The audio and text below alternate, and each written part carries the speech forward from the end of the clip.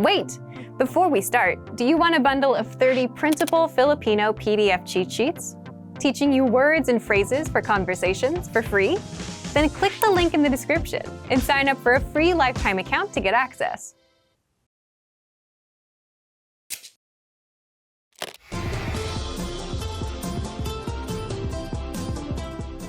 Hello sa inyong lahat, ako si Erica.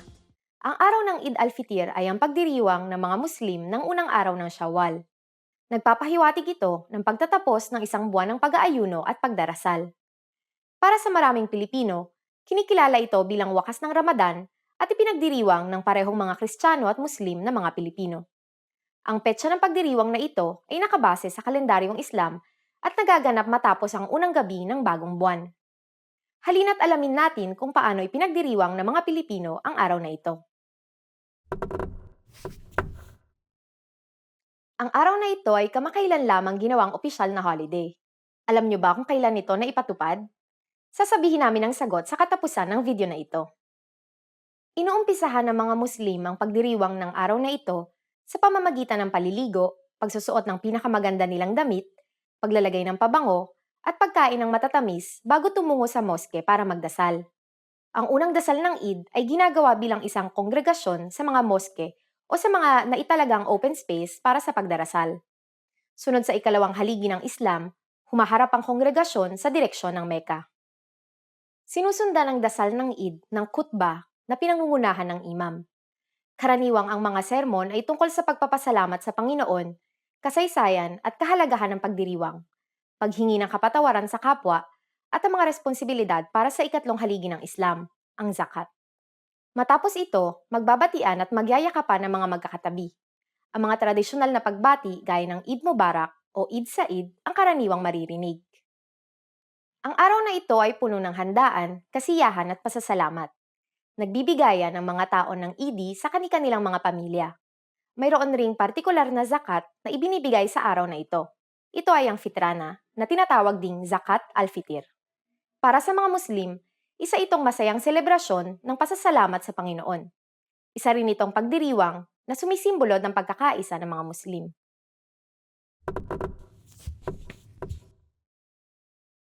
Ang Pilipinas ay kinikilalang isang Kristiyanong bansa sa Asya. Ngunit ang Pilipinas rin ang natatanging Kristiyanong bansa na isinabatas ang pagdiriwang ng Eid al-Fitr at itinuring ito bilang pambansang holiday. At ngayon, ibibigay ko na ang sagot sa tanong kanina. Kamakailan lamang ginawang opisyal na holiday ang araw na ito. Alam niyo ba kung kailan ito naipatupad? Naipatupad ang pagiging pambansang holiday nito noong taong 2002. Layunin ng pagpapatupad nito na magkaisa ang bansa, Kristiyano man o Muslim, sa pagpapahalaga sa mga araw na may importansya sa bawat isa. Kamusta ang lesson na ito? May interesanteng bagay ba kayong natutunan? May mga pagdiriwang pa ba kayong alam na kahalintulad nito? Mag-iwan kayo ng komento sa filipinopod101.com. Hanggang sa susunod na lesson! Love these lessons? Want more? You'll find the rest of our 3-minute lessons on the website. Sign up for your free lifetime account. You'll unlock the full course in seconds and learn how to read and write in Filipino. You also get tons of other audio and video lessons that will get you using the language from your very first lesson and teach you how to read, write, and speak. Plus, you'll get PDF lesson notes, cheat sheets, study tools, and much more. Click the link in the description below and sign up for your free lifetime account. In this video, you'll learn 20 of the most common words and phrases in Filipino. Hi everybody, my name is Camille. Welcome to the 800 Core Filipino Words and Phrases video series. This series will teach you the 800 most common words and phrases in Filipino. But there's a twist. With each new lesson in this series, we'll include the previous lessons at the end. So, after you've learned the new words and phrases, stick around and review what you learned in previous lessons. Reviewing is one of the most important parts of learning a language. You can also get the full list right now at filipinopod101.com. Click the link to the description to access more example sentences, create your own flashcard deck, and finally master Filipino. Okay, let's get started. First is Kumusta? Hello. Kumusta? Kumusta? Hello. Kumusta, Maria? Hello, Maria. Kumusta, Maria? Mawalang galang lang. Excuse me. Mawalang galang lang. Mawalang galang lang. Excuse me. Mawalang galang lang. Nakita niyo ba ang aso ko? Excuse me, have you seen my dog? Mawalang galang lang. Nakita niyo ba ang aso ko? Pasensya na. I'm sorry. Pasensya na. Pasensya na. I'm sorry. Pasensya na po, hindi na po mauulit. I'm sorry, it won't happen again. Pasensya na po, hindi na po mauulit. Magandang gabi. Good night. Magandang gabi. Magandang gabi. Good night. Alis na ako. Magandang gabi. I'll go now. Good night. Alis na ako. Magandang gabi. Ikinagagalak kong makilala ka. Nice to meet you. Ikinagagalak kong makilala ka. Ikinagagalak kong makilala ka. Nice to meet you. Ikinagagalak kong makilala ka, sir. Nice to meet you, sir. Ikinagagalak kong makilala ka, sir. Kumusta ka? How are you? Kumusta ka? Kumusta ka? How are you? Uy, kumusta ka? Hey, how are you? Uy, kumusta ka? Oo. Yes. Oo. Oo. Yes. Oo, naiintindihan ko. Yes, I understand. Oo, naiintindihan ko. Hindi. No. Hindi. Hindi. No. Hindi. Ayoko niyan. No, I don't like that. Hindi. Ayoko niyan. Salamat. Thank you. Salamat. Salamat. Thank you. Salamat pero hindi ako ang nag-order nito. Thank you, but I didn't order this. Salamat pero hindi ako ang nag-order nito. Ako si. I'm. Ako si. Ako si. I'm. Ako si Erika. I'm Erika. Ako si Erika. Paalam. Goodbye. Paalam. Paalam. Goodbye. Paalam, ingat. Goodbye, take care. Paalam. Ingat. Masama. Bad. Masama. Masama. Bad. Siya ay lalaking masama. He's a bad boy. Siya ay lalaking masama. Mabuti. Good. Mabuti. Mabuti. Good. Ang gulay ay mabuti para sa iyo.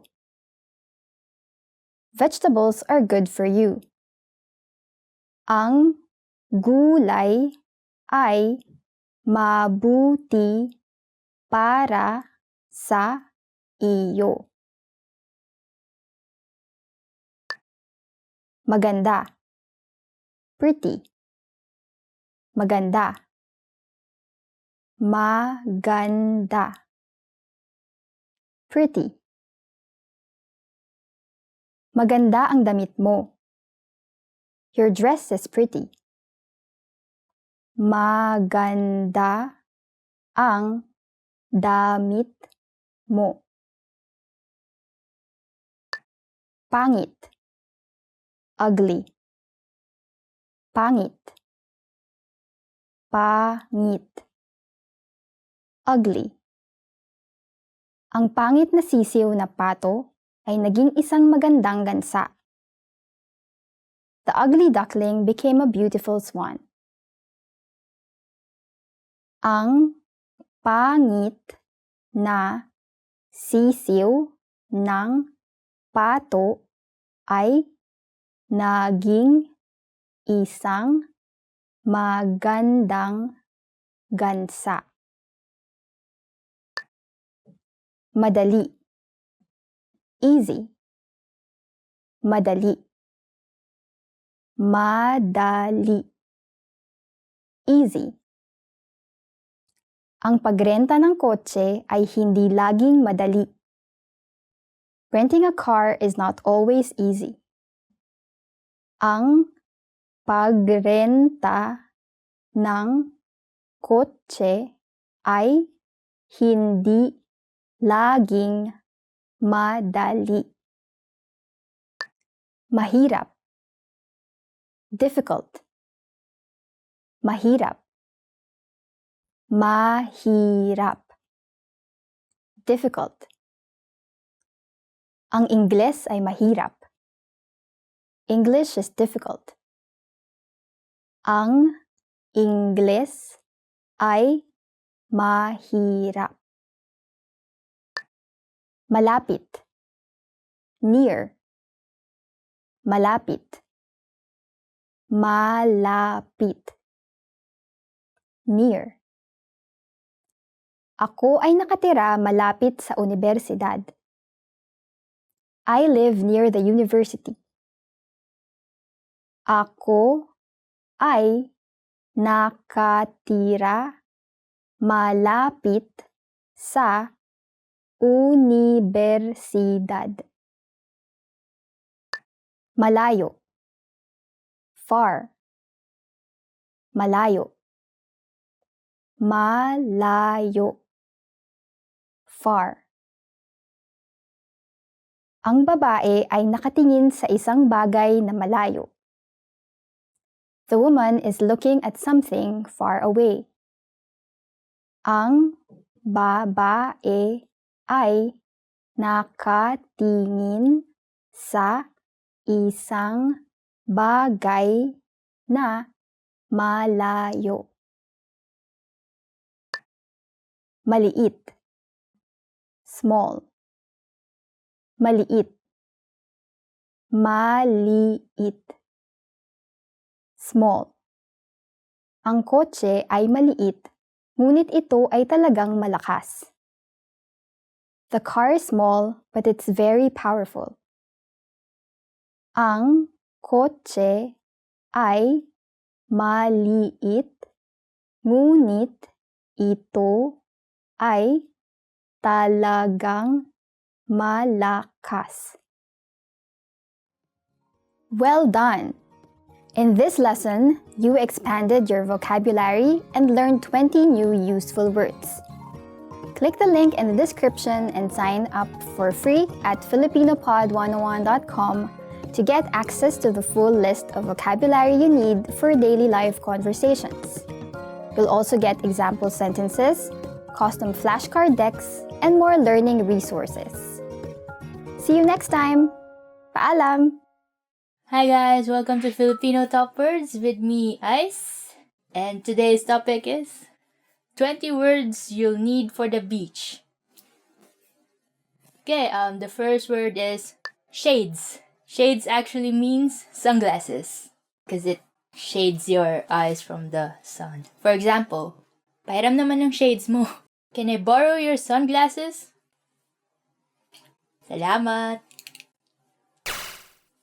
Okay, the next one is tabing dagat, meaning beach. Nakatira ako malapit sa tabing dagat. I live near the beach. I feel like it's peaceful and you could hear the waves crashing. Let's just hope that it's not a huge wave crashing into your house. Yeah, beach. Paglangoy, swimming. Ang paglangoy ay kayang matutunan ng lahat. Swimming is a skill that everyone can learn. I still have hope! Araw, meaning sun. Mas gusto ko ang araw kaysa sa buwan. I prefer the sun to the moon. Kabibe or seashell. Mahilig akong mangolekta ng kabibe. I enjoy collecting seashells.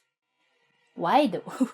Swimsuit, which is definitely has the same meaning as swimsuit. Bawal ang hindi naka-swimsuit sa swimming pool na ito. Those who are not wearing swimsuits are not allowed in the swimming pool. I just come in with like t-shirt and shorts. I can't go in.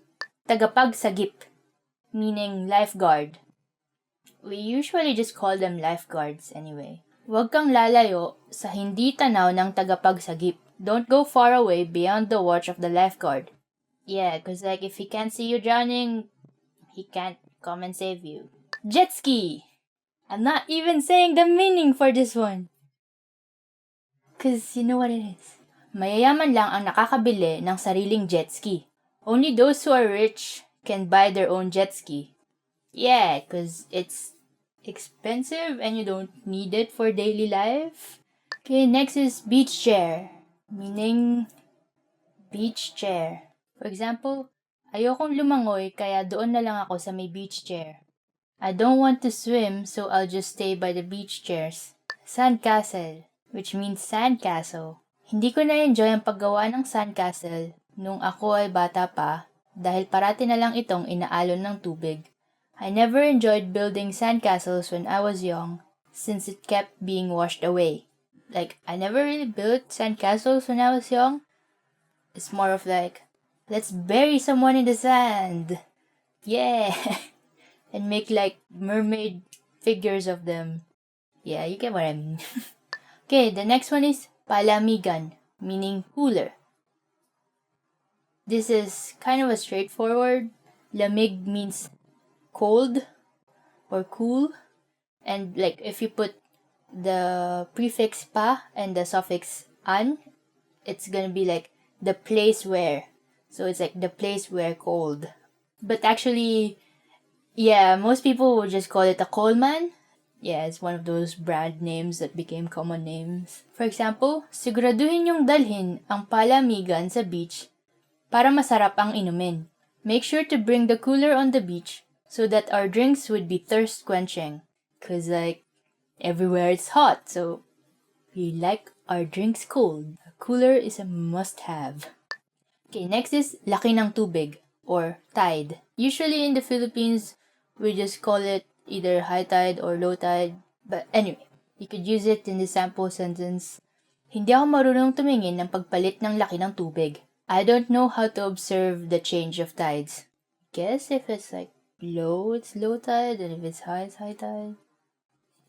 There's this expression, if you ask Filipinos like, how many islands are there in the Philippines? They would ask you back, in high tide or low tide? Kulay balat, meaning tan. Bakit ang mga may kulay balat ay gusto magpaputi at ang mga maputi ay gusto magkakulay balat? Why is it that people with tan skin want to have pale skin and people with pale skin want to have tan skin? This is so true. Just be proud of your skin color. Next is snorkeling, meaning snorkeling. May magandang snorkeling spot sa Coron, Palawan. There is a nice snorkeling spot in Coron, Palawan. If you want to go to a beach in the Philippines, please go to Palawan because it's very beautiful. Chinelas or flip-flop. Hindi na kailangan magdala ng sapatos pag pupunta sa beach. Chinelas na lang. There is no need to bring shoes when going to the beach. Just wear flip-flops. Chinelas is part of like Filipino culture. It's like the footwear you use at home. It's also the footwear that parents might use if you're being naughty. Sunblock or sunscreen. Kailangan maglagay ng sunblock dahil hindi maganda sa katawan ang matinding sikat ng araw. It's necessary to put on sunscreen because the strong UV rays is not good for your skin. Yeah, this is very important because like the sun could be very damaging to your skin. Bikini, meaning bikini. Bihira lang ang nakabikini sa beach sa Pilipinas. It's quite rare for people to wear bikinis in the beaches in the Philippines. I never really tried to count who has bikinis and who has swimsuits and who has just t-shirts and shorts. Everyone is free. Beach volleyball, meaning beach volleyball. There's an easy one for you. Beach volleyball ang usong sport kapag tag-init. Beach volleyball is a trendy sport during the summer. Okay, the next word is puno ng niyog. Coconut tree. Noong bata kami, mahilig kaming umakyat sa puno ng niyog. When we were young, we liked to climb the coconut trees so that you get the coconuts. The next one is pamaypay, meaning fan. Gusto kong bumili ng pamaypay. I want to buy a fan. It's like, yeah, like if it's hot, you just need a fan. Or a lot of fans. We also use fans for barbecuing, so it's very popular during the summer. Okay, so that's it. That's the 20 words you'll need for the beach. And actually, if you know more words that you could use in the beach, just put them in the comments below. So, and if you like this video, please click the thumbs up. Subscribe to our channel. And if you want to learn more Filipino, please go to our site, filipinopod101.com. Thank you, salamat, and paalam.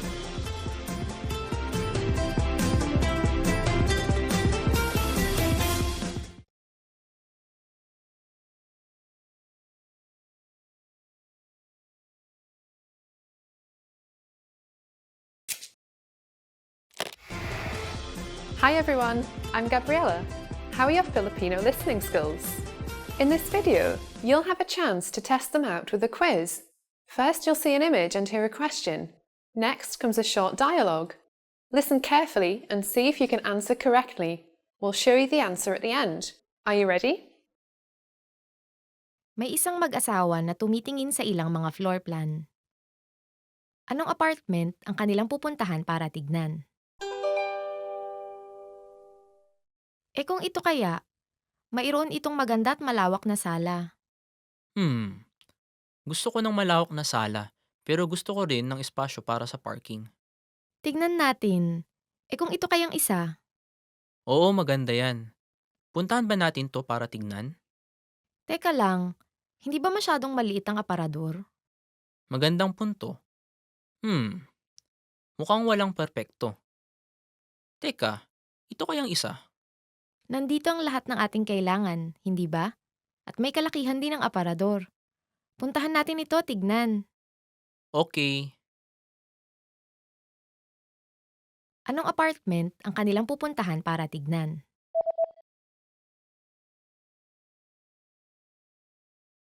May isang mag-asawa na tumitingin sa ilang mga floor plan. Anong apartment ang kanilang pupuntahan para tignan? Kung ito kaya, mayroon itong maganda at malawak na sala. Gusto ko ng malawak na sala, pero gusto ko rin ng espasyo para sa parking. Tignan natin. Kung ito kayang isa? Oo, maganda yan. Puntahan ba natin to para tignan? Teka lang, hindi ba masyadong maliit ang aparador? Magandang punto. Mukhang walang perpekto. Teka, ito kayang isa? Nandito ang lahat ng ating kailangan, hindi ba? At may kalakihan din ang aparador. Puntahan natin ito, tignan. Okay. Did you get it right? I hope you learned something from this quiz. Let us know if you have any questions. See you next time. Did you download your free PDF cheat sheets yet? These conversation cheat sheets are an easy way to speak more because you get cheat sheets for conversational topics like the weather, family, hobbies, and much more. And inside, you'll learn common questions and answers that you'd use in conversations, as well as tons of vocabulary. Don't miss out on this free gift. Click the link in the description to get access. Hi, my name is Erica. And welcome. Hi, my name is Erica. And welcome to Filipino Top Words. Our lesson for today is 10 must know math words. Yay! Math! Matematika. Ma-te-ma-tika. Mathematics or math. Math in Filipino is matematika. How do we use math in a sentence? We can say, matematika ang paborito kong subject. Mathematics is my favorite subject.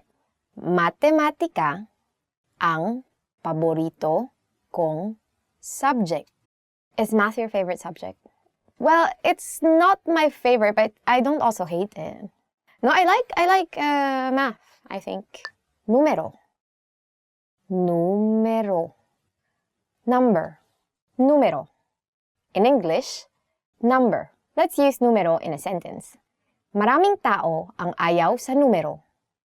Maraming tao ang ayaw sa numero.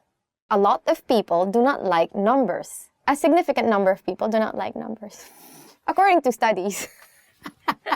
But you cannot escape it because numbers are everywhere. If you are on a budget, numbers. If you're thinking of when you're going to get married, numbers. If you're planning a wedding, numbers. If you're looking for a job, numbers. Kalahati. Kalahati. Half. The next word is kalahati. In English, half. Kalahati ka ng edad ko. You are half my age. Kalahati ka ng edad ko. Well, I cannot yet tell this to anyone, except really small kids. Porsyento. Porsyento. Percent. Our next word is porsyento. In English, percent. Ilang porsyento ang income tax sa Pilipinas?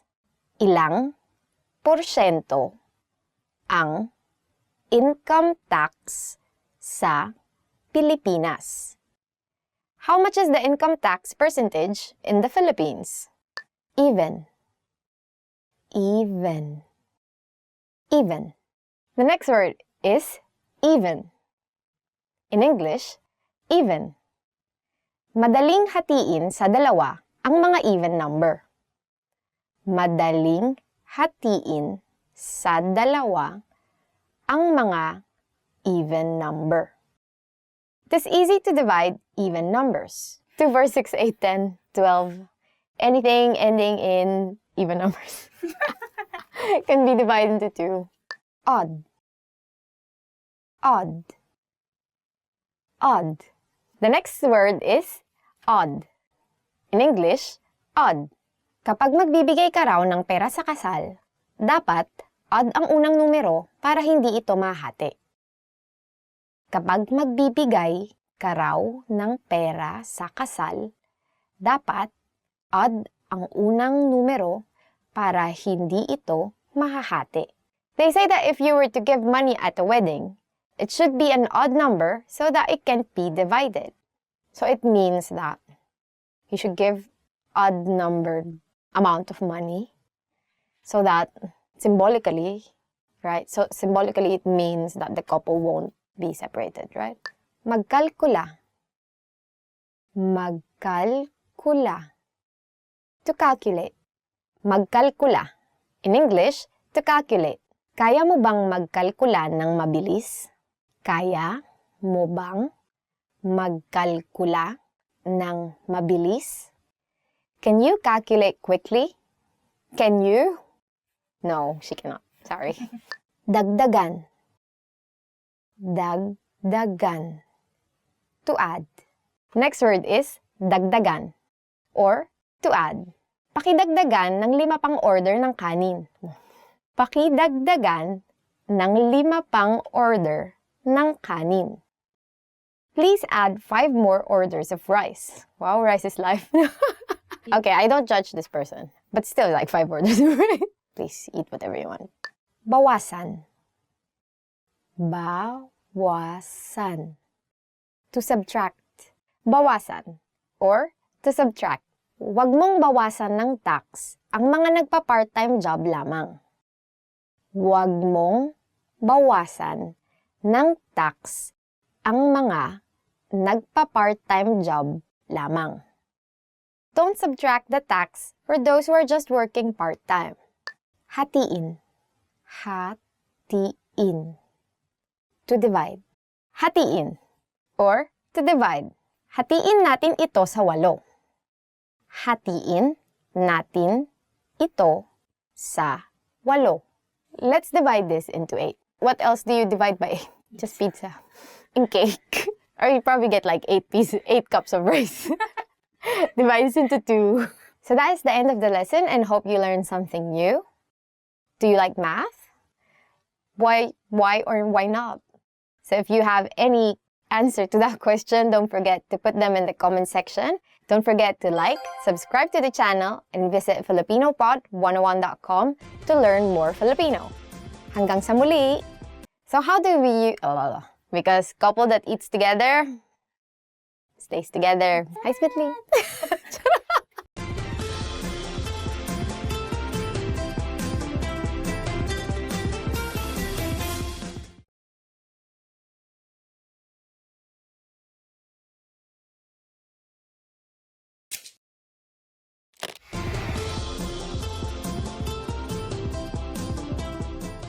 Hello sa inyong lahat, ako si Erica. Ang Pahiyas Festival ay pinagdiriwang tuwing ika-15 ng Mayo taon-taon sa bayan ng Lokban, Quezon. Ang selebrasyong ito ay isang uri ng pasasalamat sa patron ng mga magsasaka na si San Isidro Labrador para sa masaganang ani ng taon. Sa piyestang ito, naglalagay ng mga palamuti ang mga taga-Lokban sa kani-kanilang mga bahay. Gawa ang mga dekorasyon sa mga prutas, gulay, handicrafts at keeping. Matapos ang piyesta, karaniwang pinagsasaluhan ng mga palamuting prutas at gulay. Tara, tuklasin natin kung ano nga ba ang Pahiyas Festival. Alam niyo ba kung anong mga salita ang pinanggalingan ng pahiyas? Sasabihin namin ang sagot sa katapusan ng video na ito. Kung napansin na ninyo, marami sa mga pagdiriwang ng mga Pilipino ay nagumpisa bilang mga paganong ritual na nagkaroon ng mga Kristiyanong kahulugan sa pagtagal ng panahon. Ang Pahiyas Festival ay sinasabing nag-umpisa bilang isang simpleng ritual ng pagpapasalamat sa mga anito para sa masaganang ani. Nang lumaganap ang Katolisismo sa Pilipinas, inialay ang pagdiriwang na ito sa patron ng mga magsasaka na si San Isidro Labrador. Ayon sa mga alamat, habang nagdadasal si San Isidro Labrador, isang puting kalabaw at isang anghel ang nagtulong para mag-araro ng kanyang taniman. Kapag sinabing Pahiyas Festival, unang salitang naiisip ng mga Pilipino ay ang keeping. Ang keeping ay gawa sa giniling na bigas na hinugis gamit ang iba't ibang dahon at kinukulayan ng mga matitingkad na kulay gaya ng dilaw, fuchsia, pula at berde. Kung ito ay ibe-bake, maaari itong kainin. Sinasabing na imbento ang keeping noong panahon ng galyo ng Maynila at Acapulco nang pagbalik ng Lukban, ninais ng isang tagaluto na kumain ng tacos. Ngunit dahil hindi niya mahanap ang mga tamang sangkap, siya ay nag-eksperimento at nagawa niya ang keeping. Ang huling bahagi ng piyesta ay ang prosesyon ng imahe ni San Isidro Labrador. Lahat ng madadaan ng bahay ay napapalamutian ng kanilang mga ani. kasama rin ang imahen ng asawa ng patron na si Santa Maria de la Cabeza na may bitbit na mga biskwit na madalas ay ibinibigay sa mga bata habang nagaganap ang prosesyon. Mayroon ring mga magagarbong karosa at effigy na paper mache ng dalawang santo. Matapos nito, nakaugalian na ang pagkakaroon ng malaking salo-salo kasama ang mga bisita, turista, at ng buong bayan kung saan iba't ibang mga pagkaing pinagmamalaki ng lukban ang inihahanda, gaya ng pansit habhab, longganisang lukban, inihaw na kiping, at iba pa.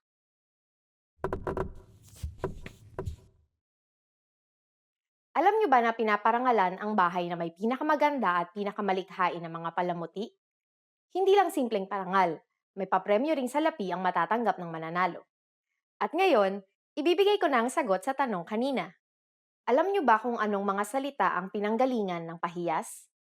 Ang pahiyas ay nanggaling sa dalawang Filipinong salita na hiyas at pahiyas. Ang ibig sabihin ng hiyas ay mamahaling bato gaya ng mga nilalagay sa mga alahas. Samantalang ang pahiyas naman ay nangangahulugan ng pag-aalay. Kung gayon, maaari nating sabihin na ang Pahiyas Festival ay ang pag-aalay ng mga hiyas na ani, hindi ba? Kamusta ang lesson na ito? May interesanteng bagay ba kayong natutunan? Naengganyo ko na ba kayong pumunta sa Lucban, Quezon para sa Pahiyas Festival? Mag-iwan kayo ng komento sa filipinopod101.com. Hanggang sa susunod na lesson!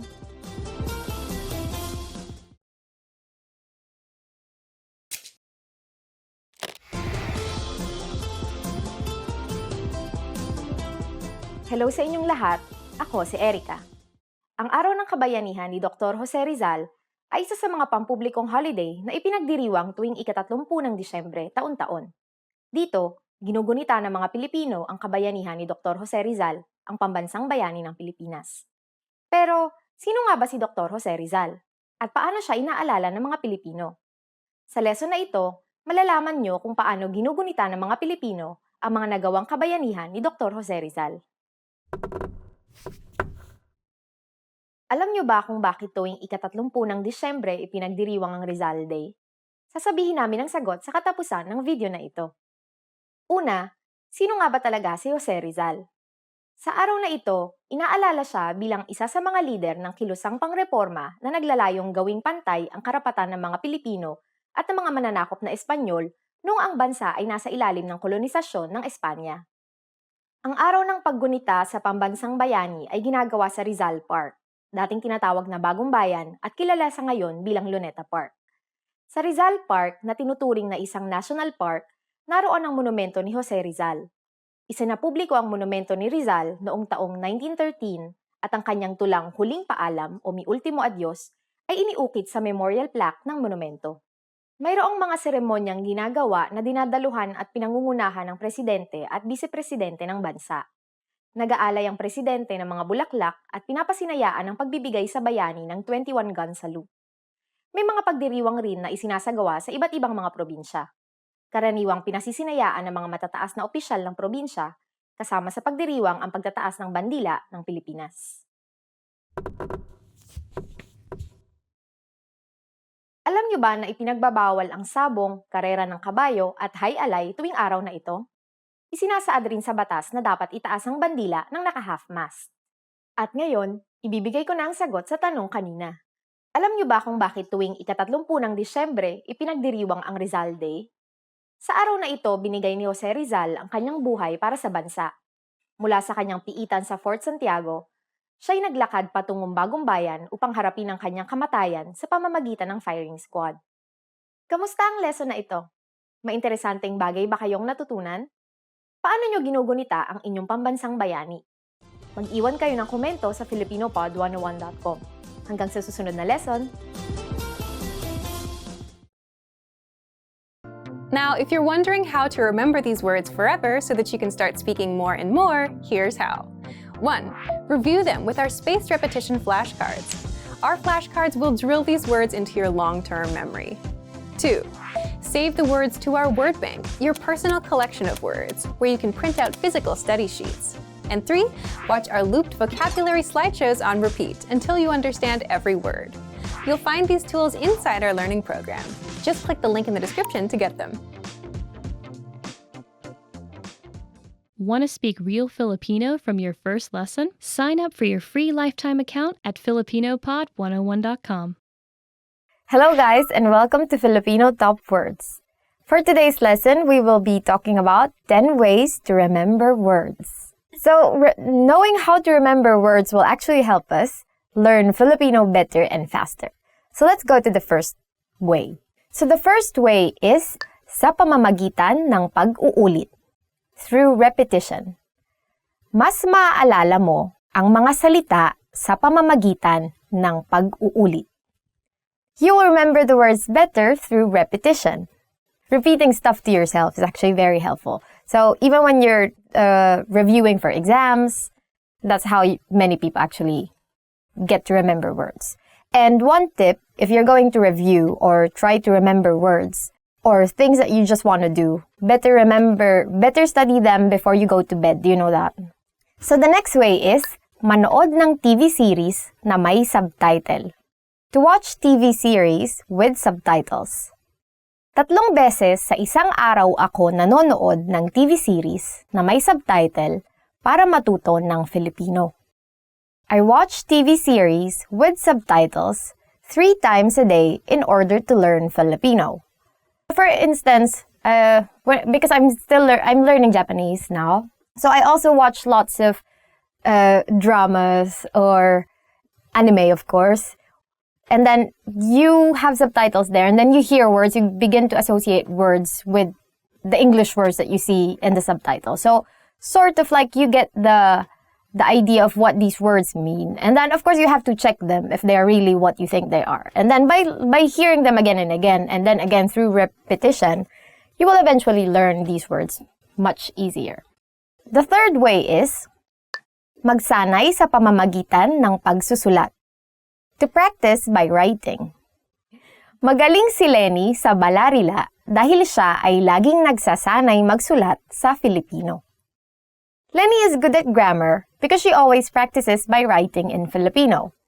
I think this is very important to distinguish, it's very important to distinguish between spoken Filipino and written Filipino. So in our example sentence, Lenny, this girl, is better in grammar because she always practices by writing. Because in written Filipino is actually a lot more formal than spoken Filipino. So if you want to really learn the formal Filipino, then the best way for you to learn it is to practice it by writing.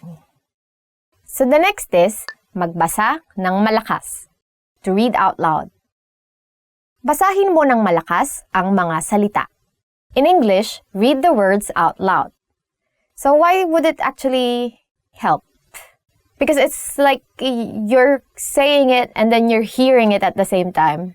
Yeah, because sometimes if you're just like trying to read something and you just try to remember things, you cannot really, I mean, you can remember, but of course it's different when you start speaking it out loud. So that's why when you attend, say, language classes, there are classes just for reading, right? And for speaking. So you can also build confidence when you speak. So you know how the words are spoken. Next is, gumawa ng mga kwento. To make up stories. It doesn't mean that you should be gossiping or lying and making up stories about people, no. This means, let's hear the example sentence. Gumawa ka ng kwento tungkol sa iyong mga karanasan sa Filipino. Make up stories about your experiences in Filipino. You can pretend that you've been to the Philippines, right? And then just like write things about, what I will do in the Philippines is if I'm going there, or if I already went there, what I would have done. So you can just like invent things that, just to practice. So I remember when I was in university, I was learning Italian. And one of the things that we were always asked to write is just like little paragraphs about what you do in a day, just to practice using different words every day and just like getting used to writing things in that language. It actually helps really a lot. But I forgot my Italian already. So. Next is, lumikha ng ugnayan ng mga salita. To create associations between words. Lumilikha ako ng ugnayan ng mga salita para hindi ko makalimutan. I create associations of words in order not to forget them. So I think this is very useful in Filipino since in Filipino there are many words that sound similar, but are actually different. They mean differently. So for instance, you want to say wet in Filipino, then you would say basa. But it also, the same 4 letters you would use to say read, which is basa. So it's just like different way of pronouncing the words. In a way, it makes it difficult, but also you can get like 2 ideas of those 4 letters together, right? So when you see B-A-S-A, you immediately associate it with either getting wet or reading a book, which is kind of like really far, but at least you immediately like get 2 words at once. And they don't really make fun of your language, so it's fine. Because everyone speaks like kind of casual. Unless you're writing, then of course, then you don't need to worry about pronunciation, but you have to worry about your grammar. Next is, magkabisa sa pamamagitan ng pakikinig. To memorize by listening.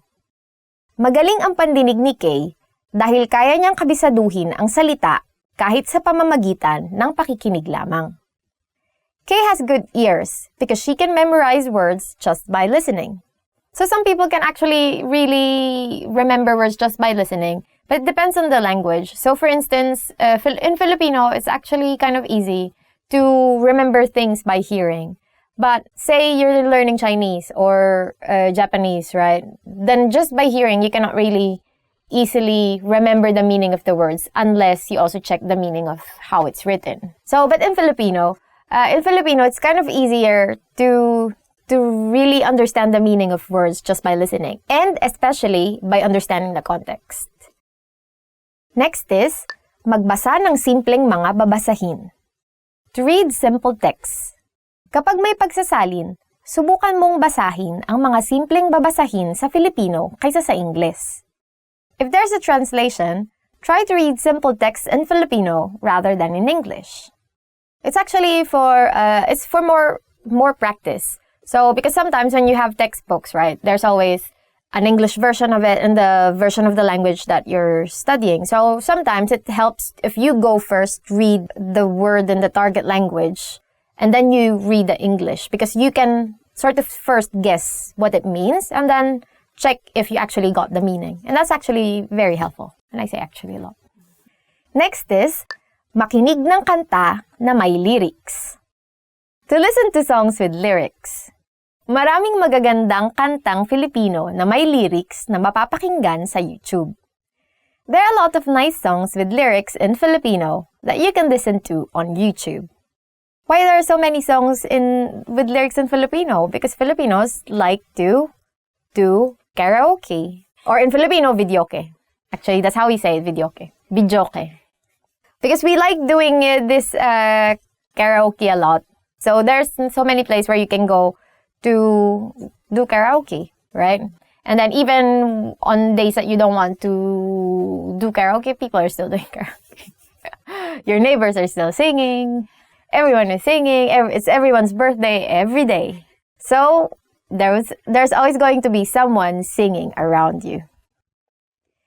Next is, ulitin bago matulog.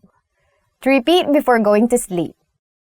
Ulitin mo bago matulog ang mga salitang natutunan mo. Repeat the words you've learned before going to sleep. This is actually very, very helpful because now I'm learning how to bike. I was gifted a bike for my birthday because I was told that I need to learn a new skill. And then every evening I actually practice it. And then one of my friends said, you should study something or practice something before going to bed.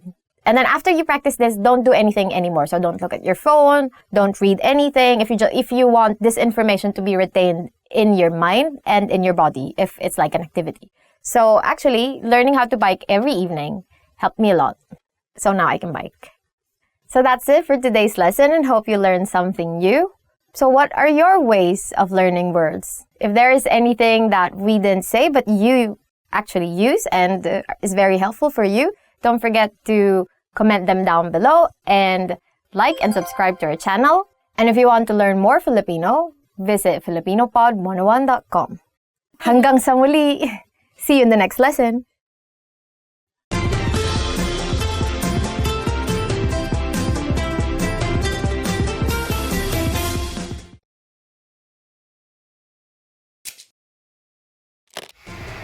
how are your Filipino listening skills? First, you'll see an image and hear a question. Next comes a short dialogue. Listen carefully and see if you can answer correctly. We'll show you the answer at the end. Are you ready?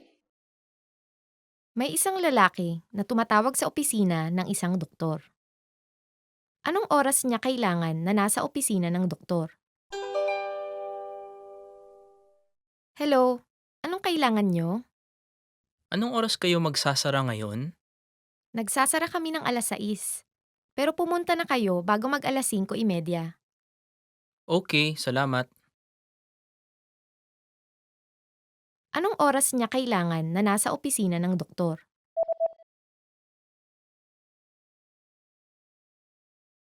May isang lalaki na tumatawag sa opisina ng isang doktor. Anong oras niya kailangan na nasa opisina ng doktor? Hello, anong kailangan nyo? Anong oras kayo magsasara ngayon? Nagsasara kami ng alas 6. Pero pumunta na kayo bago mag alas 5:30. Okay, salamat. Did you get it right? I hope you learned something from this quiz. Let us know if you have any questions. See you next time. Now, if you're wondering how to remember these words forever so that you can start speaking more and more, here's how. 1. Review them with our spaced repetition flashcards. Our flashcards will drill these words into your long-term memory. 2. Save the words to our word bank, your personal collection of words, where you can print out physical study sheets. And 3. Watch our looped vocabulary slideshows on repeat until you understand every word. You'll find these tools inside our learning program. Just click the link in the description to get them. Hi, my name is Erica. And welcome. Hi, my name is Erica. And welcome to Filipino Top Words. Our lesson for today is 10 must-know math words. Yay! Math. Matematika. Ma-te-ma-tika. Mathematics or math. Math in Filipino is matematika. How do we use math in a sentence? We can say, matematika ang paborito kong subject. Mathematics is my favorite subject. Matematika ang paborito kong subject. Is math your favorite subject? Well, it's not my favorite, but I don't also hate it. No, I like math, I think. Numero. Numero. Number. Numero. In English, number. Let's use numero in a sentence. Maraming tao ang ayaw sa numero. Maraming tao ang ayaw sa numero.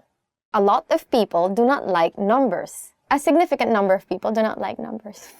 According to studies. But you cannot escape it because numbers are everywhere. If you are on a budget, numbers. If you're thinking of when you're going to get married, numbers. If you're planning a wedding, numbers. If you're looking for a job, numbers. Kalahati. Kalahati. Half. The next word is kalahati. In English, half. Kalahati ka ng edad ko. You are half my age. Kalahati ka ng edad ko. Well, I cannot yet tell this to anyone, except really small kids. Porsyento. Porsyento. Percent. Our next word is porsyento. In English, percent. Ilang porsyento ang income tax sa Pilipinas? Ilang porsyento ang income tax sa Pilipinas? How much is the income tax percentage in the Philippines? Even. Even. Even. The next word is even. In English, even. Madaling hatiin sa dalawa ang mga even number. Madaling hatiin sa dalawa ang mga even number. It is easy to divide even numbers. 2, 4, 6, 8, 10, 12. Anything ending in even numbers can be divided into 2. Odd. Odd. odd. The next word is odd. In English, odd.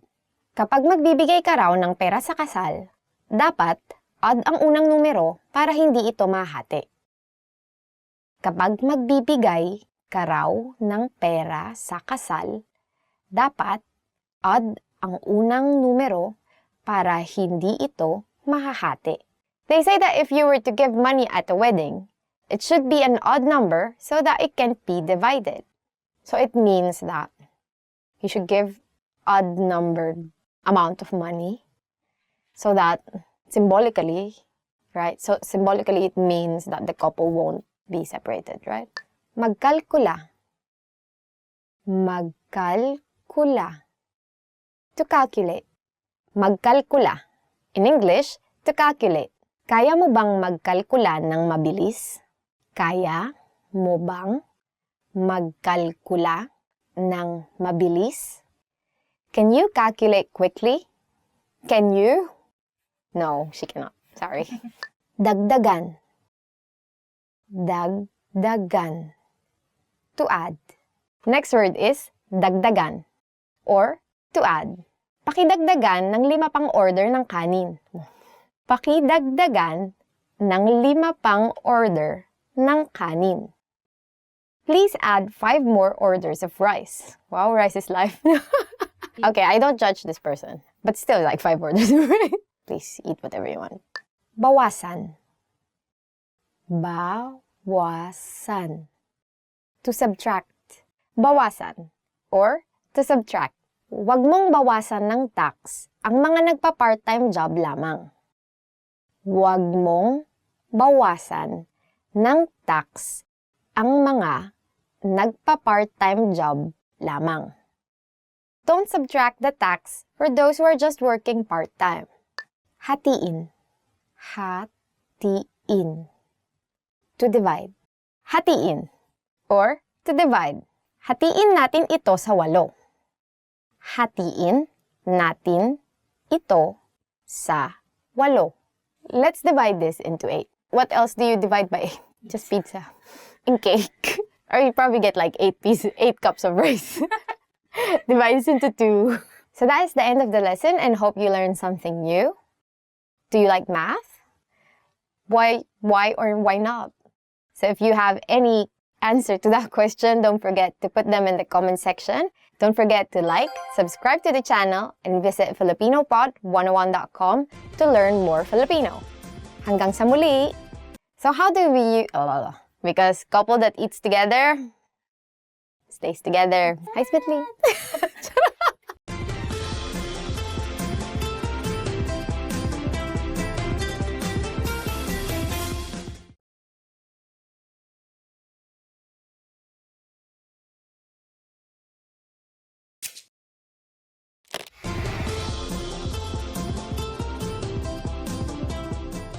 Hello sa inyong lahat, ako si Erica.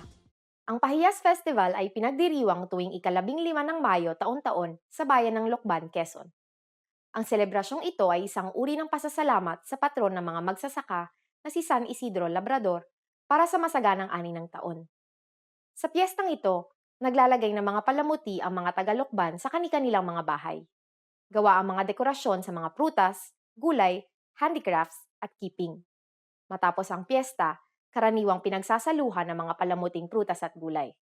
Tara, tuklasin natin kung ano nga ba ang Pahiyas Festival. Alam niyo ba kung anong mga salita ang pinanggalingan ng pahiyas? Sasabihin namin ang sagot sa katapusan ng video na ito. Kung napansin na ninyo, marami sa mga pagdiriwang ng mga Pilipino ay nagumpisa bilang mga paganong ritual na nagkaroon ng mga Kristiyanong kahulugan sa pagtagal ng panahon. Ang Pahiyas Festival ay sinasabing nag-umpisa bilang isang simpleng ritual ng pagpapasalamat sa mga anito para sa masaganang ani. Nang lumaganap ang Katolisismo sa Pilipinas, inialay ang pagdiriwang na ito sa patron ng mga magsasaka na si San Isidro Labrador. Ayon sa mga alamat, habang nagdadasal si San Isidro Labrador, isang puting kalabaw at isang anghel ang nagtulong para mag-araro ng kanyang taniman. Kapag sinabing Pahiyas Festival, unang salitang naiisip ng mga Pilipino ay ang keeping. Ang keeping ay gawa sa giniling na bigas na hinugis gamit ang iba't ibang dahon at kinukulayan ng mga matitingkad na kulay gaya ng dilaw, fuchsia, pula at berde. Kung ito ay ibe-bake, maaari itong kainin. Sinasabing naimbento ang keeping noong panahon ng galyo ng Maynila at Acapulco nang pagbalik ng lukban, ninais ng isang tagaluto na kumain ng tacos. Ngunit dahil hindi niya mahanap ang mga tamang sangkap, siya ay nag-eksperimento at nagawa niya ang keeping. Ang huling bahagi ng piyesta ay ang prosesyon ng imahe ni San Isidro Labrador. Lahat ng madadaanang bahay ay napapalamutian ng kanilang mga ani. Kasama rin ang imahen ng asawa ng patron na si Santa Maria de la Cabeza na may bitbit na mga biskwit na madalas ay ibinibigay sa mga bata habang nagaganap ang prosesyon. Mayroon ring mga magagarbong karosa at effigy na paper mache ng dalawang santo. Matapos nito, nakaugalian na ang pagkakaroon ng malaking salo-salo kasama ang mga bisita, turista, at ng buong bayan kung saan iba't ibang mga pagkaing pinagmamalaki ng lukban ang inihahanda, gaya ng pansit habhab, longganisang lukban, inihaw na keeping, at iba pa.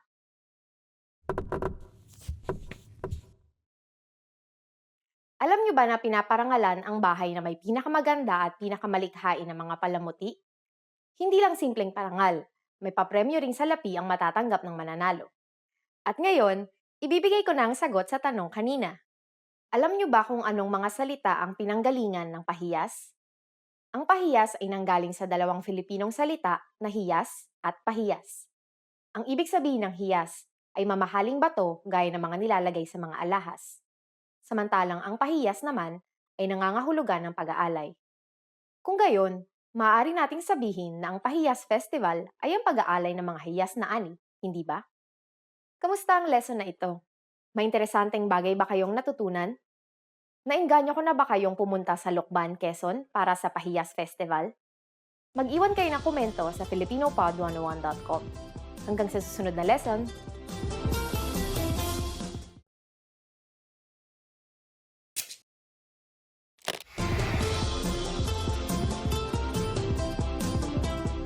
Hello sa inyong lahat, ako si Erica.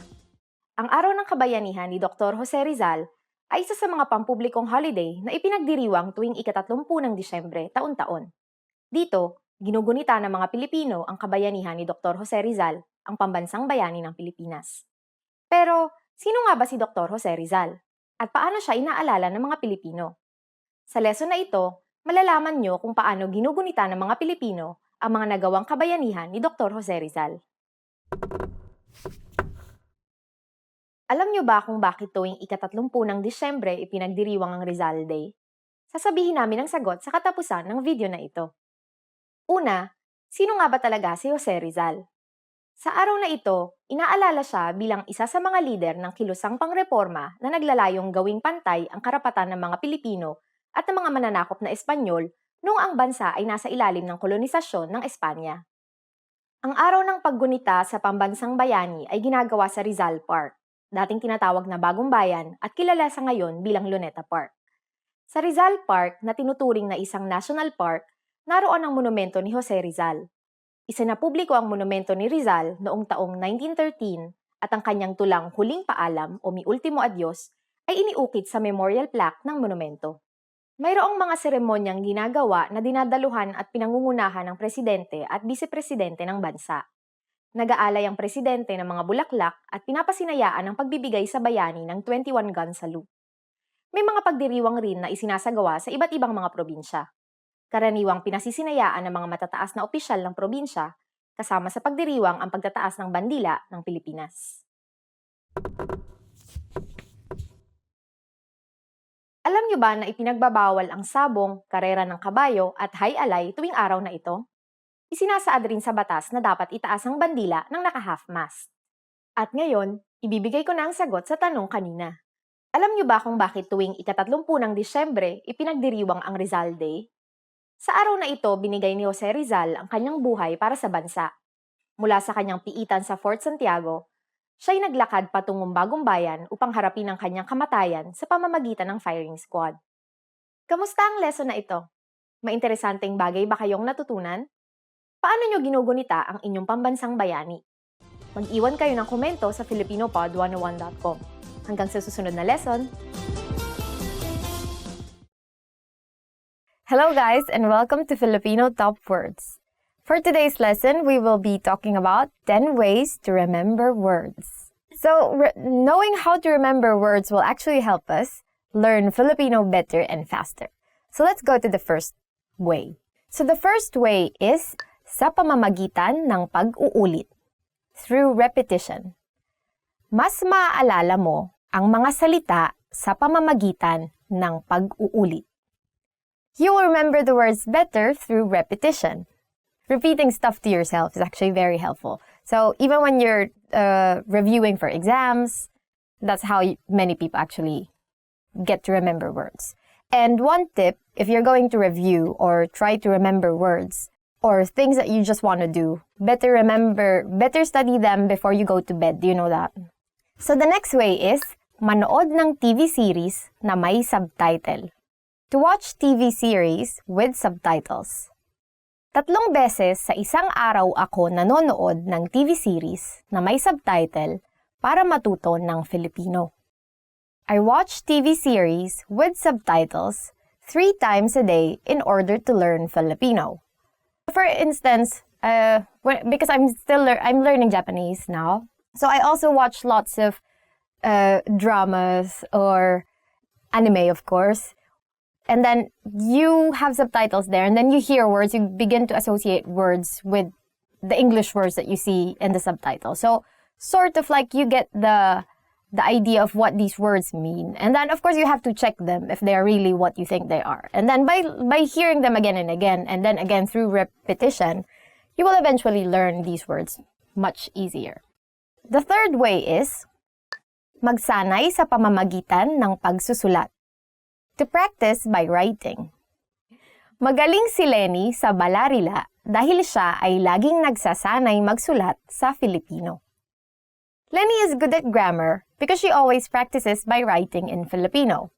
I think this is very important to distinguish. It's very important to distinguish between spoken Filipino and written Filipino. So in our example sentence, Lenny, this girl, is better in grammar because she always practices by writing. Because in written Filipino is actually a lot more formal than spoken Filipino. So if you want to really learn the formal Filipino, then the best way for you to learn it is to practice it by writing. So the next is magbasa ng malakas. To read out loud. Basahin mo ng malakas ang mga salita. In English, read the words out loud. So why would it actually help? Because it's like you're saying it and then you're hearing it at the same time. Yeah, because sometimes if you're just like trying to read something and you just try to remember things, you cannot really, I mean, you can remember, but of course it's different when you start speaking it out loud. So that's why when you attend, say, language classes, there are classes just for reading, right? And for speaking. So you can also build confidence when you speak. So you know how the words are spoken. Next is, gumawa ng mga kwento. To make up stories. It doesn't mean that you should be gossiping or lying and making up stories about people, no. This means, let's hear the example sentence.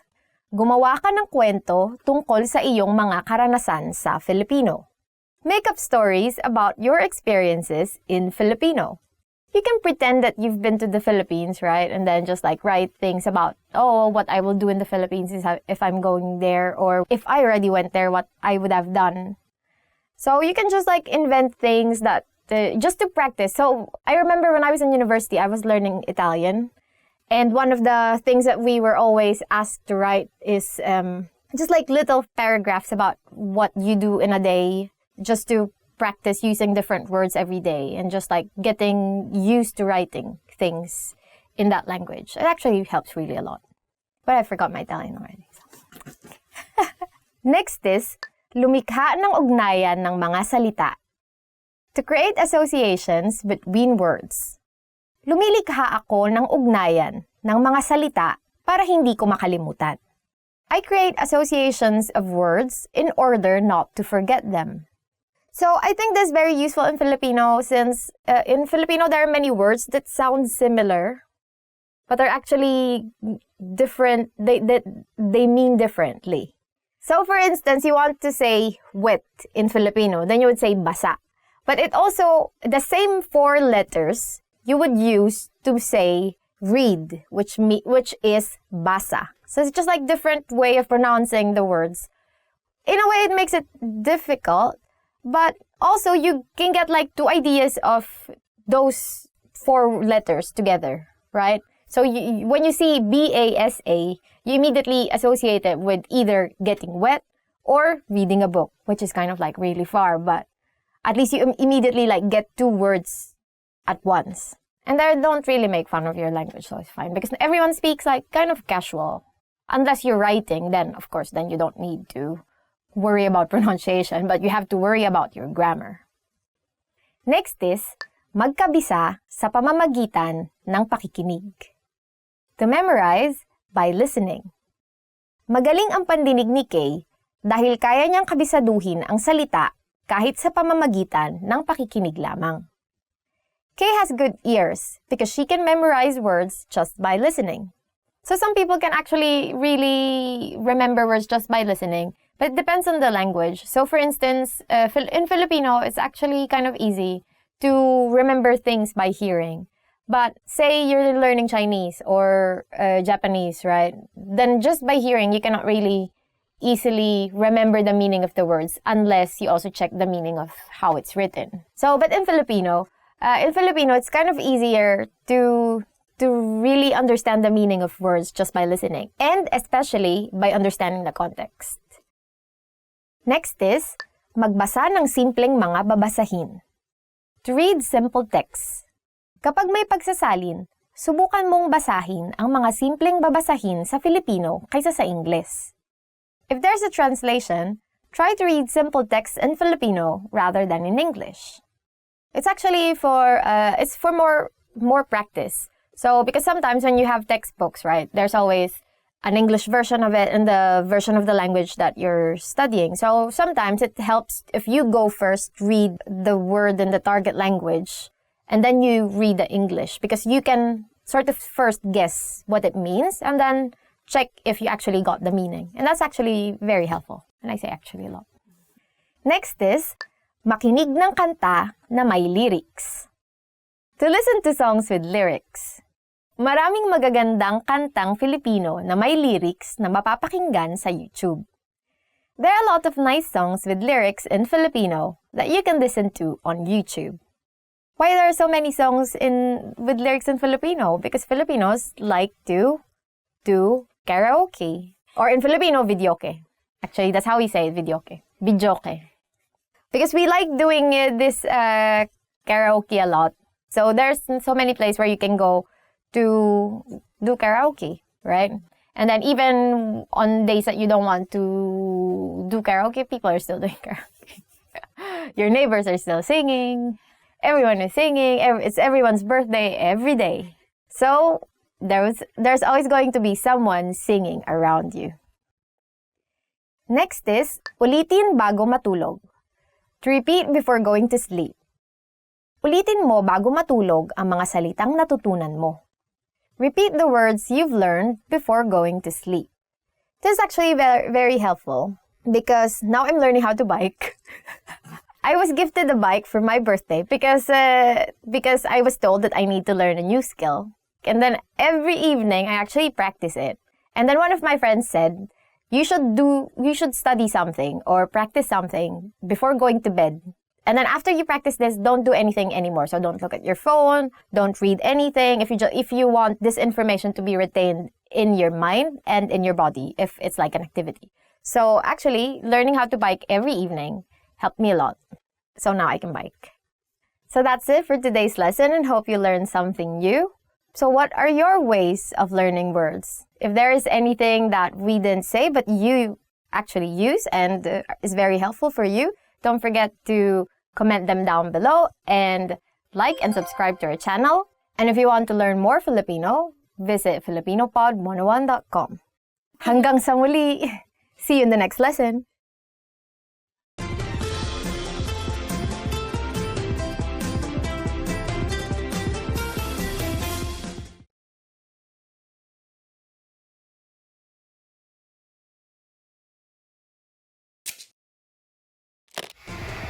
How are your Filipino listening skills? First, you'll see an image and hear a question. Next comes a short dialogue. Listen carefully and see if you can answer correctly. We'll show you the answer at the end. Are you ready? May isang lalaki na tumatawag sa opisina ng isang doktor. Anong oras niya kailangan na nasa opisina ng doktor? Hello, anong kailangan nyo? Anong oras kayo magsasara ngayon? Nagsasara kami ng alas 6. Pero pumunta na kayo bago mag alas 5:30. Okay, salamat. Anong oras niya kailangan na nasa opisina ng doktor?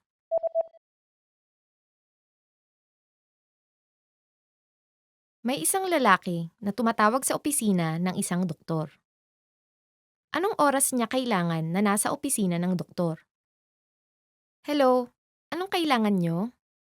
Anong oras kayo magsasara ngayon? Nagsasara kami ng alas 6. Pero pumunta na kayo bago mag alas 5:30. Okay, salamat. Did you get it right? I hope you learned something from this quiz. Let us know if you have any questions. See you next time. Hi, my name is Erica, and welcome to Filipino Top Words. Our lesson for today is how to respond to how are you. Let's go. Kamusta? Kamusta? How are you? So the first word is how are you? In Filipino, kamusta? So this is very useful when you pass by someone, you want to know how they are, right? Or to just want to ask someone how they are. At ikaw? At ikaw. And you? At ikaw? Or in English, and you? How do you usually respond when people ask you, how are you? And you? So if you are trying to avoid answering this question, you can ask, at ikaw? Or, and you? Probably you're like feeling too tired from work or something, right? Or you can, like casually, more people would say, ikaw? Or just simply, ikaw? It all means, and you. So it's a kind of like a nice gesture if someone asks you, how are you? And then you want to ask the same question because you just want to be nice. Kamusta ka naman kamakailan? Kamusta ka naman kamakailan? How have you been recently? So if you want to be more specific about asking them how they are in a certain period of time, you can ask, kamusta ka naman kamakailan? Or, how have you been recently? So probably you would have friends that would have gone to vacation or would have found a new job or would have graduated from university, which is all me. And then you can ask them, how have you been recently? Mabuti ako. Mabuti ako. I'm fine. So how do you answer all these how are you questions and variations of how are you? First, you can say, if you are really feeling this, mabuti ako, or I'm fine. Of course, you can say it if you're not fine, right? I mean, if you just want to because sometimes when you say, I'm not so okay, I'm feeling a bit down, then they would ask you more things. But sometimes if you don't want to answer any of these things, but you are not fine, you can still say, I'm fine. But in Filipino, you ask people how are you because you want to know how they are. Or we don't really say this as a greeting. Okay naman ako. Okay naman ako. I'm not bad. Aside from I'm fine, how can you respond to how are you? You can say, okay naman ako, or I'm not bad. So if you are feeling like saying that you are not so fine, but you are also not fine, you can say, well, I'm not bad. It's okay. Everything's cool. But I'm crying inside. I'm dead inside. Okay. Inaantok ako. Inaantok ako. I'm sleepy. If you're feeling sleepy, you can say, inaantok ako, or I'm sleepy. After lunch, usually that's the time when you feel this, you're really like sleepy. Even though you have lots of work, you're feeling sleepy, or sometimes you don't have lots of work, you're feeling sleepy. So you can say it. It's valid. It's okay. Just don't say it to your boss. I don't think if your boss asks you, how are you? I'm sleepy. Oh, that's not really good. Well, probably should go home, not come back anymore. Goodbye. Thank you for your service. That's how it will go, right? Masama ang pakiramdam ko. Masama ang pakiramdam ko. I'm feeling bad. Or if you are not feeling so well, you can say, masama ang pakiramdam ko. Or, I'm feeling bad. So, you can say this if you have a bit of cold, for instance, or your stomach is upset, or what else? Or you have a broken heart, like those kinds of things. So, if you want to say that you're feeling bad, you say, masama ang pakiramdam ko. Okay ako. Okay ako. I'm okay. But what if you're just fine? What if you're just okay, but you don't want to say, I'm fine? Or mabuti naman ako, or ayos naman ako. You can also say casually, okay ako, which is very casual. Very simple, okay ako. Okay na okay ako. Okay na okay ako. I'm great. If you want to say that you are really doing great, then you can say, okay na okay ako. You would have to note that in Filipino, when you repeat words, it, what's it called? It's like, it's a superlative version of the adjective, kind of. But it's not. But it's kind of like amps up the impact of the adjective. So it's equivalent to very. So you would say, okay na okay ako, meaning, I'm super duper okay, right? Or if you're really, for instance, sleepy, you would say, antok na antok ako, instead of just saying antok ako, right? Salamat sa pagtatanong. Salamat sa pagtatanong. Thank you for asking. And for instance, you were feeling bad, and then this person that asked you, how are you, made you feel happy, then you can say, thank you for asking, or salamat sa pagtatanong. Because of course, you felt happy that someone asked you, especially if you're feeling bad. So that's it for the end of this lesson. Hope you learned something new. And what do you usually say to your friends, your colleagues, people who ask you how you are? And how do they respond to you? Leave them in the comment section, and don't forget to like, subscribe, and visit FilipinoPod101.com to learn more Filipino. Salamat! Hanggang sa muli!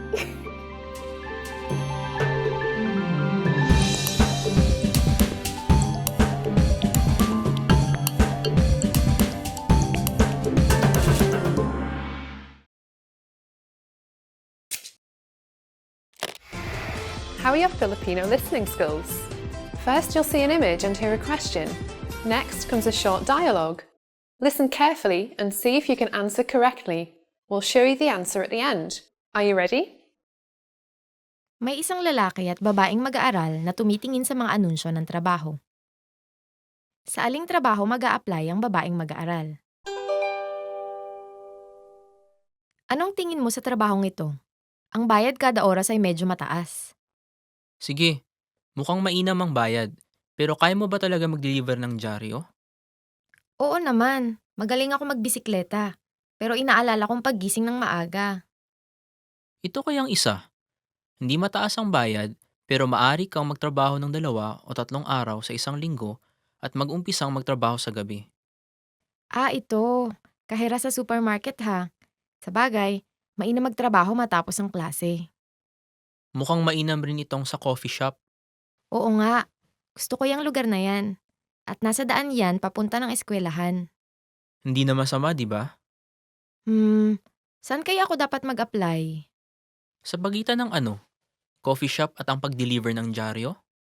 Oo, maganda ang bayad sa pag-deliver ng dyaryo. Okay, nakapag-desisyon na ako. Siguro pipilitin ko na lang bumangon ng maaga. Sa aling trabaho mag-a-apply ang babaeng mag-aaral?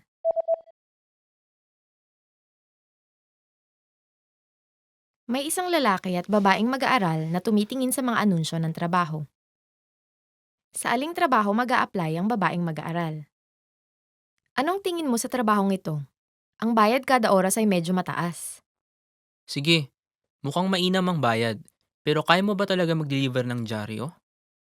Oo naman, magaling ako magbisikleta. Pero inaalala kong paggising ng maaga. Ito kayang isa. Hindi mataas ang bayad, pero maari kang magtrabaho ng 2 o 3 araw sa isang linggo at mag-umpisang magtrabaho sa gabi. Ito. Kahera sa supermarket ha. Sa bagay, mainam magtrabaho matapos ang klase. Mukhang mainam rin itong sa coffee shop.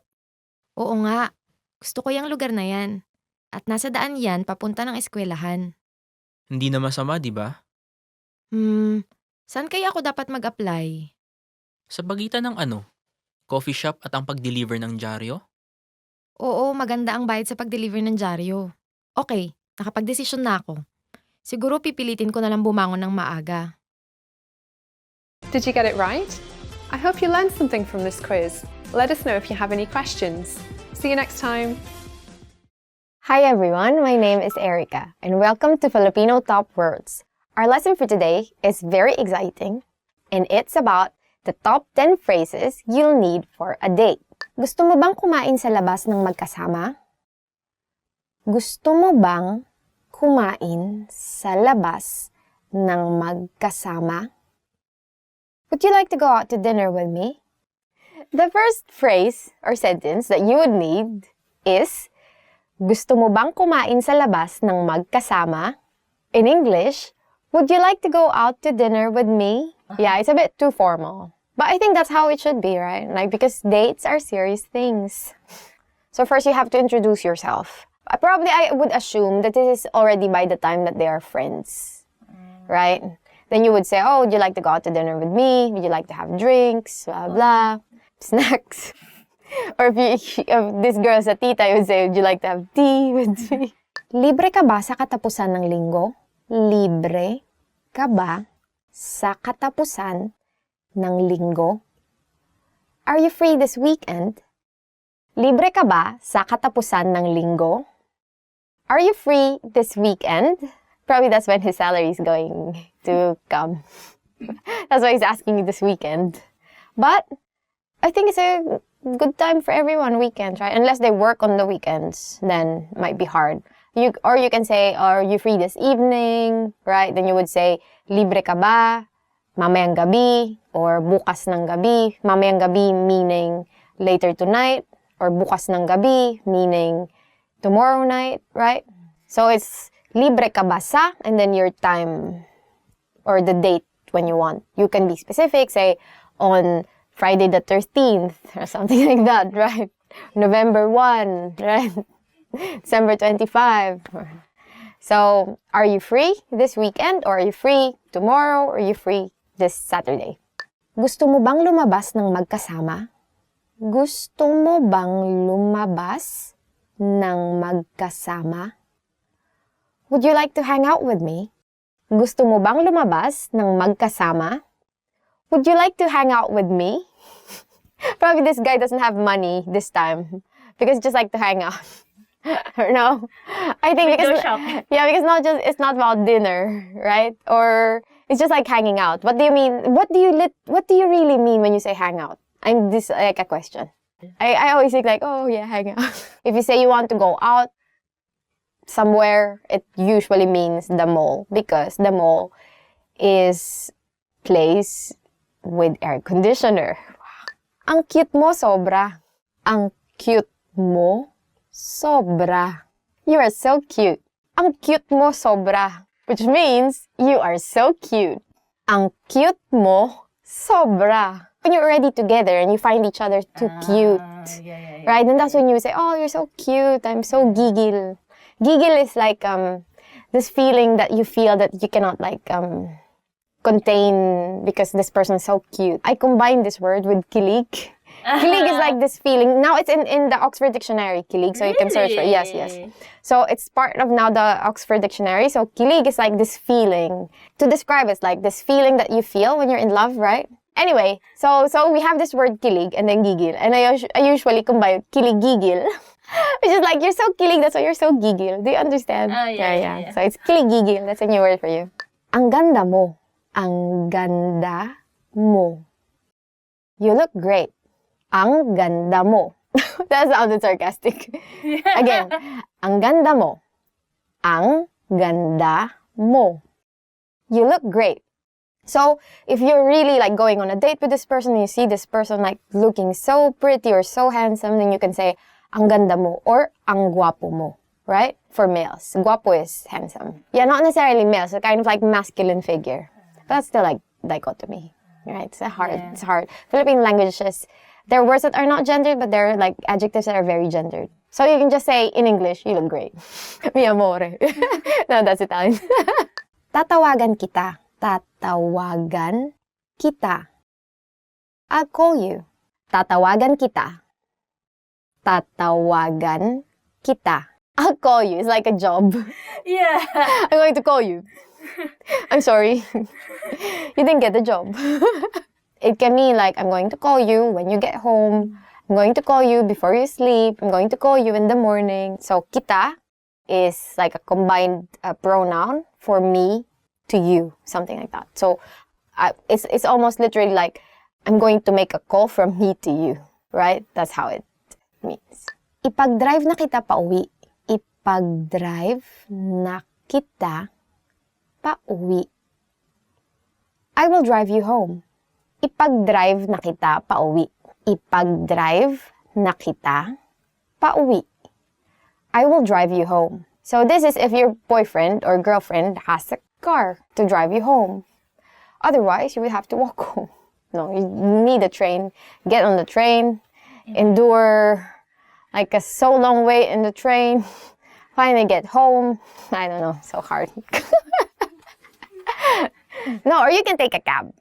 I mean, if you're an independent woman, do you need to be driven? No. Or your own bike. I have my own bike. Yeah. Anong oras tayo magkikita bukas? Anong oras tayo magkikita bukas?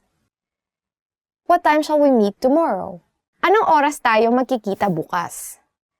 Anong oras tayo magkikita bukas? What time shall we meet tomorrow? You already asked the person, do you want to hang out with me? The person said yes. Then now you would schedule the time. Because you have to be on time. Because you have to make good impressions, right? Because otherwise, sorry. So, how do you answer this? You can say, oh, let's meet at 9 a.m. If you're going for like to jog together, right? That's also a good like activity, like a couple activity, right? Or you can say, let's meet at 7 p.m. for dinner. So you would say, magkita tayo ng alas 7 ng gabi. Or in English, let's meet at 7 p.m. Pwede ba kitang makita muli?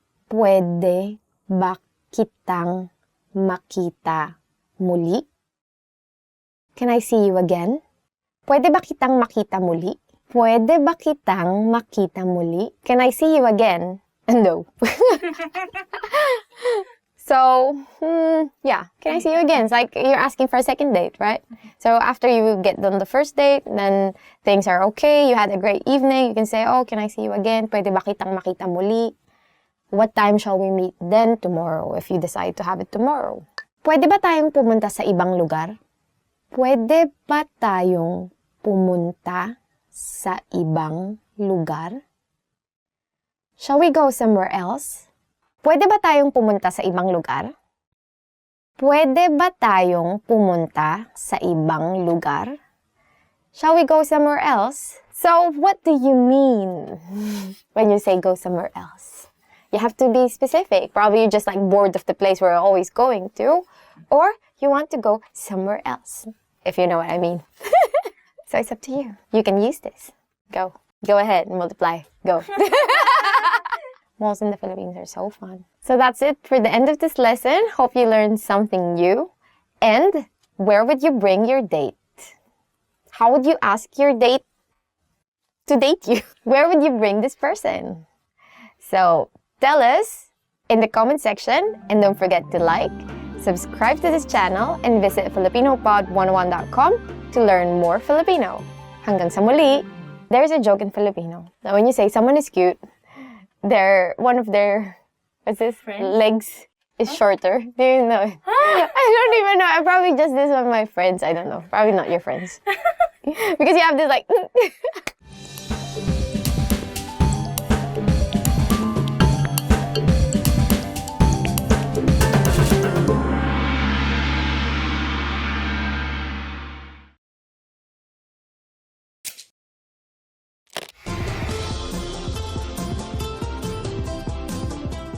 Hello sa inyong lahat, ako si Erica. Ang araw ng tatlong hari ay ipinagdiriwang sa unang linggo matapos ang bagong taon tuwing Enero ng taon. Ito rin ang itinuturing na huling araw ng napakahabang panahon ng Pasko sa bansa. Kahit na unti-unti nang namamatay ang mga tradisyon ng araw na ito, mabuti pa ring alamin natin kung paano ba ito ipinagdiriwang. Sa lesson na ito, aalamin natin kung paano ba ipinagdiriwang ang araw ng tatlong hari. Ano ang sinasabi ng mga Pilipino sa bawat isa bilang pagbati kung sasapit ang araw na ito? Sasabihin namin ang sagot sa katapusan ng video na ito. Ang araw ng tatlong hari ay inaalala ng mga Katolikong Pilipino bilang ang araw kung kailan binisita ng tatlong haring mago ang sanggol na Jesus sa kanyang sabsaban sa Bethlehem. Kilala ang tatlong hari bilang sina Melchor, Gaspar at Baltasar na nagdala ng mga regalong ginto, kamanyang at mira. Sa maraming taon, pinaniniwalaan ng mga batang Pilipino na ang tatlong hari ang tagapagdala ng mga regalo. Kaya naman nakagawian ng maglagay ng mga bata ng kanilang mga malilinis na sapatos sa labas ng bahay sa pag-asang malagyan ng mga ito ng mga candy, tsokolate o pera mula sa tatlong hari. Ngunit dahil na rin sa impluwensya ng Amerika, napalitan ang paniniwalang ito ng paniniwala kay Santa Claus.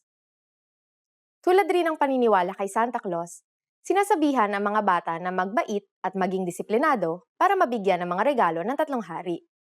Para maipakita ang kanilang disiplina, ang mga bata mismo ang naglilinis ng kanilang mga sapatos na inaasahan nilang malagyan ng mga regalo. Sa karaniwan, ang mga regalo ay natanggap sa araw ng Pasko, sa ika-25 ng Disyembre. Ngunit para sa ibang mga Pilipino, nakaugalian na nila na sa araw ng tatlong hari magbigayan ng mga regalo.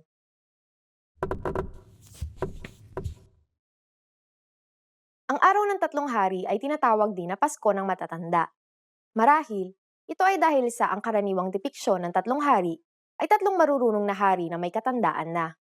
Malamang, dahil na rin ito siguro sa sinasabing kaugnayan ng edad at karunungan.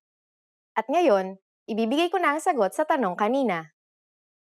Anong sinasabi ng mga Pilipino sa bawat isa bilang pagbati kung sasapit ang araw na ito? Simpleng-simple lang ang pagbati sa araw na ito. Happy Three Kings. Kahit hindi na ganoon na ipinagdiriwang ang araw na ito, karaniwan pa ring maririnig ang pagbati ng Happy Three Kings kung ika-6 ng Enero.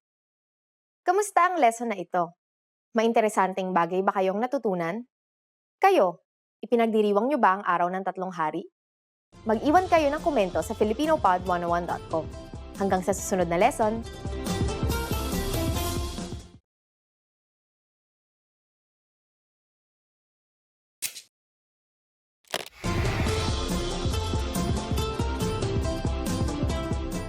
Hello sa inyong lahat, ako si Erica. Sa araw na ito, pag-uusapan natin ang Kadayawan Festival. Ang pagdiriwang na ito ay ginaganap tuwing ikatlong linggo ng Agosto sa lungsod ng Davao.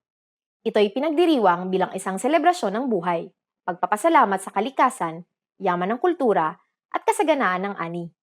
Sa lesson na ito, tutuklasin natin kung paano nga ba pinagdiriwang ang Kadayawan Festival.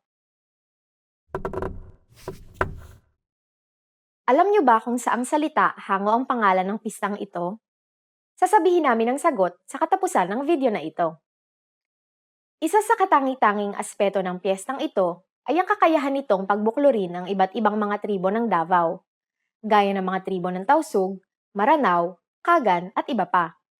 Dito rin makikita ang yaman at tingkad ng kani-kanilang kultura. Ang pinaka-inaabangan sa selebrasyong ito ay ang huling 3 araw ng pagdiriwang.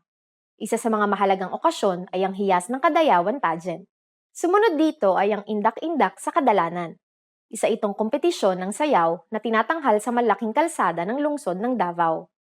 Sa mga sayaw na ito, Nagpapakita ng mga katutubong galaw ang mga nagpapakitang gilas ng mga kalahok. Tampok rin sa mga sayaw na ito ang makukulay na costume ng mga mananayaw. Sunod naman ang pamulak kadayawan. Mayahalong tulad rin ito sa indak-indak sa kadalanan, ngunit naiiba ito sa laki at garbo ng mga kaganapan. Maliban sa mga sayawan, nariyan rin ang mga parada ng mga engrandeng karosa na puno ng mga bulaklak.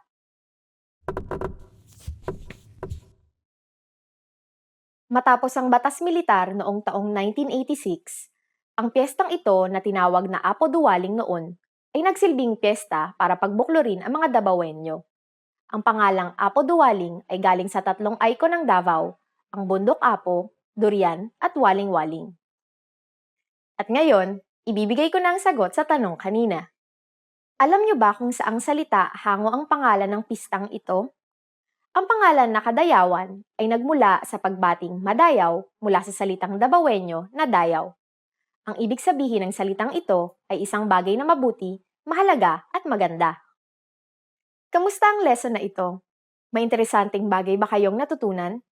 Nakadalo na ba kayo sa Kadayawan Festival? Anong masasabi nyo? Mag-iwan kayo ng komento sa filipinopod101.com. Hanggang sa susunod na lesson,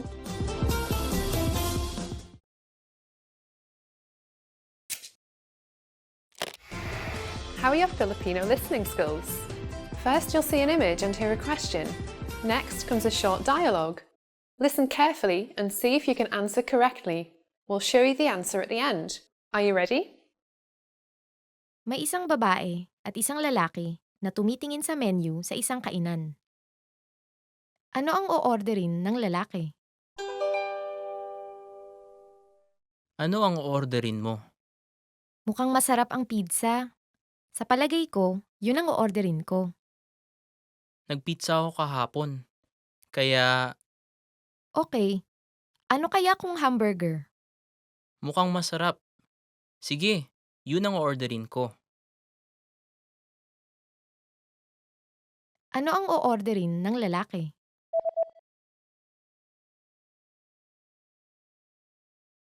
May isang babae at isang lalaki na tumitingin sa menu sa isang kainan. Ano ang o-orderin ng lalaki? Ano ang orderin mo? Mukhang masarap ang pizza. Sa palagay ko, yun ang o-orderin ko. Nagpizza ako kahapon. Kaya Okay, ano kaya kung hamburger? mukhang masarap. Sige, yun ang orderin ko. Did you get it right? I hope you learned something from this quiz. Let us know if you have any questions. See you next time.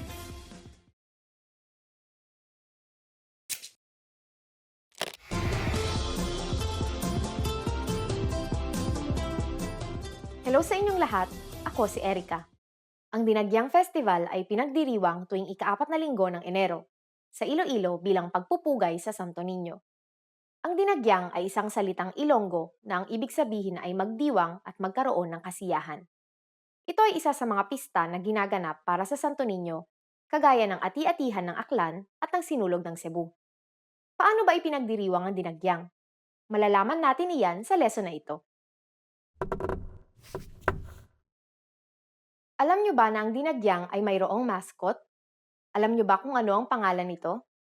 Sasabihin namin ang sagot sa katapusan ng video na ito.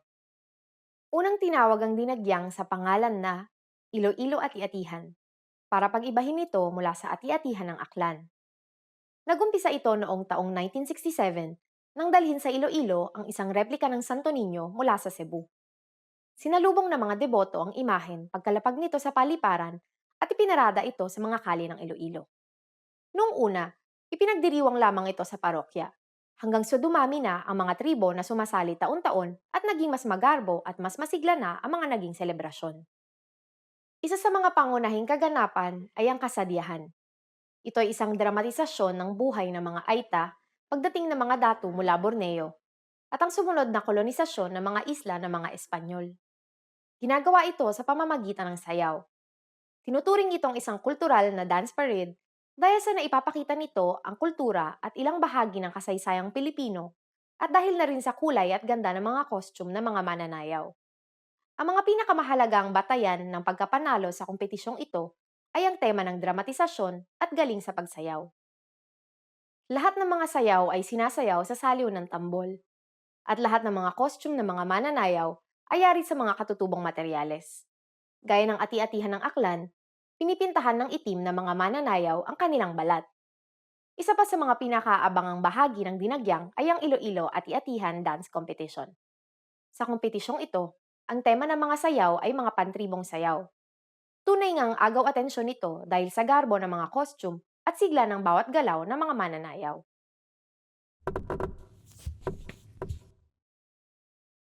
Sinasabing nagsimula ang dinagyang at ati-atihan ng bilhin ng 10 dato ng Borneo ang panay mula sa mga ahita.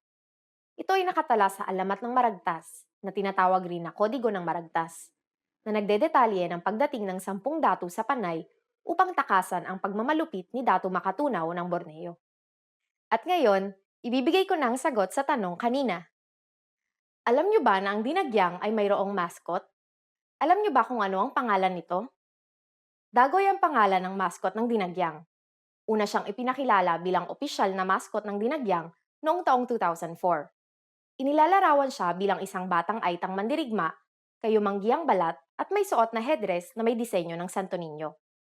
Simbolo siya ng pagkakaibigan ng mga Ilonggo at ng mga turistang dumadayo sa Iloilo para masaksihan ng dinagyang. Kamusta ang lesson na ito? May interesanteng bagay ba kayong natutunan? Anong kahalintulad na selebrasyon ang pinagdiriwang ninyo?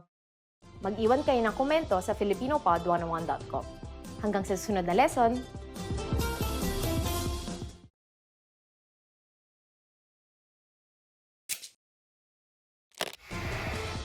Hi everyone, I'm Gabriella. How are your Filipino listening skills? In this video, you'll have a chance to test them out with a quiz. First, you'll see an image and hear a question. Next comes a short dialogue. Listen carefully and see if you can answer correctly. We'll show you the answer at the end. Are you ready? May isang lalaki na naghahanap ng regalo para sa kaarawan ng kanyang asawa sa isang tindahan ng alahas. Anong kwintas ang bibilhin niya? Ano pong maitutulong ko? Naghahanap ako ng regalo para sa kaarawan ng asawa ko. Anong maimumungkahi mo? Ano pong tingin nyo sa kwintas na ito? Mukhang medyo mahaba. Yung mga andito po kaya, mayroon kaming may bulaklak na palawit, mayroon ding isa na may puso. Naghahanap ako ng mas sopistikado ang dating. Magkano ang perlas na kwintas na andito banda? $5,000 po. Masyadong mahal. Okay, kukunin ko yung una. Sige po. Heto na. Anong kwintas ang bibilhin niya?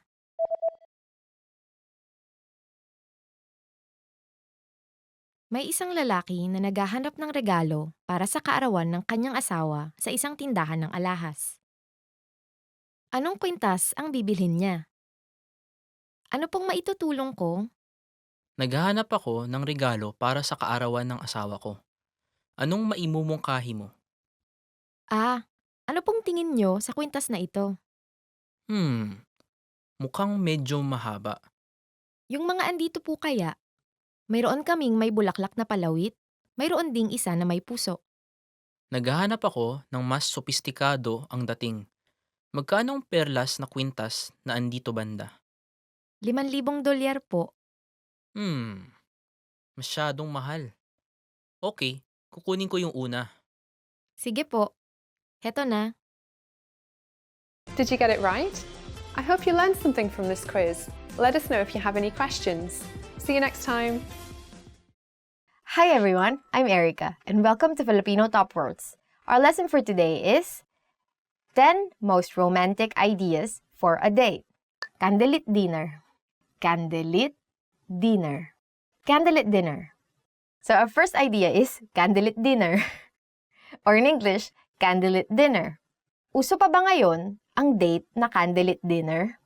Uso pa ba ngayon ang date na candlelit dinner? Is a candlelit dinner still a popular idea for a date? I don't know, is it? I think so. I don't know, we haven't done candlelit dinner. I think personally for me, I don't like it when I eat in very like dimly lit. Really? I like eating like in dimly lit restaurants, but not like super dark, especially when it's just like a very small candle.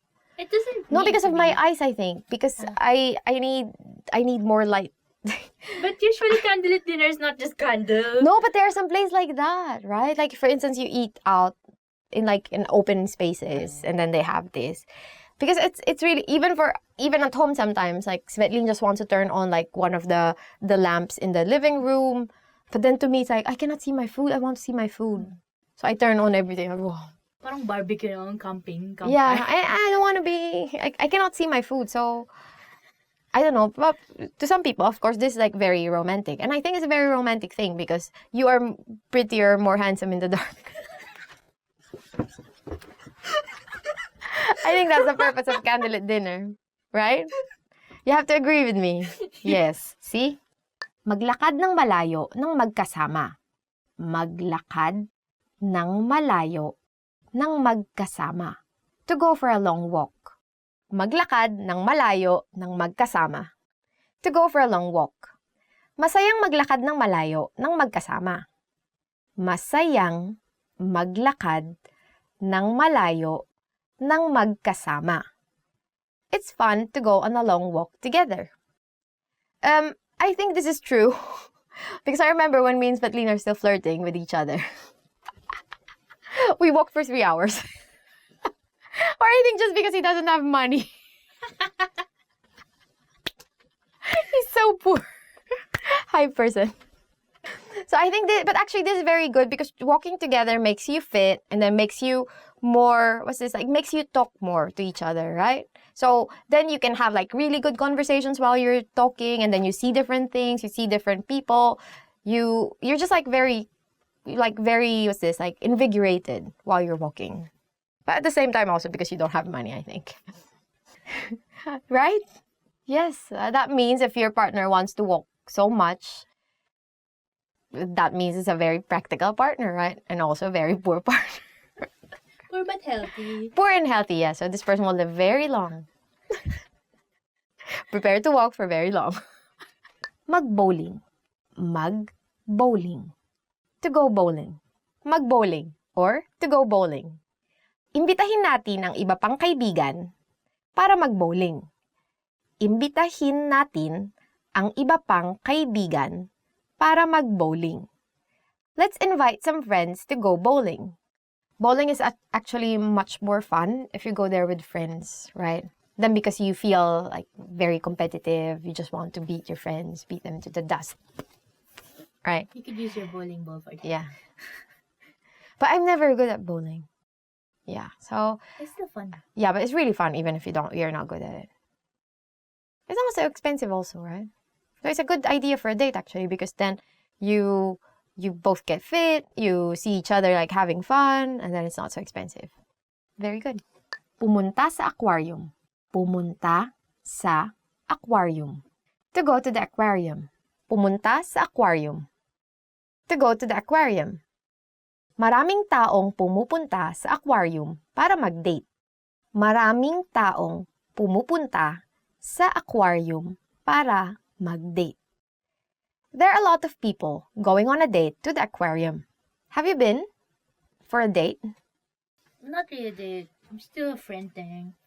Yeah, I mean, I like seeing fish. I like eating fish. But I'm not like the type of person to actively go to an aquarium for a date. I think Maybe it's also like it's kind of dark and like the water is like I am moving. It's very romantic, and then again in the dark, you are both like more handsome and prettier, right? And then, yeah, or at least you feel like you're prettier than the fish, The fish. especially if it's a jellyfish or it's a blowfish. No, I think for many people, I think especially if you watch Japanese dramas, right? There's always like some scene in the aquarium, right? So, yeah, so probably I think it's a very, especially if it's a pretty aquarium, but if it's like a not so clean looking aquarium, probably not a good place to bring your date to. So choose your aquariums. Pumunta sa opera. Pumunta sa opera. To go to the opera. Pumunta sa opera. Or, to go to the opera. Mahilig si Maria sa opera songs, kaya pumunta sila ni Ibarra sa opera. Mahilig si Maria sa opera songs, kaya pumunta sila ni Ibarra sa opera. Maria likes opera songs. That's why she and Ibarra went to the opera. But in the Philippines, we don't have so much. There are theaters, of course, right? We can go to the theater, watch a play, right? See a musical. Musical. But opera, we don't really have opera. But before, I think in the history, you had like zarzuela, like really old types of opera, zarzuela or vaudeville, right? Those kinds of older ones. But they're not really being done now, I think. So, yeah, so those old songs. So that's why probably Maria likes opera songs, because it reminds her of her because Maria and Ibarra are Maria Clara actually. And Ibarra are characters from a novel by our national hero Jose Rizal. And yeah, they like opera songs. Pumunta sa zoo. Pumunta sa zoo. To go to the zoo. Pumunta sa zoo. To go to the zoo. Pumunta kami sa zoo sa Kenya. Pumunta kami sa zoo sa Kenya. We went to a zoo in Kenya. Wow, they're very rich. You go to Kenya and just go to a zoo. Right? I haven't been to Kenya. I wish I could go to Kenya. I think it would be really, really exciting to go to Kenya. But if you don't have money and you're already in the Philippines, there's so many zoos in there, right? Manila Zoo is one big zoo. Wildlife. Yeah, Parks and Wildlife in Quezon City, right? And where else? If you're in Bohol, you go see Tarsier. Yeah, so see Tarsier if you're in Bohol. And we have so much like fauna, right? So much to see in the Philippines. You will look at very cute animals, scary animals. And why do you think it's romantic to? But I don't know also. I don't know. Let's ask people. Why is it romantic to go to the zoo? Please let us know. Mag-picnic. Mag-picnic. To have a picnic. Mag-picnic. Or to have a picnic. Masayang mag-picnic kasama ang ibang kaibigan. Masayang mag-picnic kasama ang ibang kaibigan. It's enjoyable to have a picnic with friends. This is a very good idea, I think. Right? Then because I think if you're just like in the beginning of your dating, then you can see how this girl or this guy interacts with your friends. And it's a good, I think it helps you understand more if you're really going to be like good with this person, like good together with this person or not. It's judgment time. Yeah, and then at the same time, this is very affordable. Picnic is very affordable. Just like bring some stuff to eat, enjoy the weather, and then just have nice conversations with your friends, right? So I think it's a very good idea. And bring the guitar. Yeah, and then in the Philippines, actually, you bring a guitar because everyone likes to sing, right? And then just someone would be playing music and then you start singing, right? That's very, very nice. Then where can you have a picnic? Luneta Park, Quezon City Circle. And Luneta Park, you can have a very nice picnic there.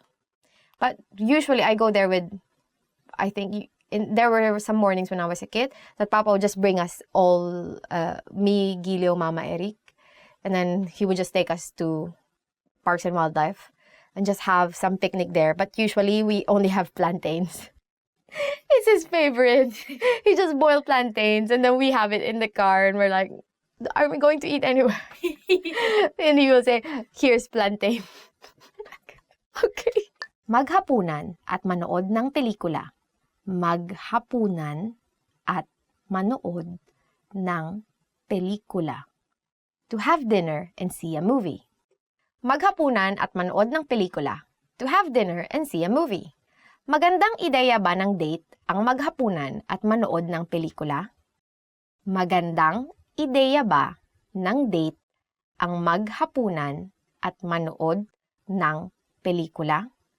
Is having dinner and seeing a movie a good idea for a date? This is a usual idea for a date, right? This is like what most people would do for a date.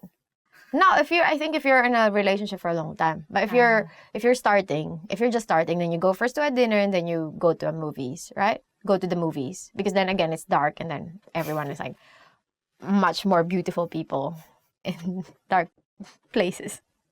Okay, so this is a very common idea. For a first date, I think it's very good idea, very safe. If you don't want anything like adventurous, anything that will like surprise your date so much and make him scared, right? Go for it. Sumakay ng ferry. Sumakay ng ferry. To take a ferry ride. Sumakay ng ferry. To take a ferry ride. Sumakay ng ferry si Jerry at Cherry para ipagdiwang ang kanilang ika-4 na taong anibersaryo. Sumakay ng ferry si Jerry at Cherry para ipagdiwang ang kanilang ika-4 na taong anibersaryo. Jerry and Cherry took a ferry ride to celebrate their 4-year anniversary. I think Jerry and Cherry are meant to be together. And they're meant to be in a ferry. Yeah, so if your name is Jerry and Cherry, then it's time to take a ferry, right? I think it's also a very romantic thing to do. Get on a ferry and then have like a cruise. I think there is like a ferry going to this small island near Manila. Maglakad sa beach. Maglakad sa beach. To walk on the beach. Maglakad sa beach. Or to walk on the beach. Nakita ko si Nino at Ninya na naglalakad sa beach habang magkahawak ng kamay. Nakita ko si Nino at Ninya na naglalakad sa beach habang magkahawak ang kamay. I saw Nino and Ninya walking on the beach while holding hands. Aren't they like siblings? No, I think they're just meant to be together. So again, if your name is Nino and Ninya and you're not siblings, you're meant to be together. Let's just make it clear, right? Yeah. And then you can walk along the beach, right? Holding hands. But this is also but if you're in the beach, right? With your, on the beach, with your girlfriend or boyfriend or any other loved one, it's time to hold their hands. And be romantic. Okay, so we've reached the end of the lesson and hope you learned something new. So what are your ideas? What are your ideas for a romantic date? So tell us in the comment section. And don't forget to like, subscribe to our channel, and visit filipinopod101.com to learn more Filipino. Hanggang sa muli!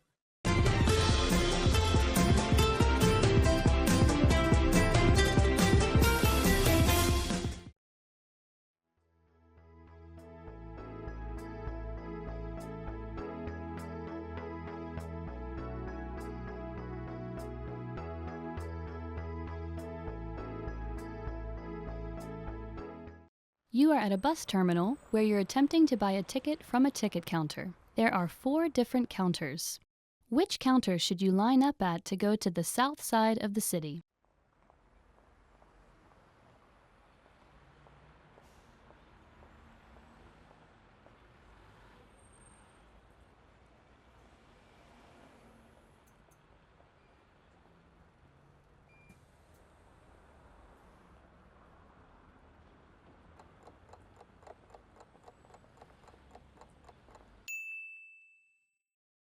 Which counter should you line up at to go to the south side of the city?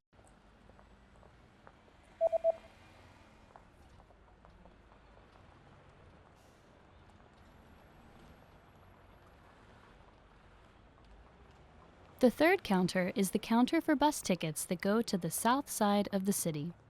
Para sa timog na bahagi ng syudad.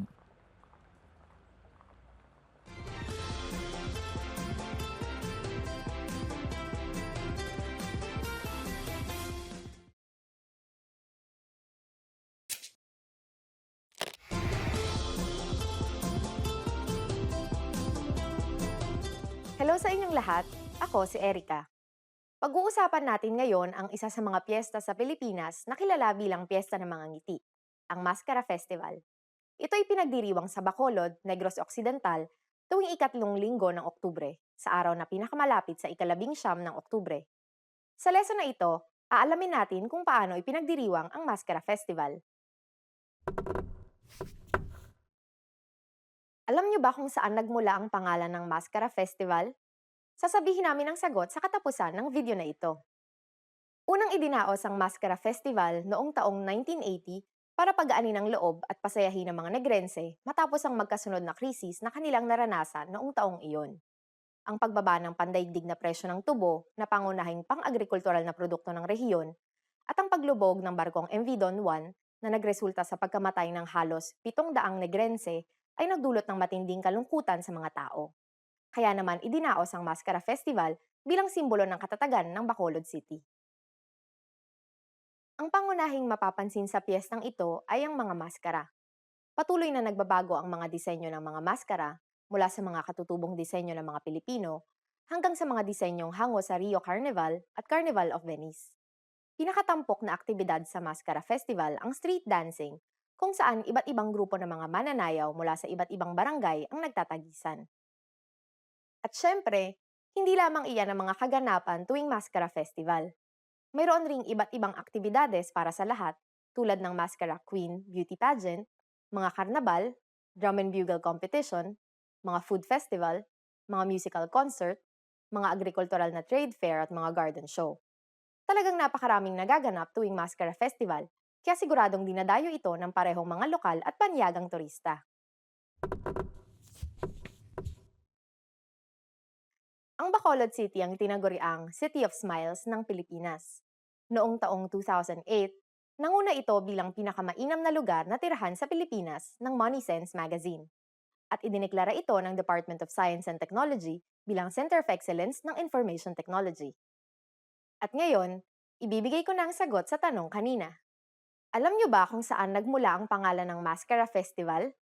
Ang maskara ay hango sa mga salitang Ingles na mass, na ibig sabihin ay masa o maraming tao, at mula sa salitang Espanyol na cara na ang ibig sabihin ay mukha, na kung pagsasamahin ay nangangahulugan ng napakaraming mukha. Ito rin ay isang paglalaro sa salitang Tagalog na maskara dahil sa ang mga dumadalo sa kasiyahan ay nagsusuot ng mga maskara. Kamusta ang lesson na ito? May interesanteng bagay ba kayong natutunan? Nakadalo na ba kayo sa isang katulad na pagdiriwang? Mag-iwan kayo ng komento sa filipinopod101.com. Hanggang sa susunod na lesson!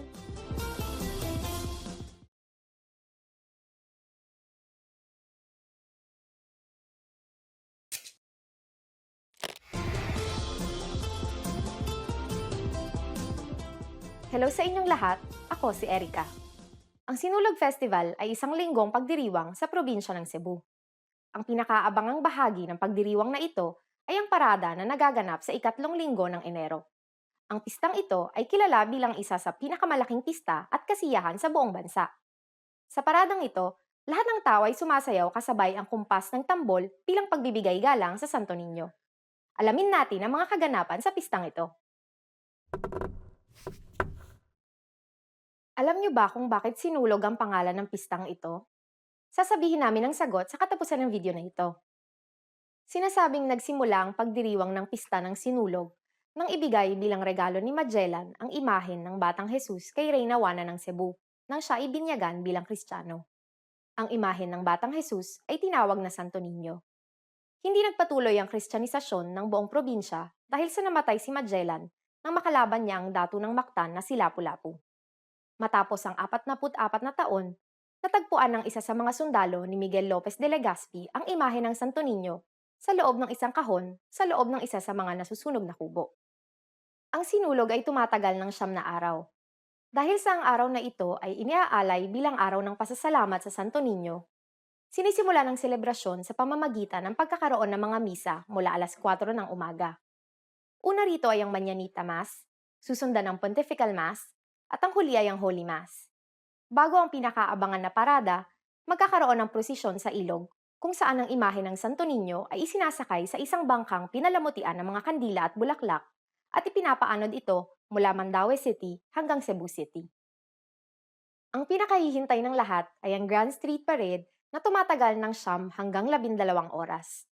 Ang mga kalahok na nagmumula pa sa iba't ibang bayan ay nagsusuot ng mga makukulay at magagarbong kasuotan at sumasayaw sa saliw ng iba't ibang instrumento. Tuwing ipinagdiriwang ang sinulog, sinisigaw ng mga tao ang Viva Pit Señor. Ang pagbating Pit Señor ay pinaiksing Panang Pit sa Señor na isang tawag sa Panginoon, sa Senyor Santo Niño, kung para kanino ipinagdiriwang ang sinulog.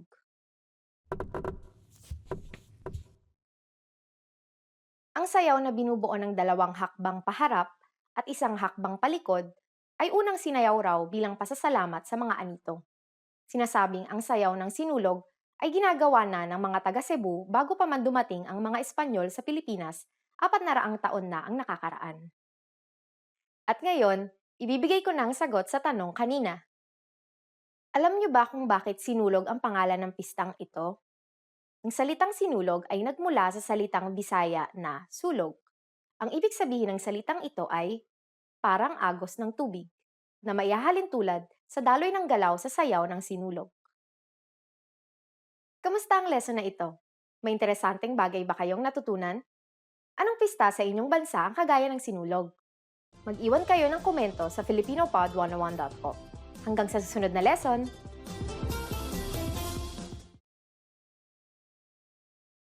You are sitting on a bus that is about to arrive at the next bus stop. Suddenly, a signal lights up. What does the signal mean?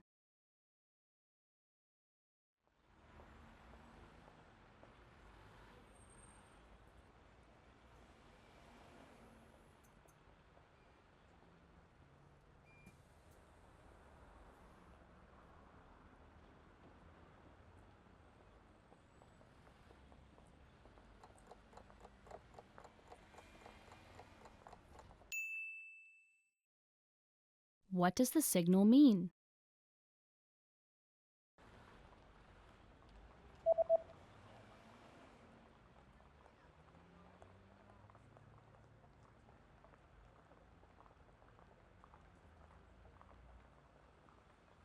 The signal reads, "Please stay seated until the bus stops."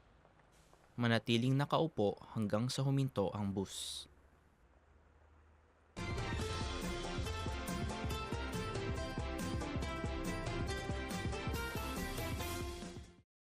Hi everyone! Do you know the 1,000 most useful phrases in Filipino? In this lesson, you'll be able to know all of them, so sit back, relax, and have a cup of tea as you listen and learn. Saan ba ang banyo? Mawalang galang lang po. Galing. May reservation ako. Magkano to? Ano ito? Salamat! Talaga? Pwede niyo ba akong bigyan ng discount? Libre ba ang wifi? Pwede ko naman kunyang B? Meron ba kayong marirecommend? Pwede ko bang isukat ito?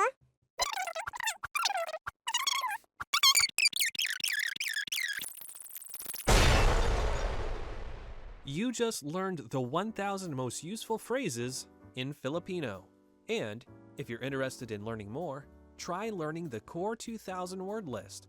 With this, you'll understand 95% of the language, and best of all, this is not a joke. Check out the description below and go to filipinopod101.com now. See you next time.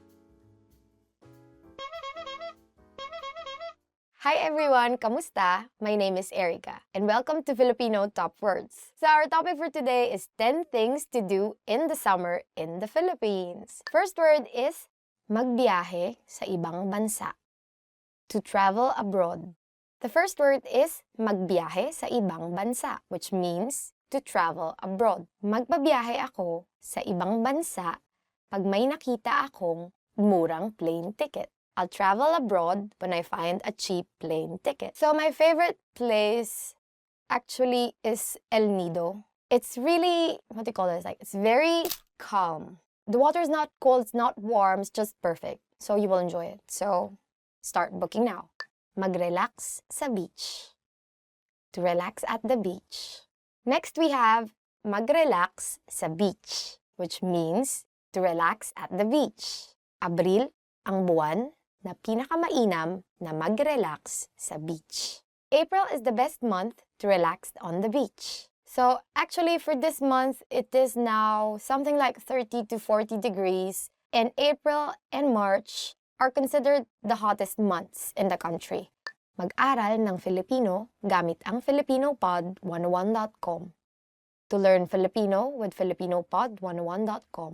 Mag-aral ng Filipino gamit ang filipinopod101.com, which means to learn Filipino with filipinopod101.com. So for example, if you really are very eager to learn Filipino this summer, you can say, subukan mong mag-aral ng Filipino gamit ang filipinopod101.com at kasama ang mga kaibigan mong Pilipino. Try learning Filipino using filipinopod101.com with your Filipino friends. Matutong magluto ng pagkaing Pilipino. To learn to cook Filipino food.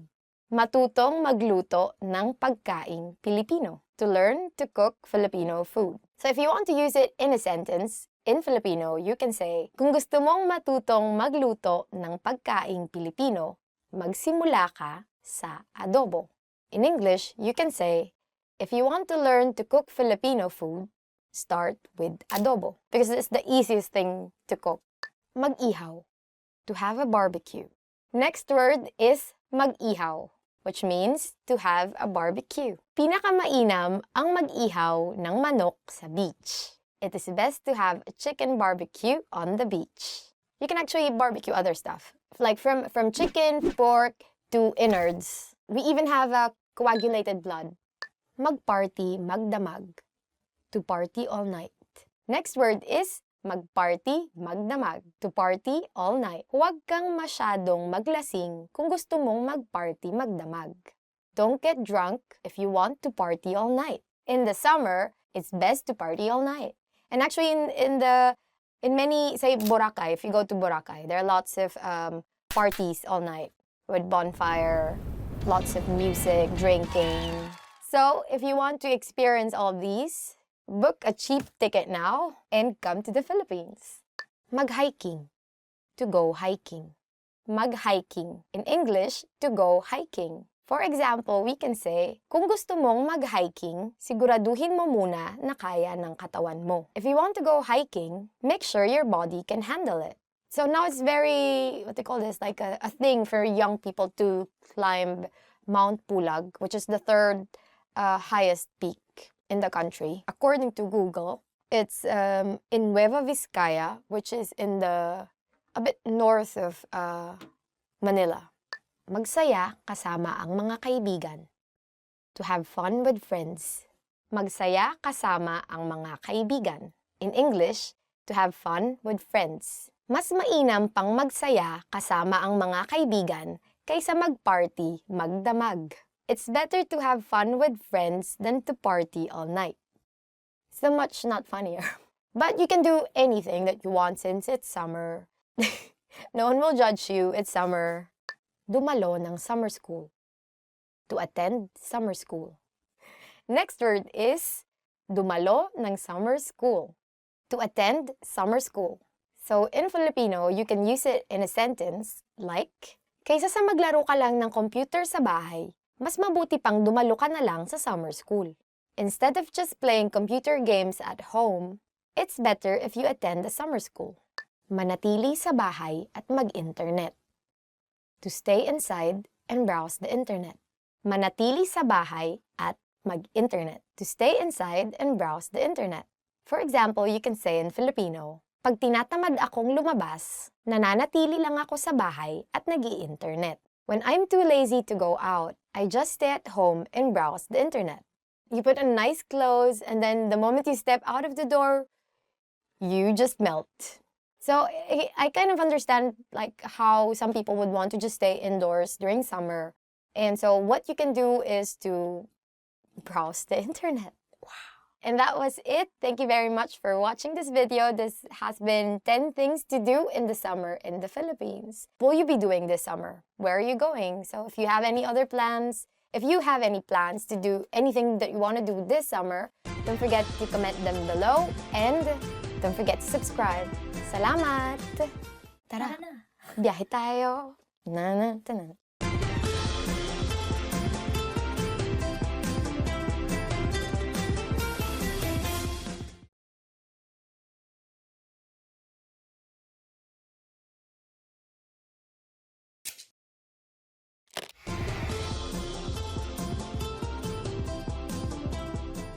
Hello sa inyong lahat. Ako si Erica. Ang Ati-Atihan Festival ay pinagdiriwang tuwing ikatlong linggo ng Enero. Ito ay ginaganap sa Kalibo sa probinsya ng Aklan.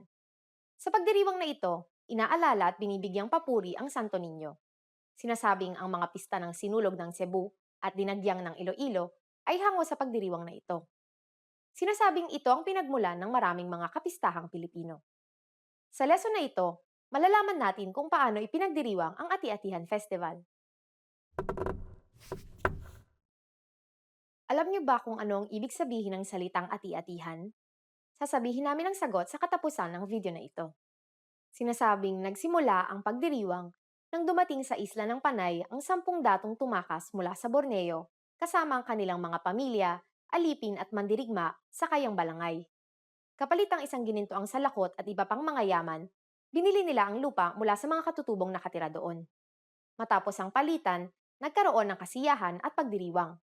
Nang masakop at naging katolikong bansa ang Pilipinas, binigyan ng Kristiyanong kahulugan ang pagdiriwang. Sinasagawa ang pagdiriwang sa loob ng 1 linggo. Nag-uumpisa ang pagdiriwang sa isang misa. Nagbubukas sa mga pagdiriwang sa ikalawang araw sa isang prosesyon habang dinadasal ang rosaryo at natatapos ito sa isang misa. Sa gitna ng linggo, nagkakaroon ng masiglang parada kung saan ang 17 bayan ng Aklan ay nagpapakitang gilas ng kanilang katangi-tanging kultura, sayaw at galing. Pero hindi lamang kultural ang mga pagdiriwang sa Ati-Atihan. Dito, mayroon ring mga pagtatanghal ng mga lokal na banda at mga artista gabi-gabi para rin makilala ang popular na kultura ng Pilipinas. Karaniwang sinisigaw ang halabira habang pinagdiriwang ang Ati-Atihan Festival. Sa huling araw ng pagdiriwang, makikita ang pinakaabangang sayawan at parada ng mga nakapintang mga mananayaw, suot ang kanilang mga magarbong costume, at sumasayaw kasabay ang kumpas ng mga tambol. Pati ang mga manonood ay inaanyayahang sumali sa sayawan. Natatapos ang pagdiriwang sa isang prosesyon kung saan nagdadala ang mga gustong lumahok ng mga kandila at ng mga iba't ibang imahe ng Santo Niño.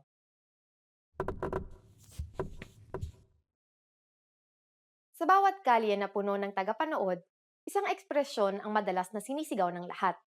Halabira. Ito'y salitang Aklanon na ang ibig sabihin ay ibuhos ang lahat o ibigay ang lahat. Kaya sa pag-aaral rin ng Filipino, tara, halabira. At ngayon, ibibigay ko na ang sagot sa tanong kanina. Alam niyo ba kung ano ang ibig sabihin ng salitang ati-atihan? Ang ibig sabihin ng ati-atihan ay magkunwari na parang aita. Ayon sa mga salaysay, pagdating ng mga datong tumakas mula sa Borneo, tinanggap sila ng mga aita.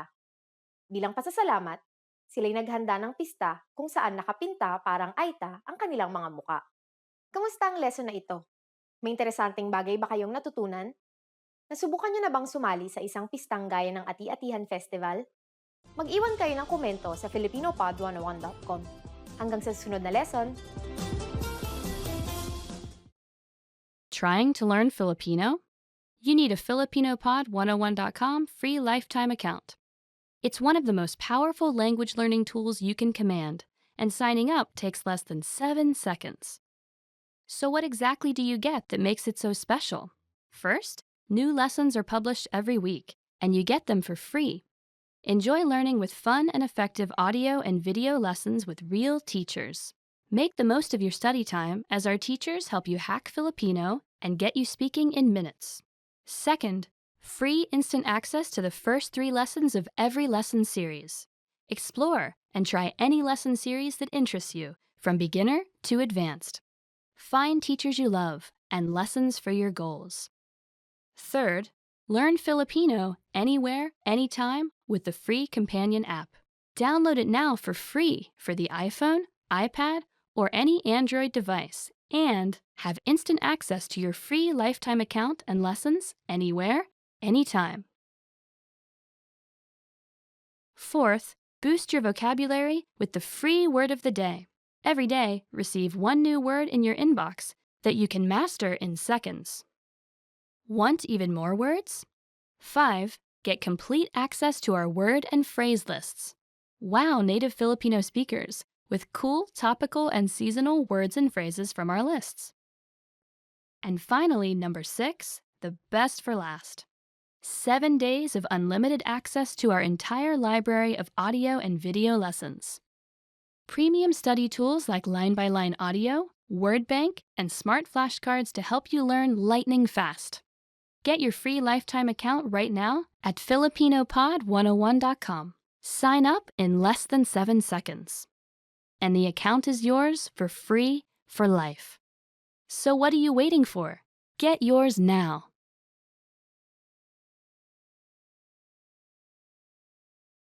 Hello guys and welcome to Filipino Top Words. I'm Erica. And I'm Ice.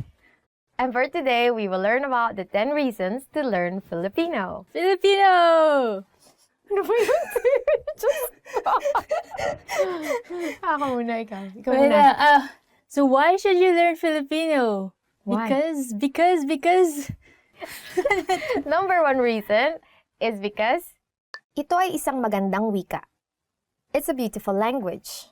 Ito ay isang magandang wika. Or, in English, it's a beautiful language. Is it? Is it? Formal Filipino is very beautiful language. It's a very romantic language. Right? If you read, say, novels written in Filipino. Like the old ones? Yes. Like Florante at Laura? Yeah, Florante at Laura, which is, what's Florante? It's like our own version of Romeo and Juliet, right? Yeah. But like with monsters? Yeah. It's a bit fantasy. Yeah. These are like Maybe it's our fantastic. own version Yeah. of Game of Thrones. Yeah, it's our Game of Thrones. Laro ng trono. Next reason is Para makipag-usap sa mga kaibigang Pilipino. To chat with Filipino friends. Para makipag-usap sa mga kaibigang Filipino. Which is to chat with Filipino friends. If you want to really be close to your Filipino friends, it's really better if you know how to speak the language. And yeah, we all could understand English, but yeah, it's more fun in Filipino. there are jokes that you can only say in Filipino, that they're only funny in Filipino, right? For example, si Dan ay nag-aaral ng Filipino para makipag-usap sa mga kaibigang Pilipino. Dan is studying Filipino to chat with Filipino friends. Good for you, Dan. Mahusay, Dan. Good, Dan. Next reason is para makapagsalin, to do translations. Para makapagsalin, or to do translations. Nagsisikap ako mag-aral ng Filipino para makapagsalin. I am doing my best to study Filipino to be able to do translations. Do you need to do translations in Filipino?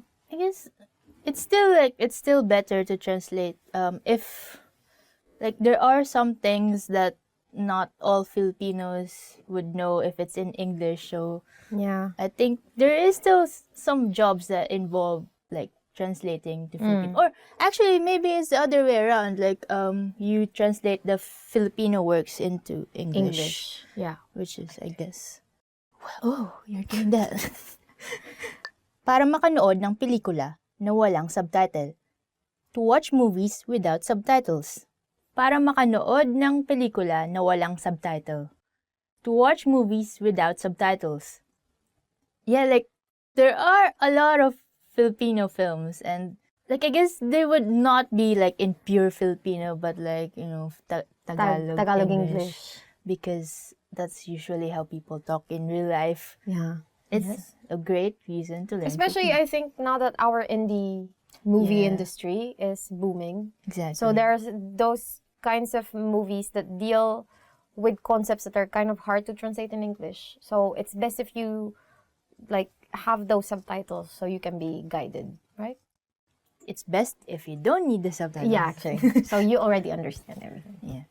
For example, 3 taong tuloy-tuloy nag-aral ng Filipino si Mary bago siya nakanood ng pelikulang walang subtitle. Mary studied Filipino for 3 straight years before she was able to watch movies without subtitles. Wow, 3 years? Do you think they could do 3 years? It's easier to understand movies because you see the reaction, like, you know, non-verbal communication is still very important. So you put it into context, right? Yeah. The words being said. So actually, that's easier if you watch it in movies than just like reading books. Next reason is Para manirahan sa Pilipinas. To live in the Philippines. Para manirahan sa Pilipinas. To live in the Philippines. Because It's more fun in the Philippines. It's also more traffic. It's also hotter. depends on where you're coming from. So, for example, si Yutaro, that's in Filipino, right? Yutaro. You don't say Yutaro. Si Yutaro ay maninirahan sa Pilipinas kaya siya nag-aaral ng Filipino. Yutaro will live in the Philippines. That's why he's studying Filipino. Para maintindihan ang lyrics. To understand song lyrics. Para maintindihan ang lyrics. To understand song lyrics. For example, hindi ko inakalang malalim pala ang ibig sabihin ng kantang ito hanggang sa naintindihan ko ang lyrics. I didn't know that the meaning of this song was deep until I understood the song lyrics. This very interesting reason. What we call like OPM, or original Filipino music, is a very big industry. And we like singing a lot. So we always have lots of deep, romantic songs, right? Really deep love songs that you would only appreciate it if you know the lyrics. Just not just love songs, but Yeah. Even like maybe Jingle. 90%. Yeah. Or maybe 90% is romantic songs. I don't know why. People are just like, they were hurt, those people. Who hurt them? I don't Okay, next. Para makagawa ng bagong mga kaibigan. To make new friends. Para makagawa ng bagong mga kaibigan. To make new friends. It will make them comfortable if they are speaking in their own language, and like that's the time that you could know more about a person if they're in their most comfortable state, I guess.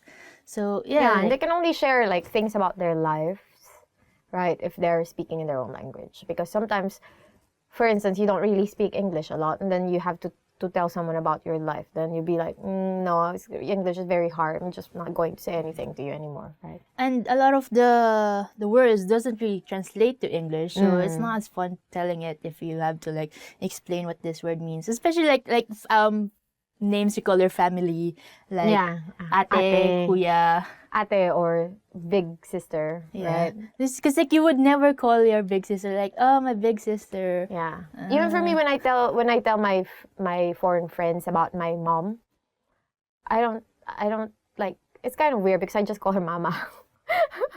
She's not a mom, she's a mama. So it's like weird. Mama's son. For example, palakaibigan ang mga Pilipino, kaya gusto kong matuto ng Filipino para makagawa ng bagong mga kaibigan. Filipinos are friendly, so I want to learn Filipino to make new friends. There are two kinds of Filipinos. One is the person and one is the language. And if you translate if you translate both to Filipino, they actually become two.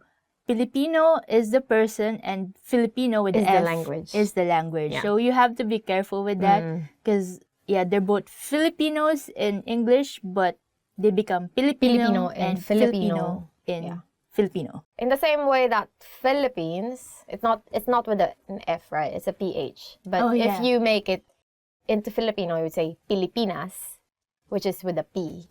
That's why people living in the Philippines are called Filipino at Pilipina, right? Yes. Yeah, that's a good point. Do not spell Filipino with a PH. Yes. It's F. Yeah. Para makapagnegosyo sa mga kumpanya sa Pilipinas. To do business with Filipino companies. Para makapagnegosyo sa mga kumpanya sa Pilipinas. To do business with Filipino companies.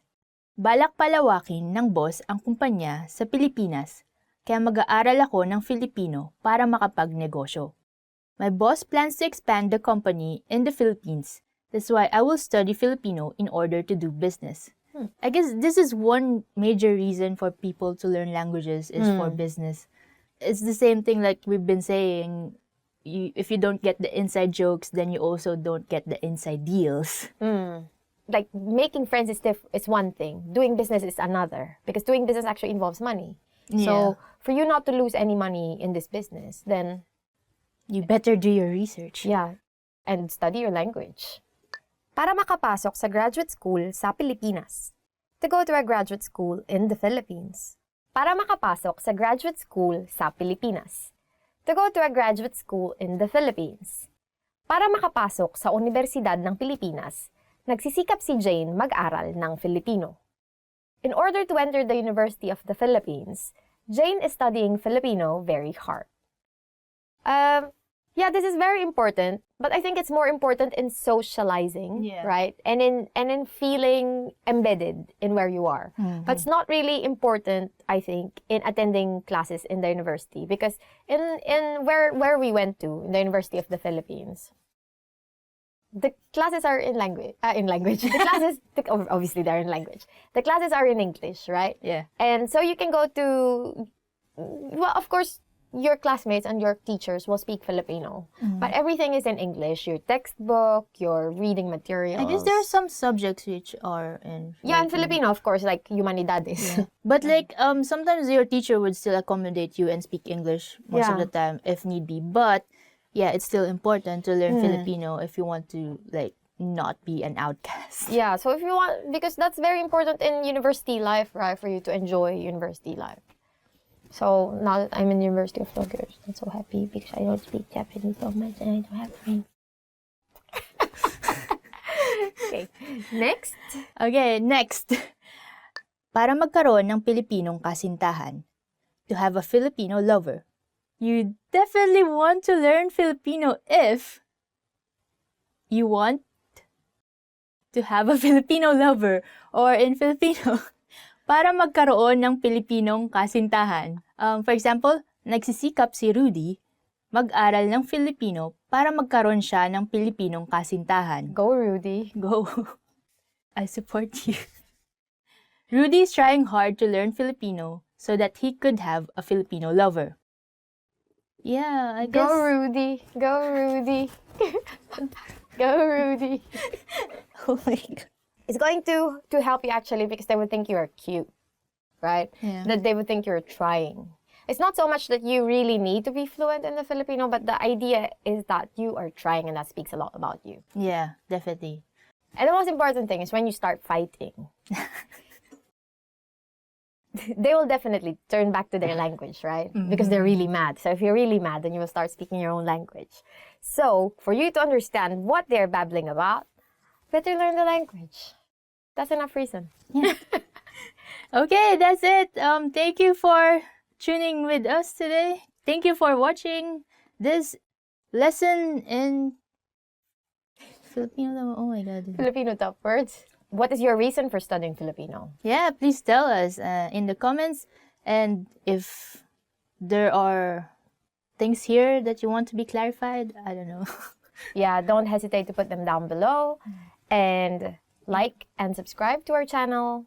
If you need tips to have a Filipino lover, write them down. Right? Yeah. Ice will help you. No. And if visit FilipinoPod101.com for more Filipino lessons. Yeah. Thank you. For more Erica, more Ice. Hanggang sa muli. Hanggang sa muli. Paalam.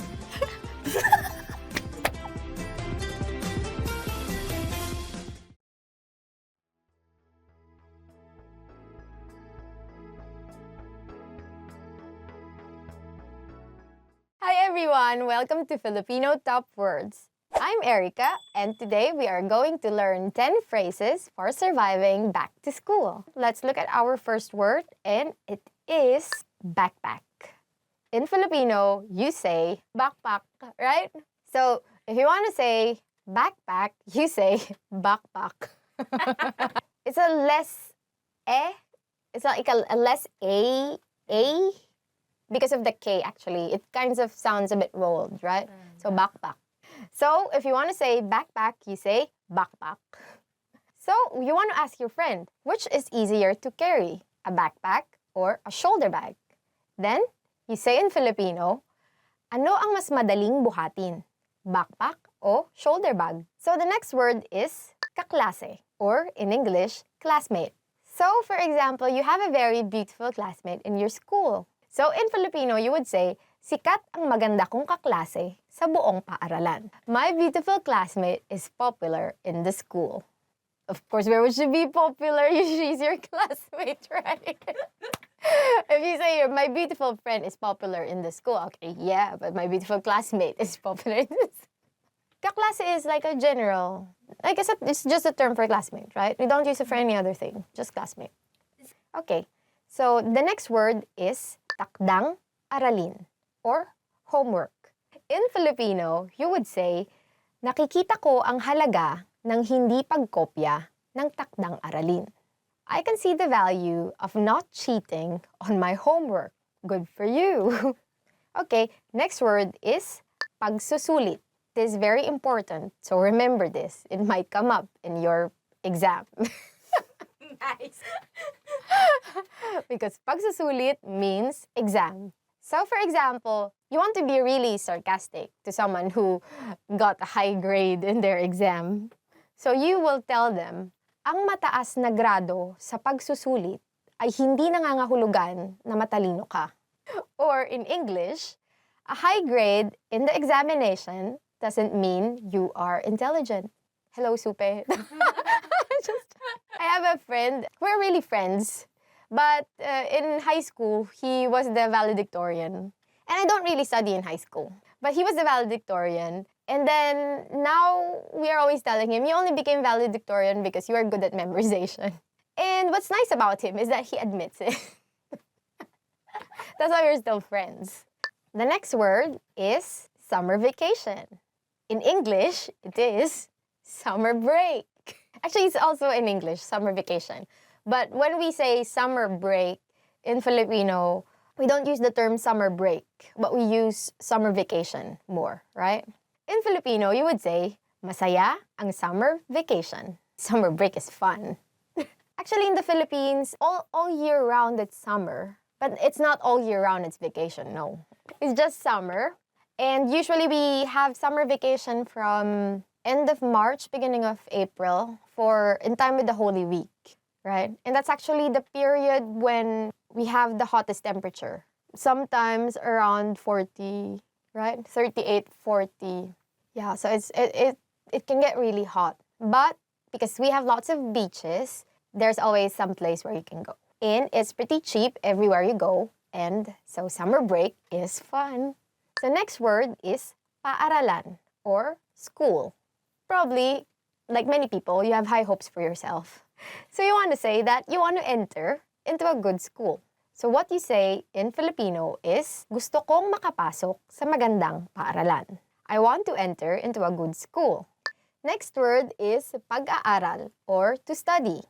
Ang pag-aaral ay isang pribilehiyo. In English, studying is a privilege. Whether you think of it as a privilege or as a right or as a responsibility, it's actually up to you.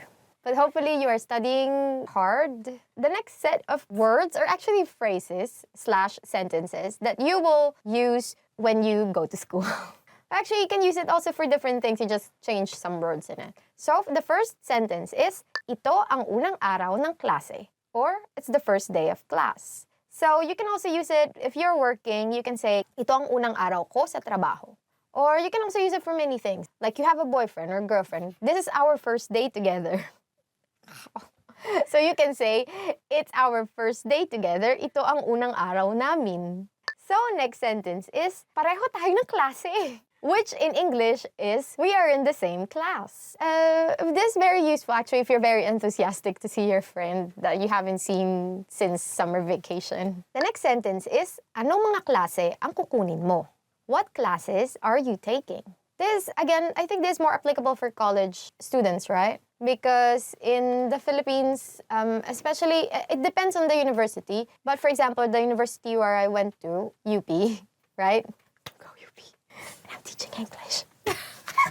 So usually, if you want to be in the same class with your friend, then you ask, what classes are you taking? That was it for today's lesson. Hope you learned something new. That was top 10 phrases for surviving back to school. And I hope you can practice and use them with your friends, with your classmates, with your kaklase, in your classroom, while you're wearing your backpack. So don't forget to like, subscribe, and share with us any thoughts that you might have. Bye-bye. Thank you. Hanggang sa susunod. Mali. Hanggang sa muli.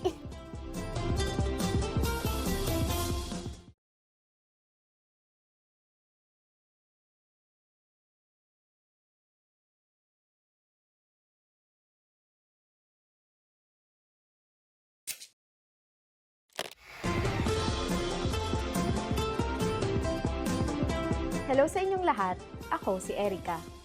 Pag-uusapan natin ang Panagbenga Festival na ipinagdiriwang buong buwan ng Pebrero. Ang Panagbenga ay isang flower festival na dinarao sa Baguio City, ang kinikilalang summer capital ng bansa. Sa lesson na ito, aalamin natin kung paano nga ba ipinagdiriwang ang Panagbenga Festival. Alam niyo ba kung ano ang ibig sabihin ng pangalan ng piyestang ito na Panagbenga? Sasabihin namin ang sagot sa katapusan ng video na ito. Unang isinagawa ang Panagbenga Festival noong taong 1995 bilang simbolo ng pagbangon ng syudad mula sa epekto ng 1990 Luzon earthquake. Ito rin ay ginanap bilang pagdiriwang sa pagsibol ng mga bulaklak ng rehiyon ng Cordillera. Napagdesisyonan na idaos ang Panagbenga tuwing Pebrero dahil walang masyadong kaganapan sa buwang ito, lalo na dahil sa ito ay nasa pagitan ng panahon ng Pasko at Kwaresma. Ang opening parade ay nagaganap sa ikaunang araw ng Pebrero. Matapos ito, iba't ibang kompetisyon na ang sinisimulan, gaya ng drum and lyre competition at street dancing competition sa pagitan ng mga estudyante sa elementarya. Sa buong buwan din ng Pebrero, nagkakaroon ng mga trade fair at bazaar na dinadaluhan ng napakaraming tao. Isa pa sa pinakakilalang lugar sa Baguio ay ang Session Road. Sa ika-4 na Lunes ng Pebrero, idinaraos ang Session Road in Bloom kung saan isinasarado ang buong kalye para sa mga stalls at mga cafe. Nariyan rin ang mga marching band na tumutugtog para sa parada ng mga float na gawa sa mga bulaklak.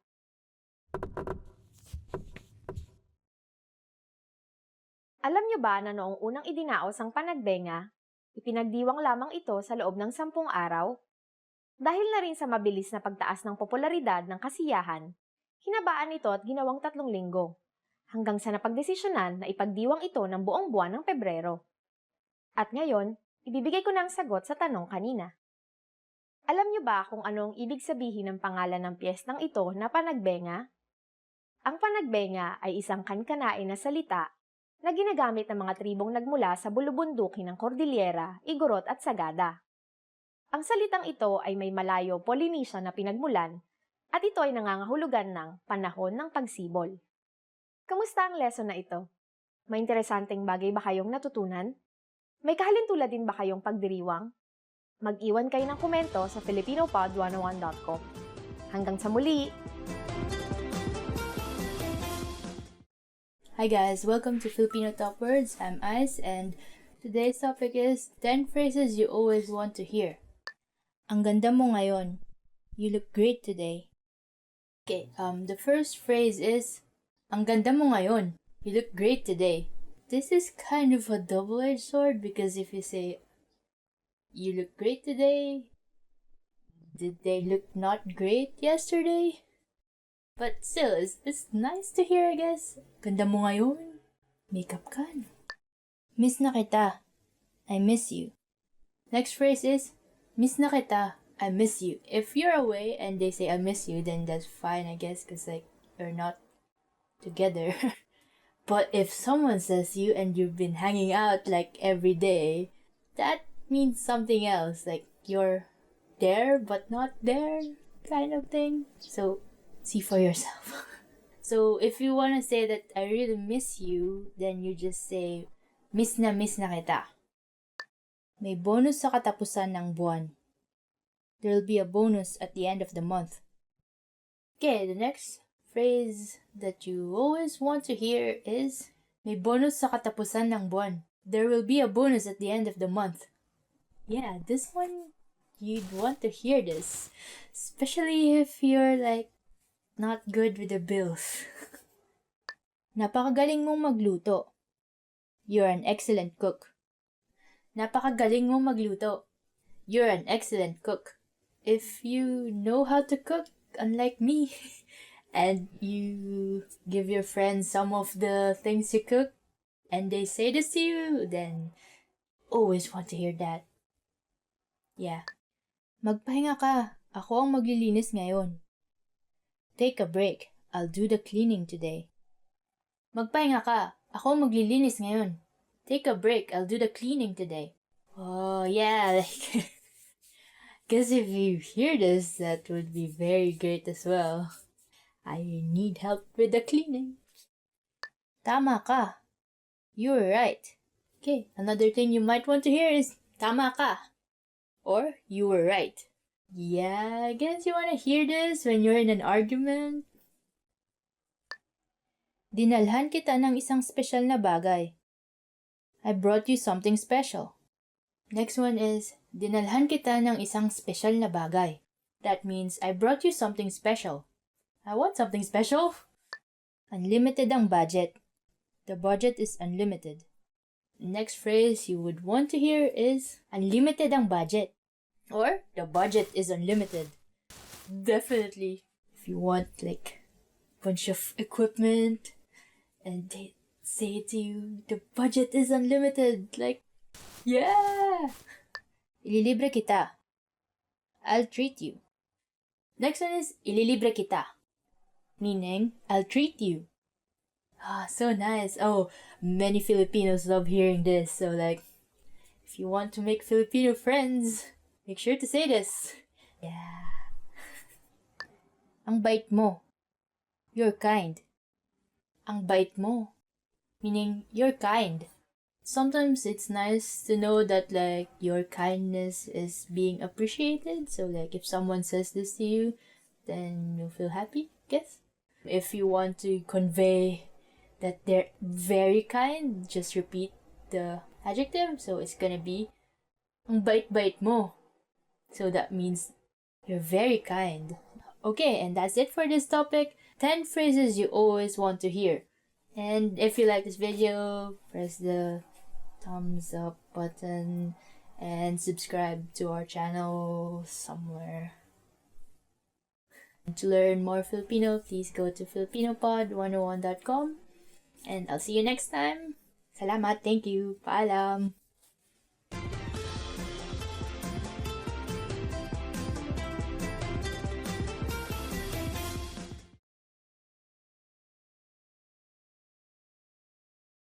Hi guys! Hi guys! Welcome to Filipino Toppers with me, Ice, and today's topic is 10 hardest words to pronounce. Okay, so just try and say these words, and I'm sure like your Filipino friends will be very impressed. Try practicing these words so you can pronounce it properly. Baba baba, going down. This first one is actually a sentence and it's just made of one syllable, which is ba. So it goes baba baba, it means going down. Baba means down, and bababa means going down, and the ba at the end is like our question marking particle. So baba baba. If you're going down and someone asks this to you, then you just reply with oo, meaning yes, or bababa. So bababa, bababa. It's like the longest conversation in Filipino using one syllable. Bulaklak, flower. Okay, next is bulaklak, meaning flower. For example, mabango ang bulaklak. The flower smells good. Dumadagundong, rumbling. Dumadagundong, meaning rumbling. Doesn't it sound like it's a rumbling noise? Like, dumadagundong. It's like all the bass in that word. For example, dumadagundong na ang bagyo sa labas. The storm is already rumbling outside. Dumadagundong. Dumadagundong. Dumadagundong. Di ka pani-paniwala. Unbelievable. Next is, di ka pani-paniwala, meaning unbelievable. For example, di ka pani-paniwala ang sinapit ng pamilya niya. The plight of his family is unbelievable. Kagilagilalas. Astounding. Next is, kagilagilalas, which means astounding. Hindi na ako nakakakita ng kagilagilalas na pangyayari. I no longer see any astounding events. Kinakailangan. Important. Next one is, kinakailangan, meaning important. Kinakailangan laging maging tapat sa trabaho. We must always be honest at work. Kumukuti-kutitap, twinkling. Next one is kumukuti-kutitap, meaning twinkling. So I guess the hard part of this is like the vowels, because like it's mostly u, but there's like I and somewhere. Kutitap. I guess the only way to pronounce this is to remember all the syllables. Kutitap, twinkling. Ang between ay kutitap. The star is twinkling. How would you even sing like Twinkle Twinkle Little Star? Kutitap. Try to say it very fast, like kutitap. Mamasa-masa, moist. The next is mamasa-masa, meaning moist. You have to be careful of the accents here because masa means moist, but there's another word spelled the same called masa, which means the masses. So masa and masa. So just be careful to say it as masa. Mamasa-masa. For example, mamasa-masa pa ang damo. The grass is still moist. Misterioso, mysterious. Next one is misterioso, meaning mysterious. I don't know, it sounds like it's easy enough to pronounce, like just mysterious becomes misterios with an O at the end. Like Spanish people could do it. Misterioso. For example, siya ay isang misteriosong babae, meaning she is a mysterious woman. Patalastas, commercial. Next one is patalastas, meaning commercial. This one, I actually had a problem saying this when I was a kid, and I just remember it being very hard for me, but yeah, now it's fine. For example, laging maraming patalastas ang laban ni Manny Pacquiao. Manny Pacquiao's fights always have a lot of commercials. Cause yeah, those things like involve a lot of money. So they need a lot of commercials.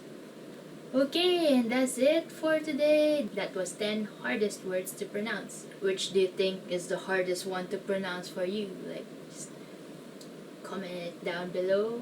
Do you have any word that you think is hard for me to pronounce? And I will accept your challenge. Or like, if you could think of any word that is hard to pronounce in Filipino, put it in the comment below. Maybe I'll try to say it for you in the next lessons. Anyway, that's it for today. Thank you for watching, and if you like this video, press the thumbs up and subscribe to our channel. And if you want to learn more Filipino, check out our site, filipinopod101.com. See you again next time. Thank you, salamat, and paalam.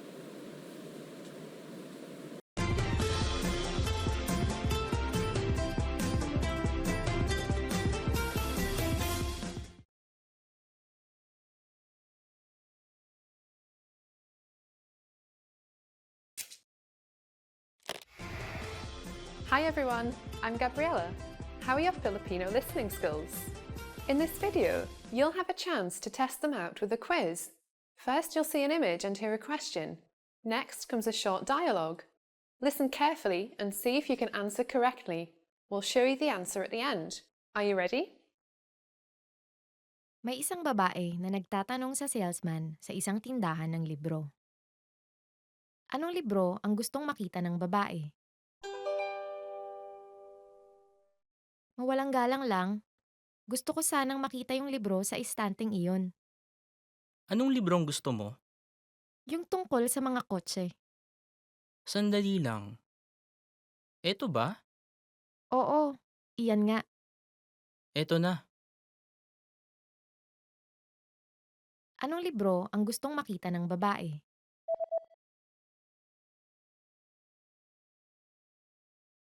May isang babae na nagtatanong sa salesman sa isang tindahan ng libro. Anong libro ang gustong makita ng babae? Mawalang galang lang, gusto ko sanang makita yung libro sa istanteng iyon. Anong librong gusto mo? Yung tungkol sa mga kotse. Sandali lang. Eto ba? Oo, iyan nga. Eto na. Did you get it right? I hope you learned something from this quiz. Let us know if you have any questions. See you next time. Hello guys and welcome to Filipino Top Words. I'm Erica and for today we will learn about gift ideas you must know in Filipino. Laptop. Laptop.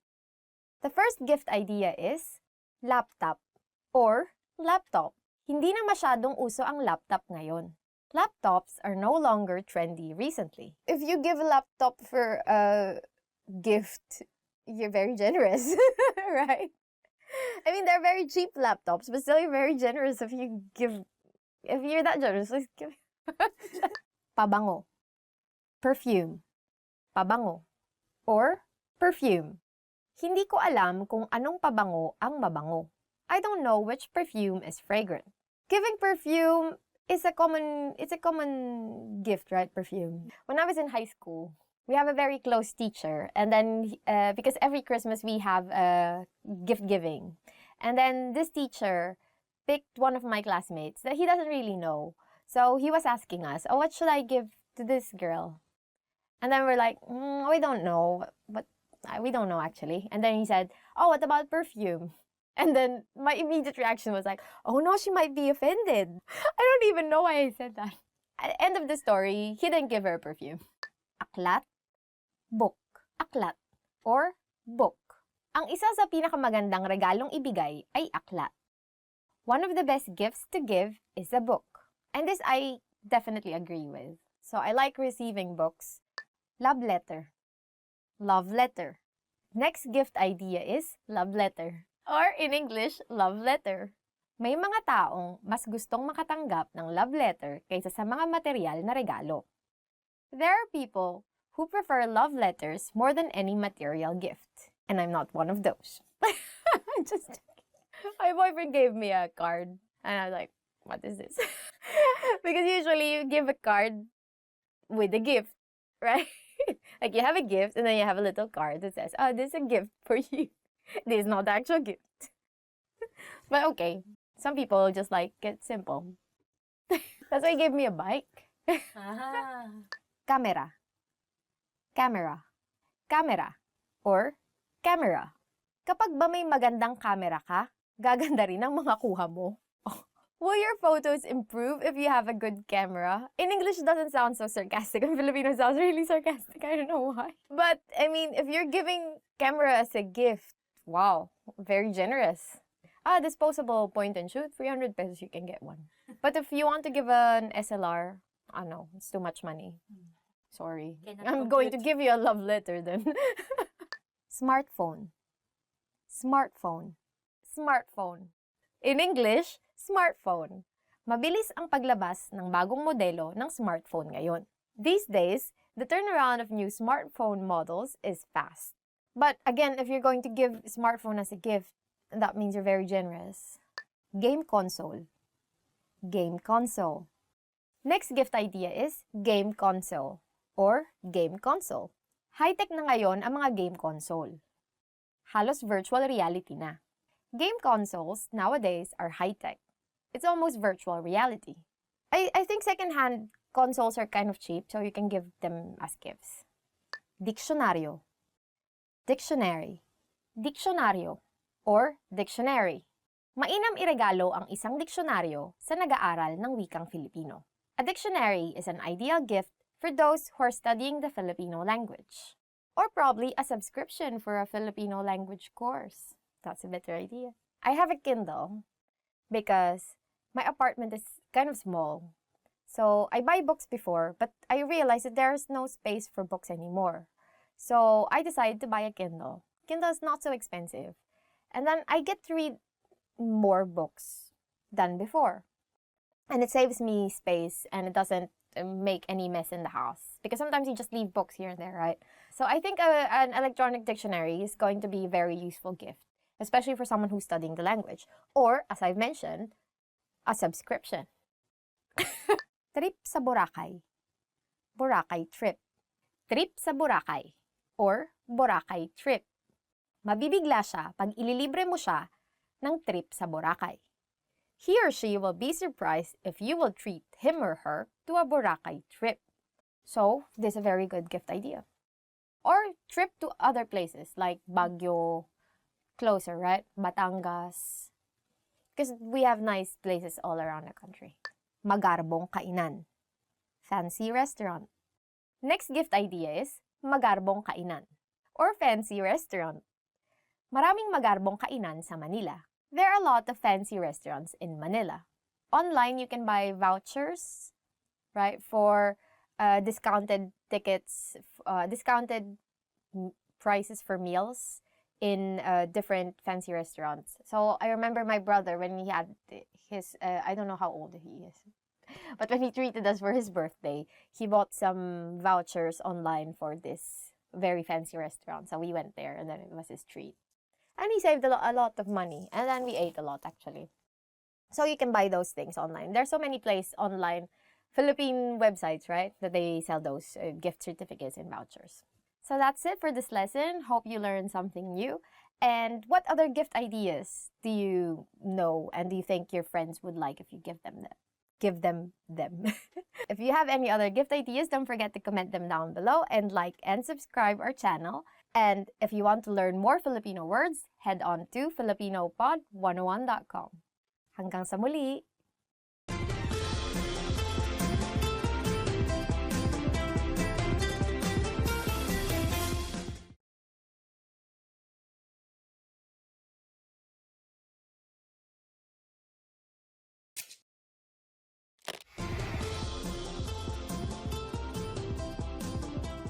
Hello sa inyong lahat, ako si Erica. Ang araw ng mga ina ay ipinagdiriwang taon-taon tuwing ikalawang linggo ng Mayo. Sa araw na ito, ipinapakita ng mga tao ang kanilang pasasalamat sa lahat ng ginagawa ng kanilang mga ina para sa kanila. Sa lesson na ito, aalamin natin kung paano ipinapakita ng mga Pilipino ang kanilang pasasalamat sa kanilang mga ina. Bago ang taong 1980, kailan ipinagdiriwang ang araw ng mga ina sa Pilipinas? Sasabihin namin ang sagot sa katapusan ng video na ito. Ang Pilipinas sa kasalukuyan ay nasa ika-8 sa mundo at ika-1 sa Asia bilang bansang kung saan mayroong pinakapantay na pagtingin sa parehong lalaki at babae. Kaya hindi na rin nakakagulat na ang araw ng mga ina ay isang malaking selebrasyon. Itinuturing itong day off ng mga ina mula sa pagluluto, paglilinis, pag-aalaga ng mga anak at asawa, at pagtatrabaho. Madalas makikita ang mga anak na nagbibigay ng card sa kanilang mga ina, habang ang mga asawang lalaki naman ay abalang nagluluto ng mga pagkaing paborito ng kanilang mga may bahay. Nakaugalian na rin ng mga pamilyang Pilipino na lumabas sa araw na ito para pasayahin ang mga ina ng tahanan. Sa Pilipinas, tinatawag ang mga ina bilang ilaw ng tahanan, sapagkat sila ang tinuturing na nagbibigay liwanag sa buong tahanan sa pamamagitan ng pag-aalaga sa bawat miyembro ng pamilya. Minsan, kahit kapalit na ang kanilang sariling kaligayahan, mapangalagaan at maprotektahan lamang ang kanilang mga mahal sa buhay.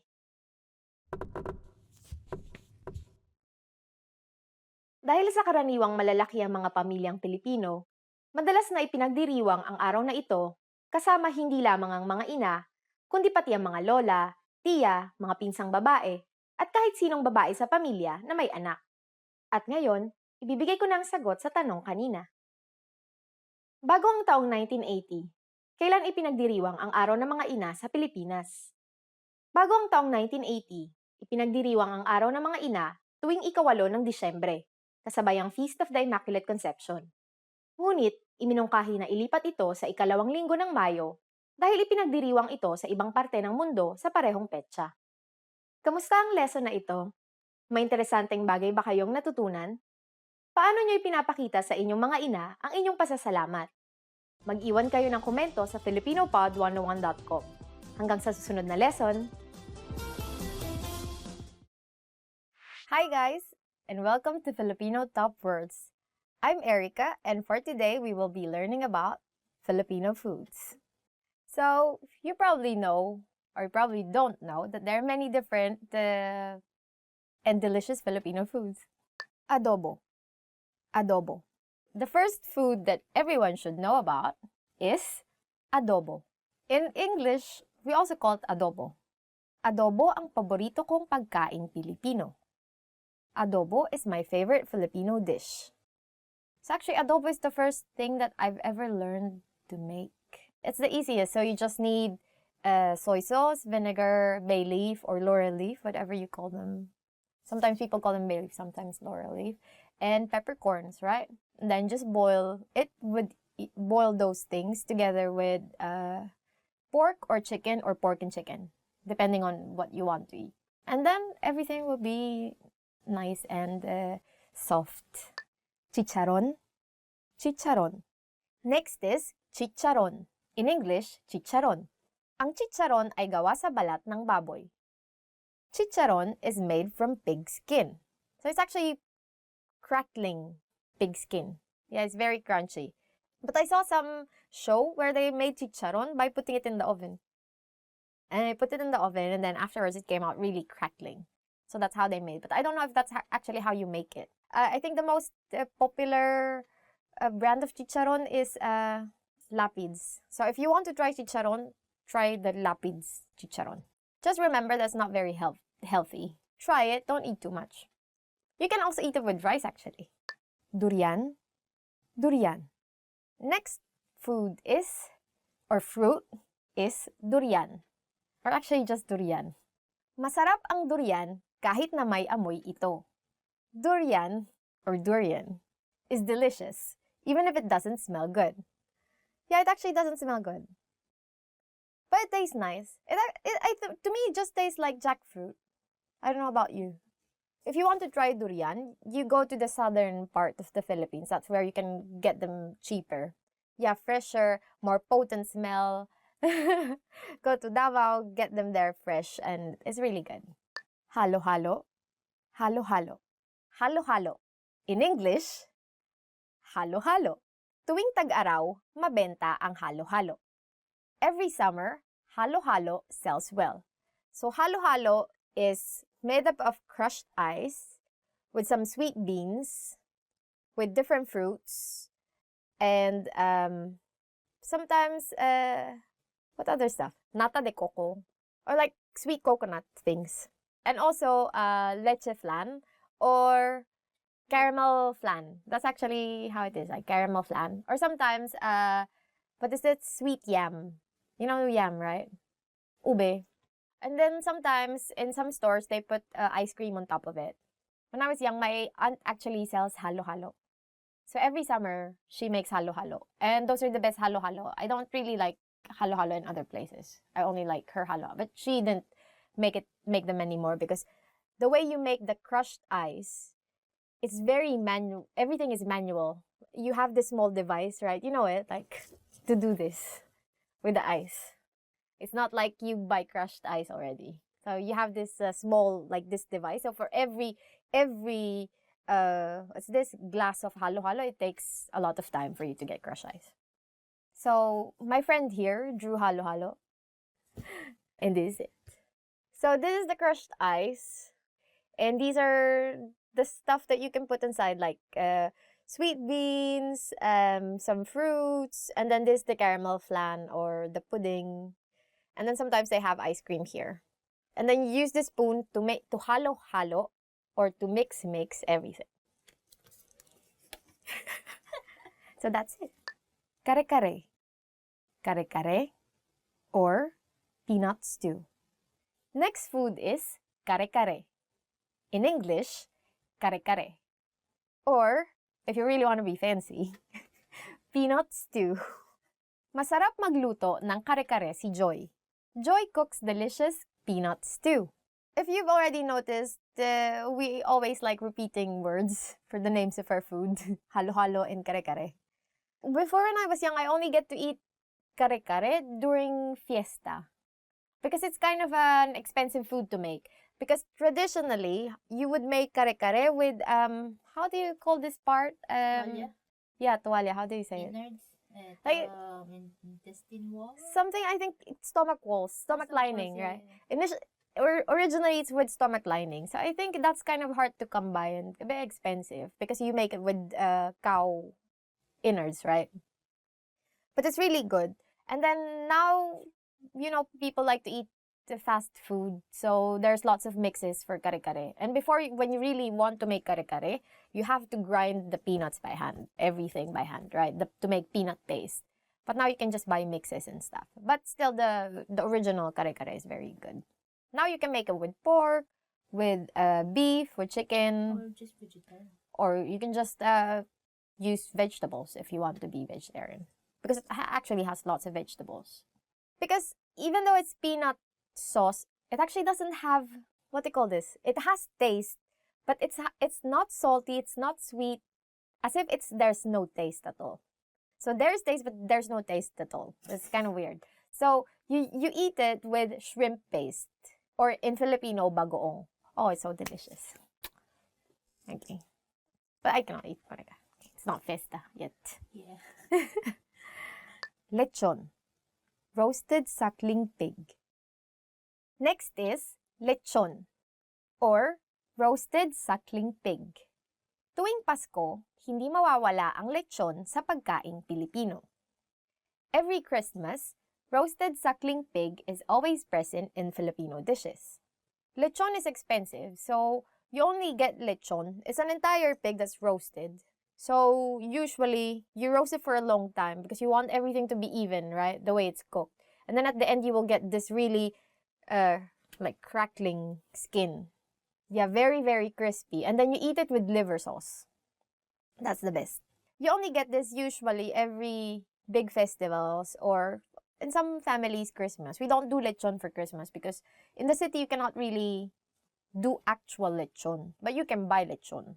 What happens is, you get lechon on Christmas, and then the next few days, you get lechon paksiw, which is the meat of the lechon cooked as a stew, right? With the liver sauce, and it's very good. That's my favorite, actually. I like lechon paksiw more than lechon. So this is lechon. I don't know if you can see. Aren't we going to insert pictures here? Here on this side, you will see lechon. Mangga. Mango. Mangga, or mango. Mura lang ang mangga sa Pilipinas.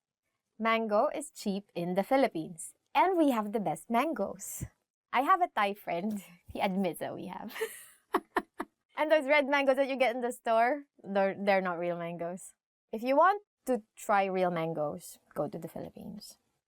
Yeah, so we have two kinds of mangoes, the yellow ones and the green ones. The yellow ones are the usual, very sweet, very fragrant, best fruit in the world mangoes. The green one is the slightly sour, not slightly sour ones that we call actually Indian mangoes. I don't know why. Because they're sour and because Filipinos really like to combine tastes, sweet, spicy, sweet, salty, sour together. So we eat this sour green mangoes with shrimp paste. Or sometimes salt if you don't have shrimp paste. And it's really delicious. We eat that always in high school after class. Sinigang. Sinigang. Tamarind soup. Sinigang.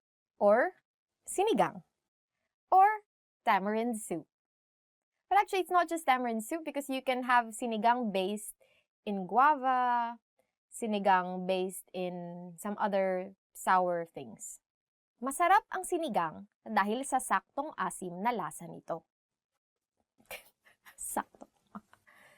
Tamarind soup is delicious because of its pleasantly sour taste.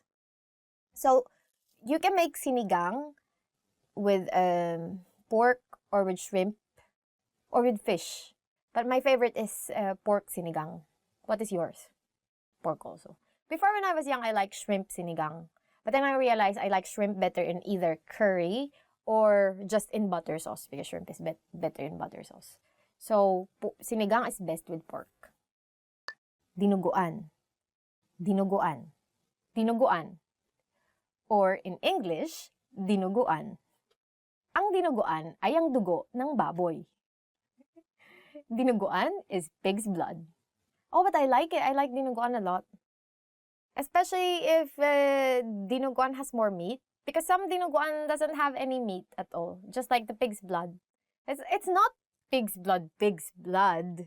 It's coagulated pig's blood, isn't it? No, just a bit of coagulation there. But it's like a stew kind of pig's blood. What do you think? What does it mean? But it's very delicious. And I like eating it with rice because we eat everything with rice, right? Next is sisig. Sisig. Everyone's favorite, sisig. Or, in English, sisig. Ang sisig ay mas masarap pag sisling sisig.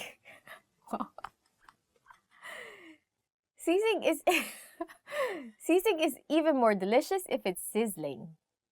I think the original idea of sisig is chopped pig's face.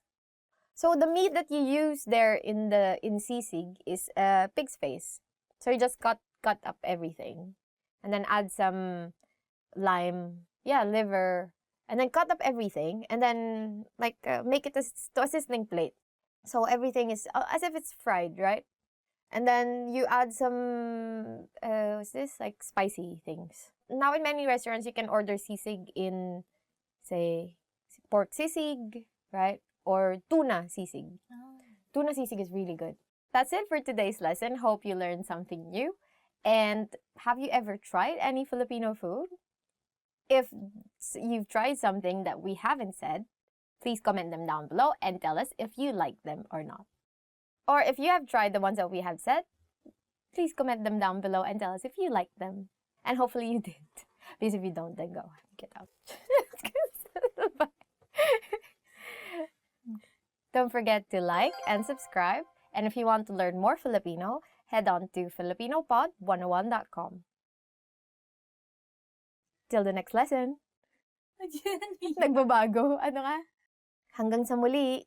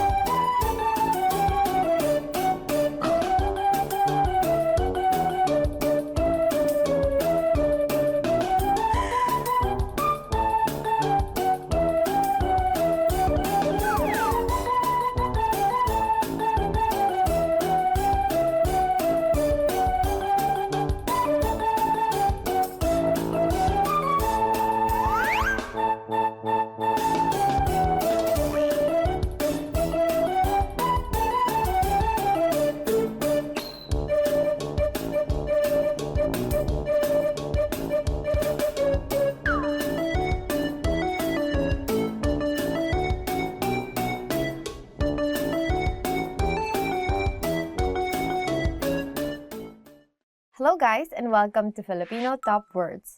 I'm Erica, and for today, we will learn about the 10 compliments you always want to hear. Ang guwapo mo. You're handsome. Two possible circumstances. First, if the person is really, really handsome. Second, if you want something from that person. So for example, you want something done for you. You go to this person and say, "Oh, ang guwapo mo. Pwede bang pakitulungan ako?" In English, "You're handsome. Can you help me with this?" Ang galing mo, or "You're good." But this is very nice to hear, right? If your boss tells you, "Oh, you're good at what you do. Keep doing it." Then you say, "Oh, thank you. Can you raise my salary?" Right? So it's not about you being kind, but it's more about you were able to do something. Like you excelled at something.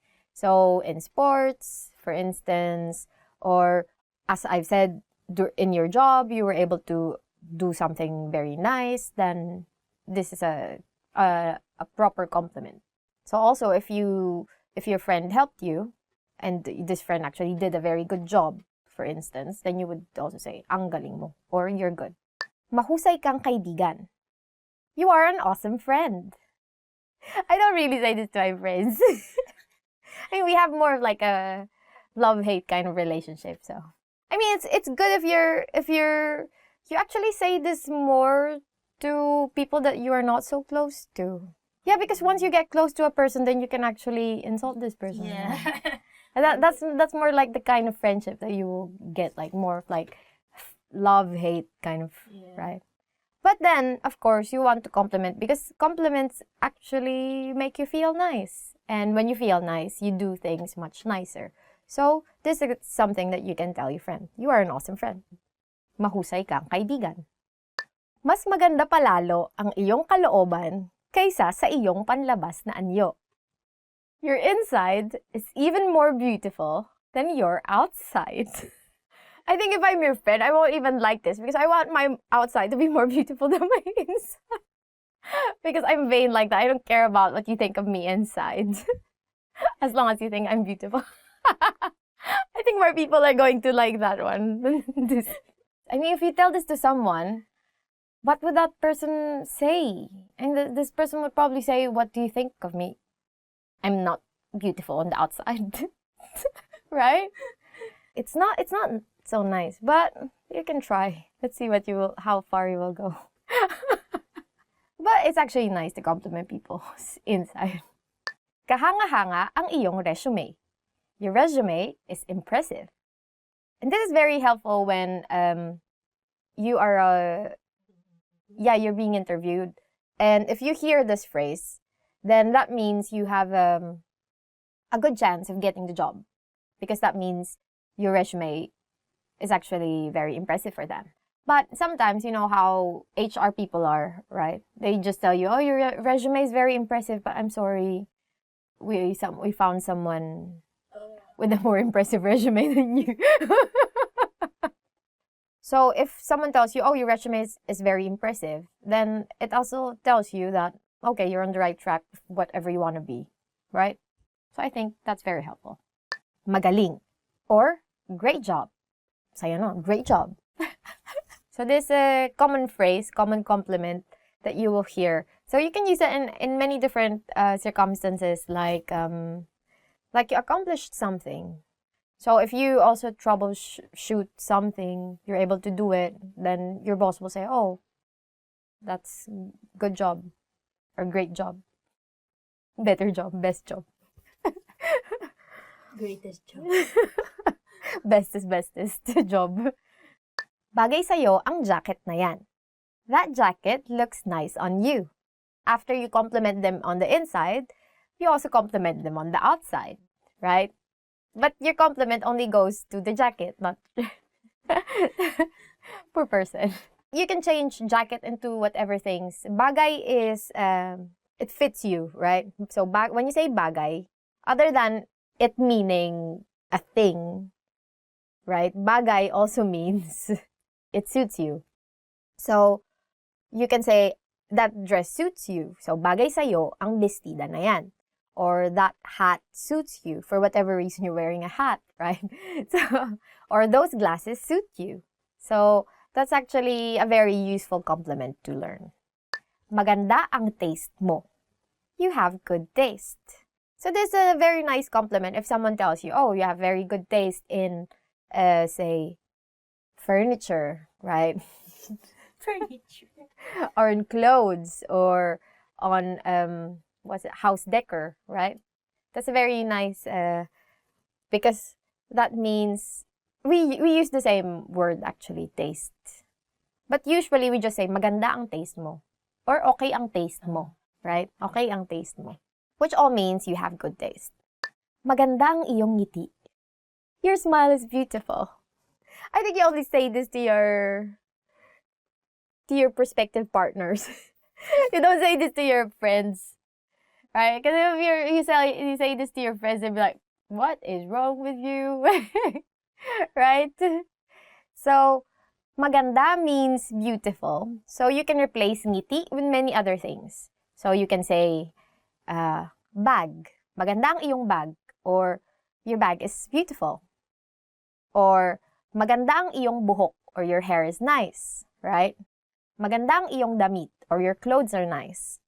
So, you can change ngiti to something more appropriate for the occasion.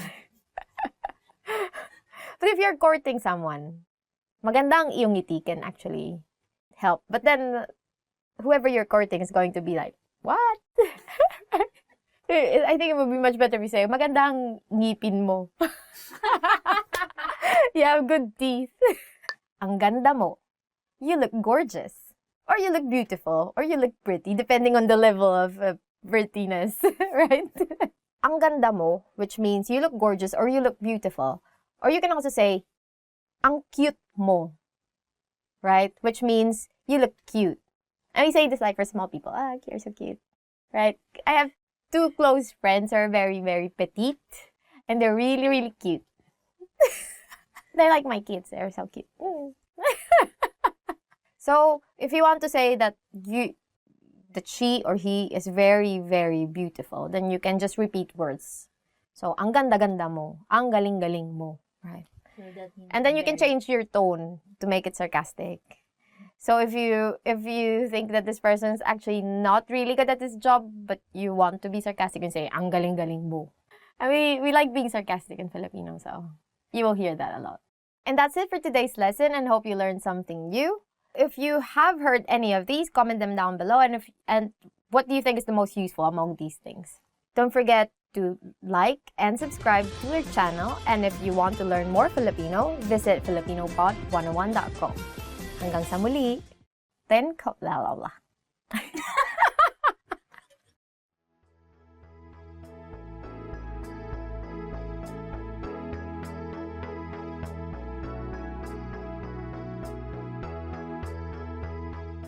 Genki. Hi everyone. Hi everyone, I'm Erica, and welcome to Filipino Top Words. For today, we will learn the 10 phrases you never want to hear. So let's begin. Nadagdagan ba ang timbang mo nitong nakaraan? Have you gained weight recently? The first phrase you won't ever want to hear is, nadagdagan ba ang timbang mo nitong nakaraan? In English, have you gained weight recently? I don't know. I also don't like hearing it, but I don't mind it, but I don't like hearing it. This is nicely put, actually. So for Filipinos, they would ask you directly, they would not ask you, they would comment on you. Oh, you look fatter, right? Or you look bigger.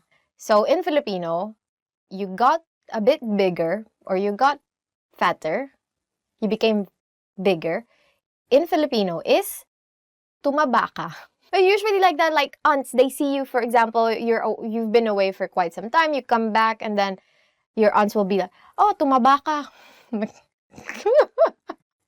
Right? Especially in the Philippines, you get lots of food every time you go to a restaurant. And there's another thing. Usually, you have your rice, right?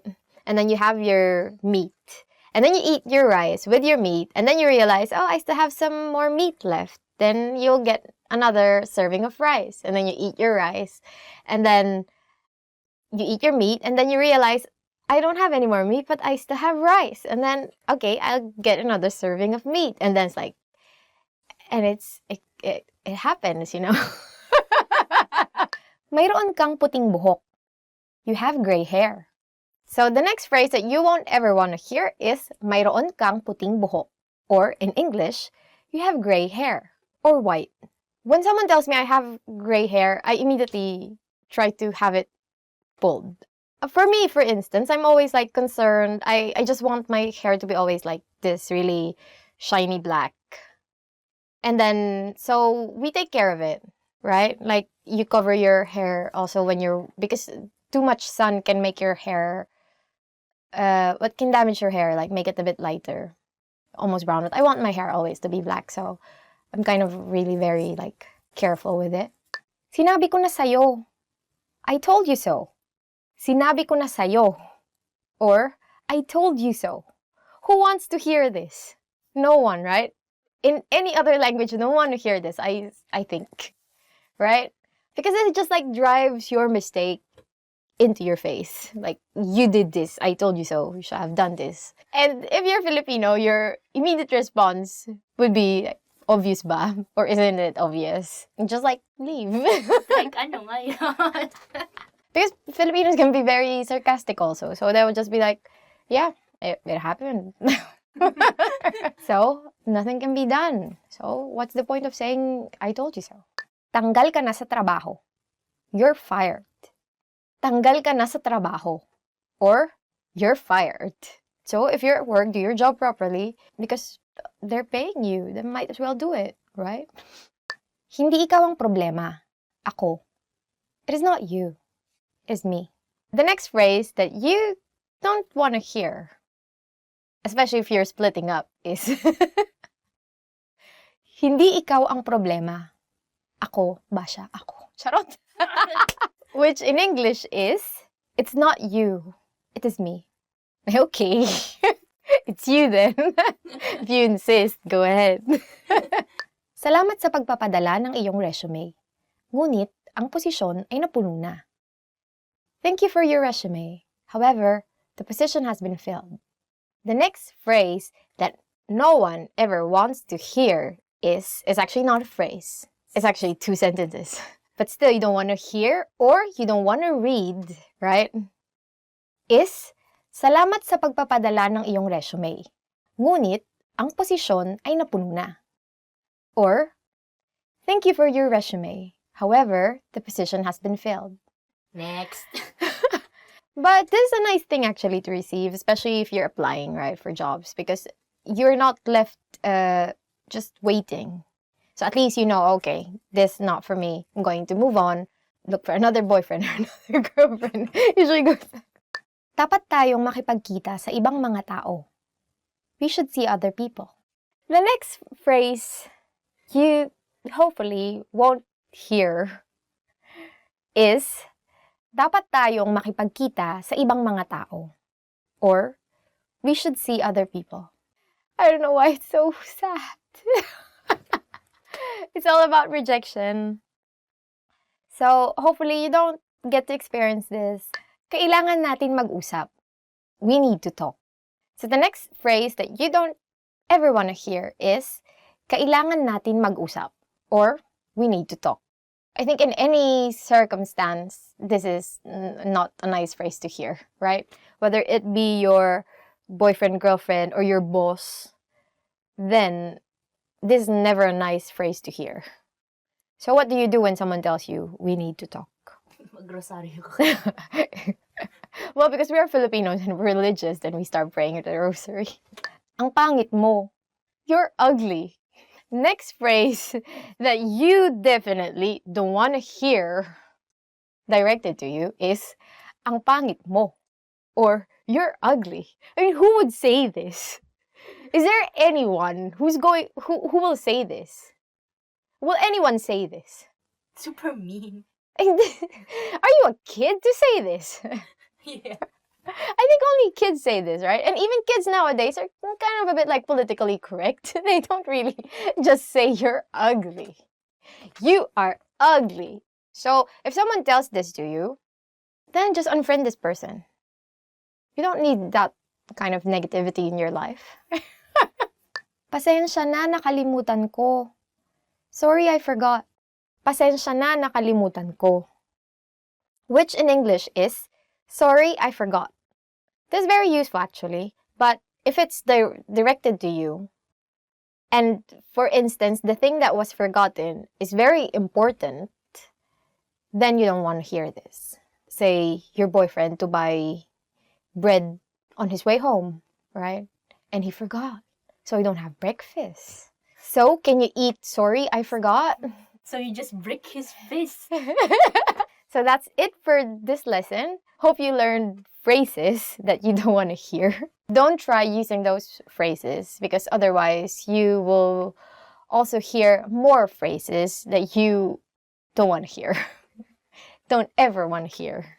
So are there any other phrase that has been said to you that you realize you don't like? If there are, please don't forget to comment them down below and don't forget to like and subscribe. And if you want more lessons in Filipino, go to filipinopod101.com and I'll see you in the next lesson. Bye-bye.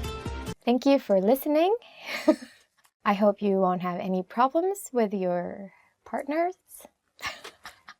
And always stay in love because the problem is you, not me.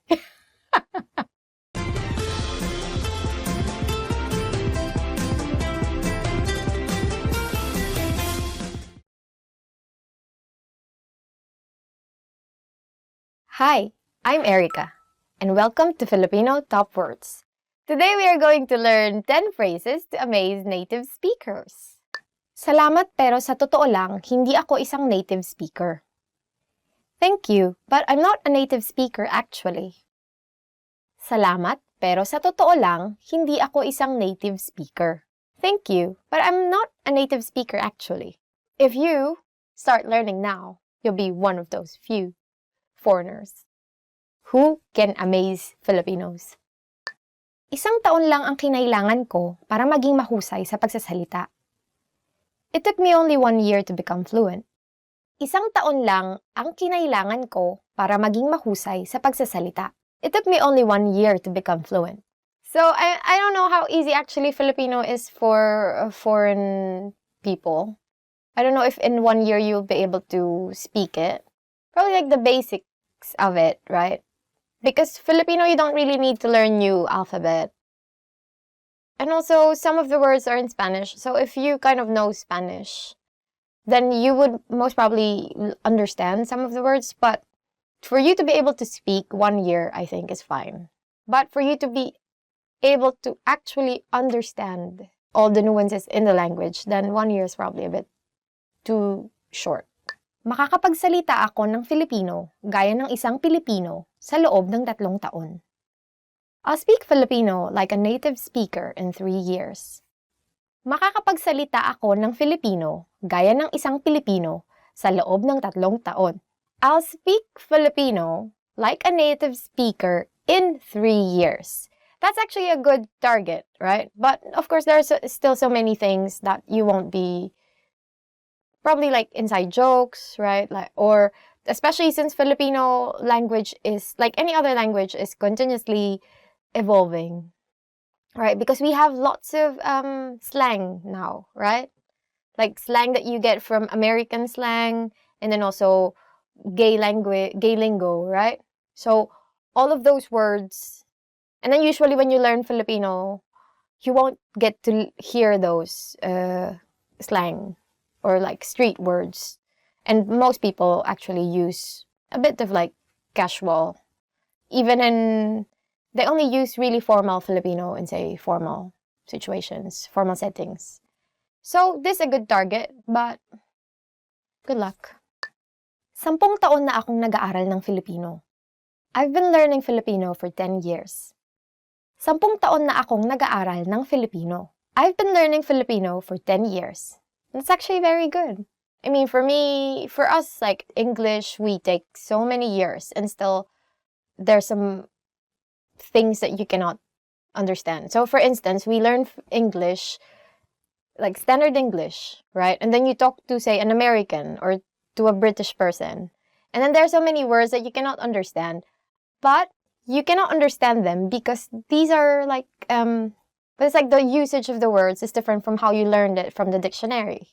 Sometimes when you speak to them, you sound so formal. 10 years is very good. Kaya kong manood ng mga pelikulang Filipino nang walang subtitle. I can watch Filipino movies without subtitles. Kaya kong manood ng mga pelikulang Filipino nang walang subtitle. I can watch Filipino movies without subtitles. We are releasing so many indie movies recently. Those are really good movies, so please watch Filipino movies. And if you can see them without subtitles, very good. Kaya kong magkabisa ng higit kumulang mga 50 bagong salitang Filipino kada araw. I can memorize around 50 new Filipino words a day. Kaya kong magkabisa ng higit kumulang mga 50 bagong salitang Filipino kada araw. I can memorize around 50 new Filipino words a day. Oh, that's very impressive. I don't have memories. Masaya at madaling aralin ang Filipino. Filipino is fun and easy to learn. Masaya at madaling aralin ang Filipino. Filipino is fun and easy to learn. Yeah, which actually it is, right? It's very, I think it's easier compared to, say, Japanese or Chinese. Because as I've said, first, Filipino, you don't need to learn new alphabet, which immediately makes it easy, right? Because learning a new alphabet is very hard, right? I mean, if you say, for example, walk in the streets and then you can read the signs, that's already something. Because, say, you go to Japan, then you see all the signs, and you cannot read kanji, or hiragana, or katakana, right? Then you cannot, it's like as if you're, I don't know, you're lost. But at least with Filipino, then you can immediately read the signs. And then the next thing is, you learn the words. Naintindihan ko ang lahat ng sinabi mo. I completely understood everything you said. Naintindihan ko ang lahat ng sinabi mo. I completely understood everything you said. Yeah, so when someone tells you this, then they're amazed. Yeah, so that's why they're just like, oh, great. So for example, someone tells you this very long explanation about something. Then, as a Filipino, you can simply say, gets ko. Because that's very Filipino actually, which means, I got it. Marami akong alam na slang sa Filipino. I know a lot of slang words in Filipino. Marami akong alam na slang sa Filipino. I know a lot of slang words in Filipino. It depends also when you use the slang words, because not in all circumstances can you use slang words, right? Especially if you're just meeting someone for the first time, then you would want to be a bit more formal. Then becoming too formal is not natural. It can be seen as sarcastic even. Actually, I think the key to being thought of as fluent is like getting this balance of being like casual, natural, and also a bit like more formal, right? I think so. Nakakabasa na ako ng nobela sa Filipino. I can now read a novel in Filipino. Nakakabasa na ako ng nobela sa Filipino. I can now read a novel in Filipino, which is very good. If you read actual like old Filipino novels, it's very, what do you call this, like flowery. It's like it really evokes emotions when you read Filipino novels. It's actually hard to write in really, say, old poetic Filipino now. So that's it for today's Filipino top words. What sentence would you say to amaze us? But actually, we're easily amazed, so don't hesitate to write anything down below or comment, because you might comment negative things, right? Okay. If you like this video, don't forget to like and subscribe. And if you want to see other videos like this, then head on to filipinopod101.com. See you in the next lesson. Naintindihan ko ang lahat ng sinabi mo. Marami akong alam. Inay, ito na po ang inyong pansit. Na binili ko sa kanto. Inay, wag mo akong iwan, inay.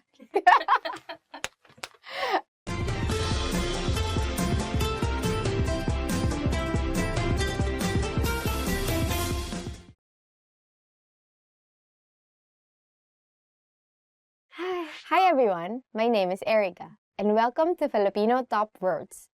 Our lesson for today is 15 must-know family words. Ta-da! Pamilya. Pamilya. Family. Our first word is pamilya or family. Anim kami sa pamilya. Anim kami sa pamilya.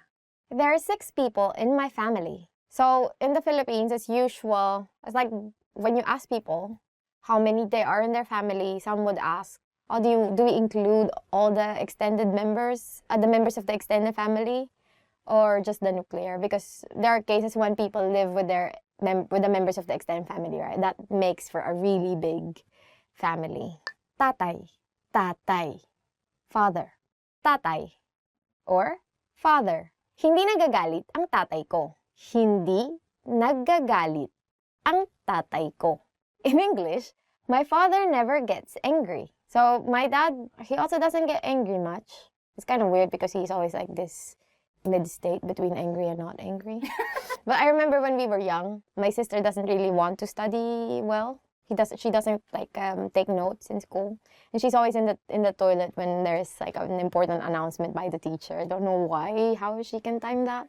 So usually when she comes out of school, she doesn't know what happened in class, and she doesn't know the assignment, she doesn't know anything. There was one time that he got really mad, so he made Giliw, that's my sister's name, Giliw, which means dear in Filipino. It's like a very cute name.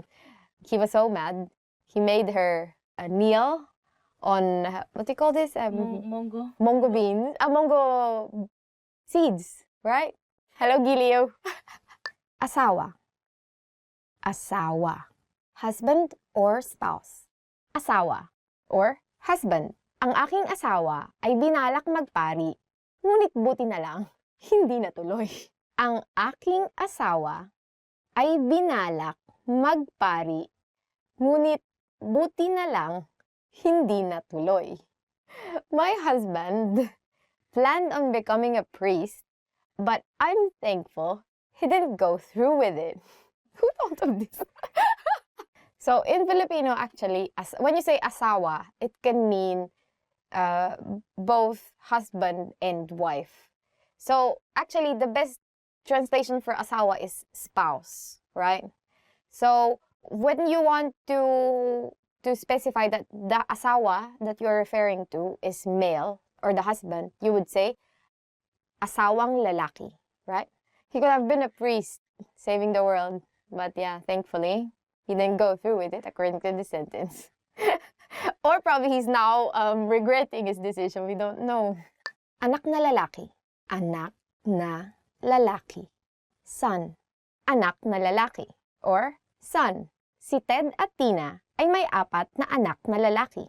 Si Ted at Tina ay may 4 na anak na lalaki. Ted and Tina have 4 sons. When you want to say son, you would add lalaki, which is male. So anak na lalaki. Or if you want to say daughter, then you would say anak na babae, babae for female. Usually you just say, oh, my kid, right? My kid, actually. Ang anak ko, hindi na naman pumasok sa eskwelahan. My kid didn't go again to school. That was my mom's line every time when we talked about Giliw. Because Giliw really doesn't like taking down notes. Kapatid na lalaki. Kapatid na lalaki. Brother. Kapatid na lalaki. Or, in English, brother. Ang kapatid niyang lalaki ay napakatalino. Ang kapatid niyang lalaki ay napakatalino. His brother is extremely smart. Here, kapatid again is a gender-neutral word, which means sibling. So if you want to say brother, you would add lalaki to kapatid. So it will be kapatid na lalaki. Or if you want to say sister, then it would be kapatid na babae. Babae meaning female. In the family, there's always ways of calling brothers, sisters, right? So for an older brother, you would say kuya. For elder sister, you would say ate.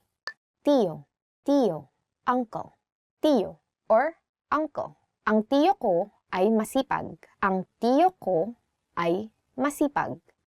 My uncle is hardworking. So usually, younger people would call uncles as tito. So they would just call them tito. You can also say tito to anyone like a bit at the same age as your tito. For instance, like you meet someone and then you start talking to this someone, but they're kind of like more of a like mom-dad image. So you would call the dad image as like tito, right? Something like that. Lolo. Lolo. Grandfather. Lolo or grandfather. Magaling mag-Ingles ang aking lolo. Magaling mag-Ingles ang aking lolo. My grandfather has excellent English. Biyenang lalaki. Biyenang lalaki. Father-in-law. Biyenang lalaki. Or father-in-law. Ang aking biyenang lalaki ay nakakatakot. Ang aking biyenang lalaki ay nakakatakot. My father-in-law is scary. Nanay. Nanay. Mother. Nanay. Or mother. Walang katulad ang aking nanay. Walang katulad ang aking nanay. There is no one like my mother. Because my mom is weird. She's very funny. I don't know. I think she was normal. Now she's a mom. When I'm away, I talk to her on Facebook video, right? Video call. And then so I talk to her. And the first thing that she noticed after so many things that I discussed with her, like, oh, this, like, how graduate school is, blah, blah. And then her immediate reaction is, oh, did you change your sheets? Kapatid na babae. Kapatid na babae. Sister. Kapatid na babae. Or sister. May isa akong nakababatang kapatid na babae. May isa akong nakababatang kapatid na babae. I have one younger sister. So this is the same thing that we discussed earlier with the word kapatid. So it's a gender-neutral noun. And you can add lalaki or babae for male, female respectively to make it into a gendered noun. So for kapatid na babae, to mean sister, you added babae, which is female. Asawa. Asawa. Wife or spouse. Asawa or wife or spouse. Ang aking asawa ay dating sumali sa Miss Universe. Ang aking asawa ay dating sumali sa Miss Universe. My wife was in the Miss Universe pageant. Wow, lucky you. And this is again what we were discussing earlier about the word asawa, which literally means spouse. So if you want to put a gender on asawa, you would say asawang babae for wife or asawang lalaki for husband. So because of the context, then you can tell that the speaker is referring to a female spouse, right? Biyenang babae. Biyenang babae. Mother-in-law. Biyenang babae. Or mother-in-law. Ang aking biyenang babae ay napakabait. Ang aking biyenang babae ay napakabait. My mother-in-law is very kind. Oh, very lucky. You have a very scary father-in-law and a very kind mother-in-law. And we forgot to say something about biyenan, because biyenan again is a gender-neutral word. So biyenan just means in-laws, right? When you want to emphasize that you're referring to the mother-in-law, then you would add again the word for female, which is babae. So you would say biyenang babae. And then for males, you would say biyenang lalaki. Lola. Lola. Grandmother. Lola. Or grandmother. Hindi na ako namumukhaan ng aking lola. Hindi na ako namumukhaan ng aking lola. My grandmother can no longer recognize me. Oh, this is pretty sad. Katuwang. Katuwang. Partner. Katuwang or partner. Ang katuwang sa buhay ang iyong kasama sa hirap at ginhawa. Ang katuwang sa buhay ang iyong kasama sa hirap at ginhawa. Your partner in life is your companion through thick and thin. When you're thin and then when you become thick, that's what it means. Tia, tia, aunt, tia, or aunt. Mapagbigay ang aking tiya. Mapagbigay ang aking tiya. My aunt is generous, or tita, right? Now, being a tita is kind of like a frame of mind, right? You're lazy, you just want nice things, you just want to drink tea, you just want to relax, be experience the not be not be sweaty. If you're a tita, you're in everyone's business. Aside from all those things that I said. So imagine, you always would have titas that ask you, why aren't you still married, right? There are always those titas. They just have so much time, right? Okay, guys, that's it for this lesson. Hope you learned something new. Don't become a tita yet. Who is your favorite member of your family? How many are you and your family? And don't forget to like, subscribe to the channel, and visit FilipinoPod101.com to learn more Filipino. Hanggang sa muli!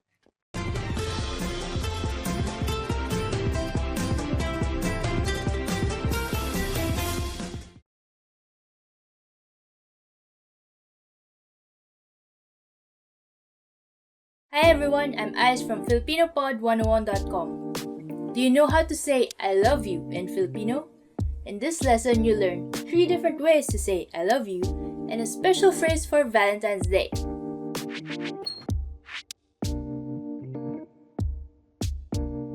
Let's start with the most common phrase. Mahal kita. Mahal kita. I love you. This phrase is direct. You should use it only when confessing your love.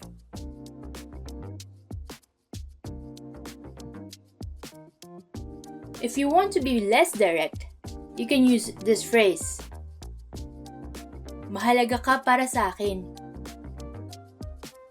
Mahalaga ka para sa akin.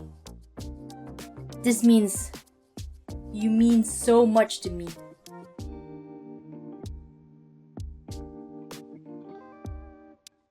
Now, if you want to be more romantic in expressing your love for someone, here's a phrase for you. Hindi kayang ilarawan ng mga salita ang pag-ibig ko para sa iyo. Hindi kayang ilarawan ng mga salita ang pag-ibig ko para sa iyo.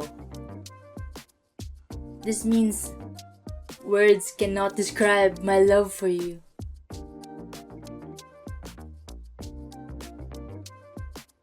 Now you know 3 different ways to say I love you in Filipino. And here's one more. What if you want to spend Valentine's Day with someone special?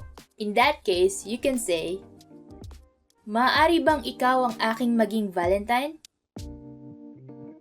Maaari bang ikaw ang aking maging Valentine? This means, will you be my Valentine?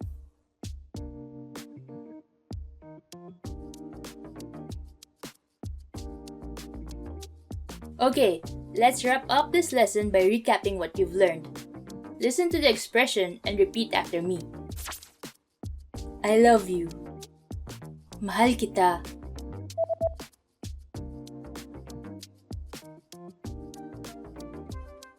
Mahal kita. You mean so much to me. Mahalaga ka para sa akin.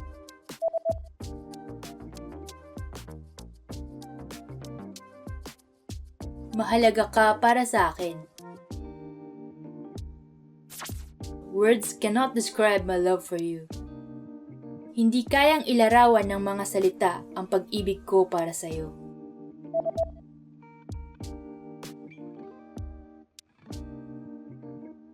Hindi kayang ilarawan ng mga salita ang pag-ibig ko para sa iyo. Will you be my Valentine? Maaari bang ikaw ang aking maging Valentine?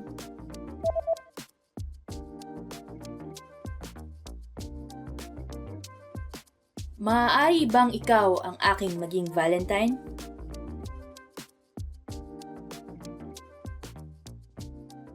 Well done! Here's a fun fact. Do you know about the Filipino courting tradition called harana?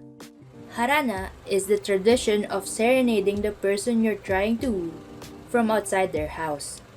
It takes a lot of courage, but don't worry, you can have your friends back you up and play the guitar for you. You just learned 3 different ways to say I love you in Filipino, and 1 special phrase for Valentine's Day. Also, don't forget to download your free cheat sheet on how to be a good lover in the Philippines, including words for romance, compliments, and pickup lines. Check out the description below and go to filipinopod101.com now. I'll see you next time. Paalam!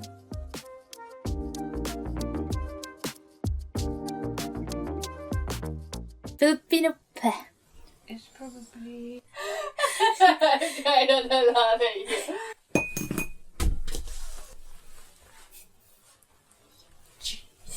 And here's one more. Well done. Rare, medium rare. Mama, you better be quiet. Shh.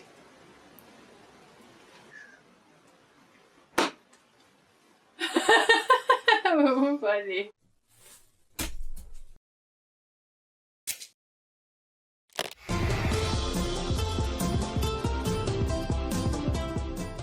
Kamusta kayo? Ako si Erica. Hi everybody, I'm Erica. Welcome to FilipinoPod101.com's Filipino sa 3 minuto. The fastest, easiest, and most fun way to learn Filipino.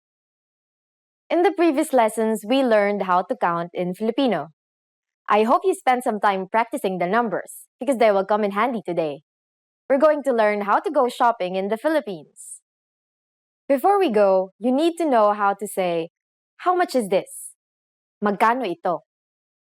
Magkano ito? Are you ready to go shopping in the Philippines? Let's go! You see something you like and want to ask the shop clerk how much it costs.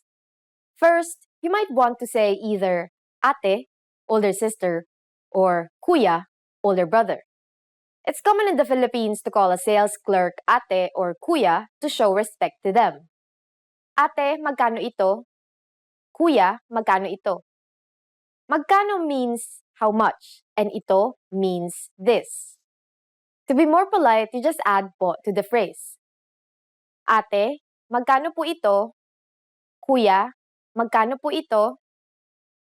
If you want to be more specific when asking, how much is this, and refer to a certain type of object, we need to add the connector ng to ito, and then the object that you want to buy. For example, a hat is sombrero. Ate, magkano po itong sombrero? Or, Kuya, magkano po itong sombrero? How much is this hat?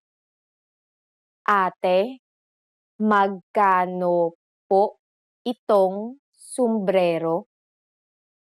Kuya, magkano po itong sombrero?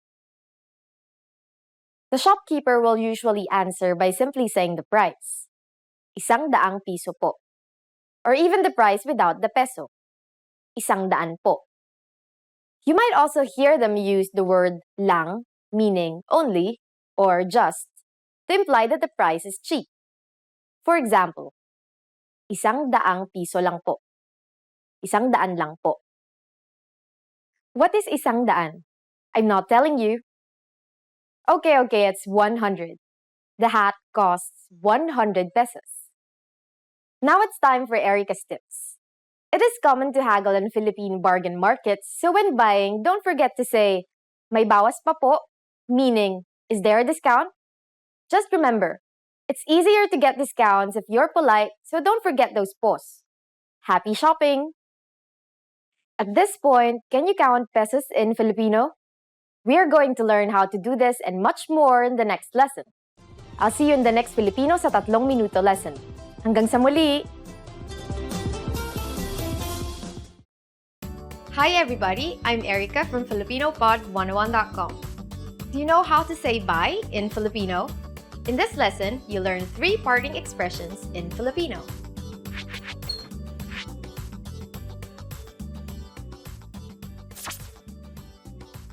Let's start with the easiest one. Paalam. Pa-a-lam. This means goodbye in Filipino. You can use this expression on any occasion with anyone.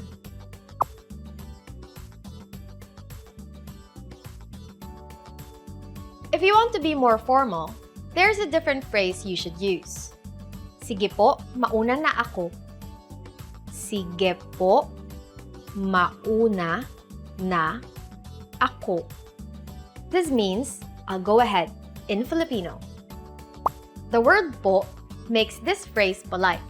Use this expression with people older than you.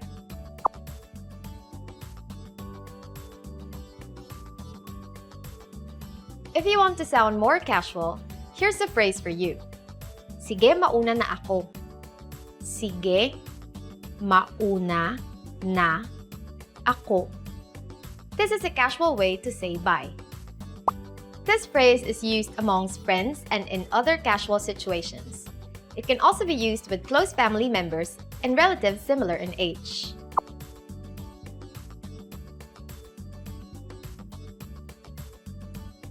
Let's wrap up this lesson by recapping what you've learned.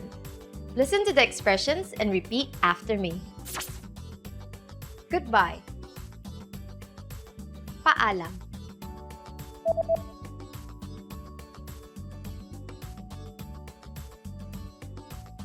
Paalam. I'll go ahead. Sige po, mauna na ako.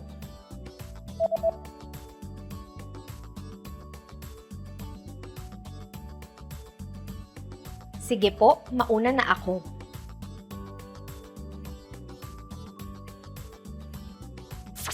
The casual way to say bye. Sige, mauna na ako.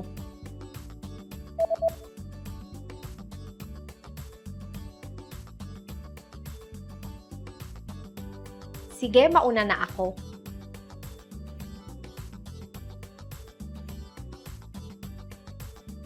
Well done! Here's a fun fact. In a daily conversation, you will hear the casual phrase, sige, mauna na ako, more often than other expressions. So remember both paalam and sige, mauna na ako when talking with your friends. You just learned how to say bye in 3 different ways in Filipino. And don't forget, you can learn Filipino twice as fast with your free PDF lessons. Just click on the link in the description to download them. See you soon! Paalam!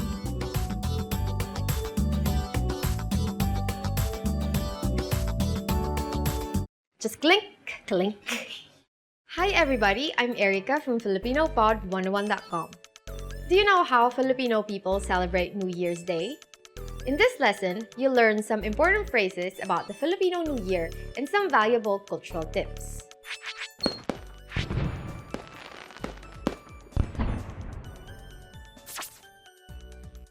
In Filipino, New Year's Day is called Araw ng Bagong Taon. Araw ng Bagong Taon.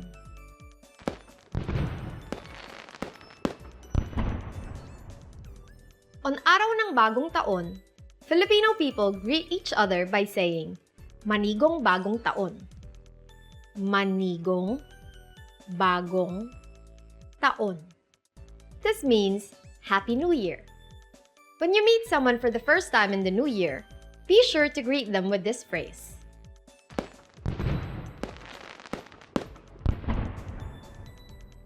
Filipino people also celebrate the holiday with special events and customs, with having a party being the most common. That's why you should remember this word. Handaan. Handaan. This means party. In recent years, going to street parties to welcome the new year has become a popular tradition in the Philippines, especially in Manila. This is partly because firecrackers are gradually being prohibited for individual use. Due to the massive amount of firecrackers used and because the people setting them off at home are not professionals, individual use of firecrackers brings danger to the neighborhood.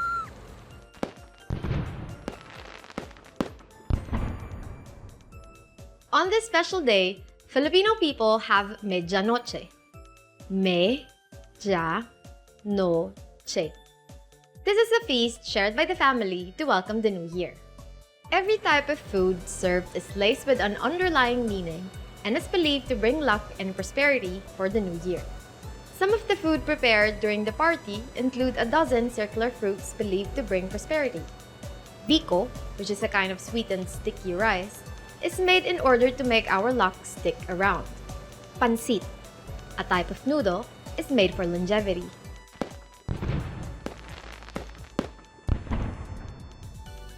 Let's wrap up this lesson by recapping what you've learned. Listen to the words and repeat after me. New Year's Day. Araw ng Bagong Taon.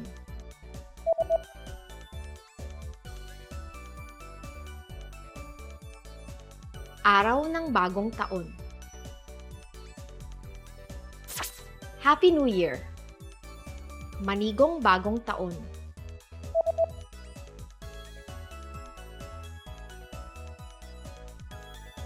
Manigong Bagong Taon. Party. Handaan.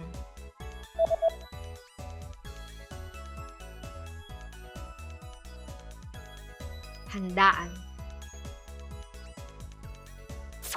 A feast shared by the family to welcome the new year. Medianoche.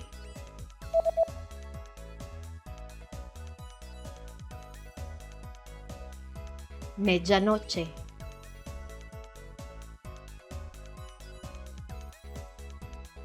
Well done! Here's a fun fact. Do you know what is a good outfit to wear on New Year's Eve in the Philippines? It is said that polka dots are the best design to wear on New Year's Eve. Filipinos believe that wearing something with circular patterns like polka dots will bring a prosperous year full of luck, especially when it comes to money. You just learned how Filipinos celebrate New Year's Day and some important facts about the holiday.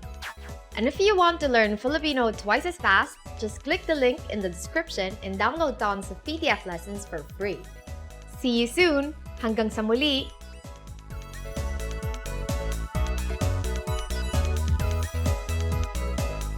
Gradual ilong.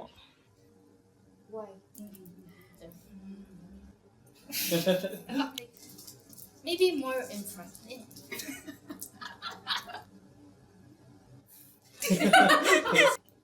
Can you go get closer? Yes. That didn't look very good.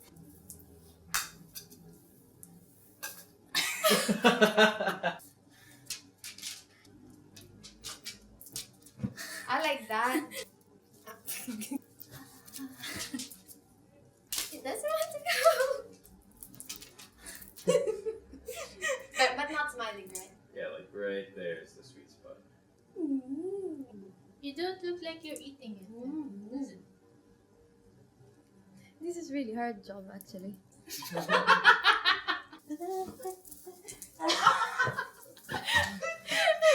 I think that's enough.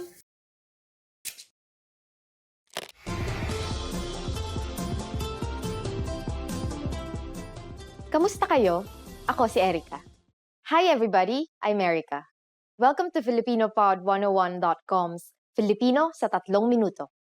The fastest, easiest, and most fun way to learn Filipino. In the last lesson, we learned the phrase, mawalang galang lang po. Nagsasalita po ba kayo ng Ingles? Excuse me, do you speak English? We mentioned the phrase, mawalang galang lang po, which means, excuse me, in formal Filipino. In this lesson, we're going to learn how to use this and other words when apologizing in Filipino. We can use mawalang galang lang po when we need to stop someone to ask a question. It literally means just to be rude, but is used to mean excuse me. For example, mawalang galang lang po, nasaan po ang palengke? Excuse me, where is the market? Mawalang galang lang po, nasaan po ang palengke? There is another phrase we use to mean excuse me, and that is paumanhin po. However, paumanhin po is used when you have bothered someone and could also mean I'm sorry. Paumanhin po. We use mawalang galang lang po and paumanhin po exclusively for formal situations. For informal situations, Filipinos usually just say, excuse me. But if there is something you really want to apologize for, it might be better to use a different phrase. That phrase is, patawarin mo ako. It means, please forgive me, and is used in informal situations. Patawarin mo ako. In formal situations, we say, patawarin niyo po ako. Patawarin niyo po ako. Here we added po and turned the second person pronoun into plural. Another common phrase Filipinos use for apologizing is, pasensya na po kayo. Pasensya na po kayo. This phrase is usually heard from shopkeepers when apologizing to customers. It can be translated as, please be patient with us. Now it's time for Erica's tips. In the Philippines, it is normal to simply say, excuse me, or I'm sorry, since English is commonly used in conversation. You could also add po to these phrases to make them sound a bit more formal and sincere. Excuse me po, or excuse po, I'm sorry po, or sorry po. Are you able to count in Filipino? In the next lesson, we will learn the numbers in Filipino from 1 to 19. I'll be waiting for you in our next Filipino sa 3 minuto lesson. Hanggang sa muli!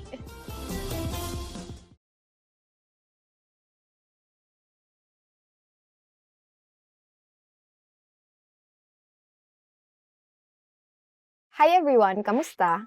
I'm Erica, and welcome to Filipino Top Words. So for today's lesson, we are going to talk about top 25 verbs that you will need when you go to the Philippines. So let's go ahead and get started.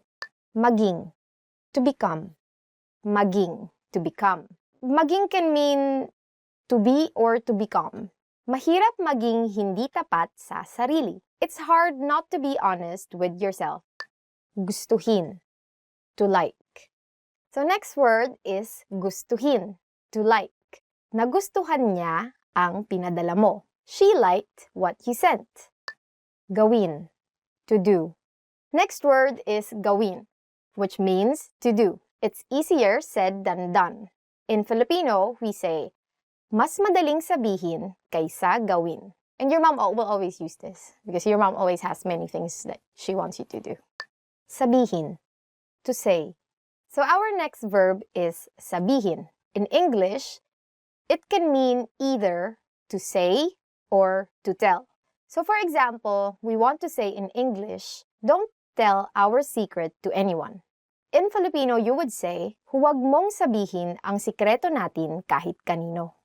Ipaliwanag, to explain. Ipaliwanag, to explain. Dapat ipaliwanag ng guro ng mabuti ang paksa.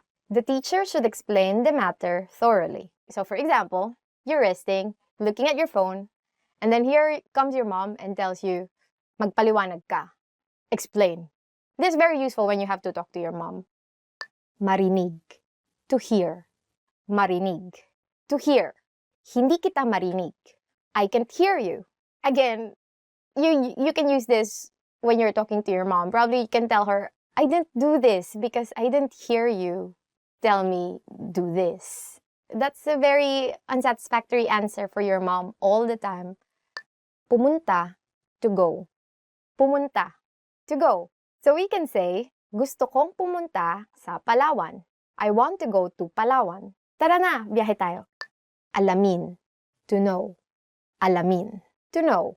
Gusto kong alamin kung mas mahirap bang matutunan ang Japanese o Chinese. I want to know if it's harder to learn Japanese or Chinese. Compared to Japanese or Chinese, Filipino is easier, right? So, please take the time to study Filipino. You will take less time than studying Japanese than if you go and study Japanese or Chinese. So, you know what to learn. Kunin, to take. Kunin, to take. For example, we want to say in English, please take the bill so that we can leave already. In Filipino, what you will say is, kunin mo na ang bill natin para makaalis na tayo. So when you go to the Philippines and you eat at a restaurant and you want to ask for the check, just do this hand sign. Makita, to see. Makita, to see. Huwag kang mainis pag nakita mo. Don't get annoyed when you see it. So, what are the things that you get annoyed when you see? Dumating, to arrive. Dumating, to arrive. Dumating na ang pinakahihintay mong balita. Your long-awaited news has finally arrived. Isipin, to think. Isipin, to think. Isipin nating mabuti bago magdesisyon. Let's think of it thoroughly before making a decision. Actually, this is very important because every day of your life you have to think. Tumingin, to look. Tumingin, to look. Huwag kang tumingin sa malayo pag may kausap ka. Don't look far away when you're talking with someone. Because obviously you're talking with someone, right? How would it feel like if you're talking to this person face to face and you're looking at the side like this? Naisin, to want. Naisin, to want. I want to become an engineer rather than be a doctor. Mas nais kong maging inhinyero kaysa maging doktor. Magbigay, to give. Magbigay, to give. For example, someone asks you, oh, who can give me advice on something? And then you say, Alex gives excellent advice on whatever that is. In Filipino, how you would say it, magaling magbigay ng payo si Alex. Gamitin, to use. Gamitin, to use. So for example, I don't know where you can use actually you can use gamitin a lot. For example, let's use it in a proper sentence. Hindi natin pwedeng gamitin ang may nakasulat na bawal gamitin. So, in English, we can say, we can't use the ones which are marked don't use. I have a pretty straightforward, don't use it. Hanapin, to find. Hanapin, to find. You're asking your mom, where is this thing that I'm looking for? So she says, Pina, find it in the second drawer. In Filipino, it means, hanapin mo sa ikalawang drawer. Usually, your mom will call you Pina, according to her, if you don't use your eyes to look for things. It's actually very useful. So just remember that if you are going to look for something, don't ask your mom because you don't know what kind of fate will befall you. You might be a pineapple at the end. Lumabas, to go out. Lumabas, or to go out. So you want to ask permission from your parents before you go out. How do we say it in Filipino? Magpaalam ka muna sa iyong mga magulang bago ka lumabas. Ask permission from your parents before you go out. Someday, kids, you will be parents too. Magtanong, to ask. Magtanong, to ask. So, for example, you have a new office mate and you want to tell your office mate, huwag kang mahiyang magtanong kapag hindi mo alam ang sagot. In English, what you just said means, don't hesitate to ask if you don't know the answer. Magtrabaho, to work. The next verb is magtrabaho, or to work. So, for example, you want to say, as much as possible, I don't want to work overtime. In Filipino, you can tell your boss, ayaw kong magtrabaho ng overtime hanggat maaari. Mag, it's the way you conjugate verbs, but it's in Filipino. And then trabajo comes from the Spanish word trabajo. Pumasok, to enter. Pumasok, to enter. For example, you went to a club and you have a friend who looks 18, actually, who looks younger than 18, like a high school student. So you can tell this friend, you are not allowed to enter the club if you're under 18 years old. Or in Filipino, bawal pumasok sa club ang mas bata sa 18 taong gulang. Maramdaman, to feel. So next verb is maramdaman, or to feel. For example, you really are irritated with a person and you don't want the person to feel that you're irritated with him or her. So if you want to say in English, I don't want her to feel that I'm frustrated, then you would say in Filipino, ayaw kong maramdaman niya ang inis ko sa kanya. But I think you have to approach her and tell her that you are frustrated. So go ahead and tell her. Subukan, to try. Subukan. This again, some like really inspiring example sentences that we have here. You want to say to your friend, because you want to be really encouraging, why don't you try it before you say that you can't? And assuming that this friend cannot understand English, then you would have to learn the Filipino. You would say, bakit di mo subukan bago mo sabihin na hindi mo kaya? Mag-iwan, to leave. Mag-iwan. It actually means to leave something. You want to say in Filipino, mag-iwan ka ng 500 pesos or ng 500 piso para pambili ng pagkain. In English, please leave 500 pesos to buy food.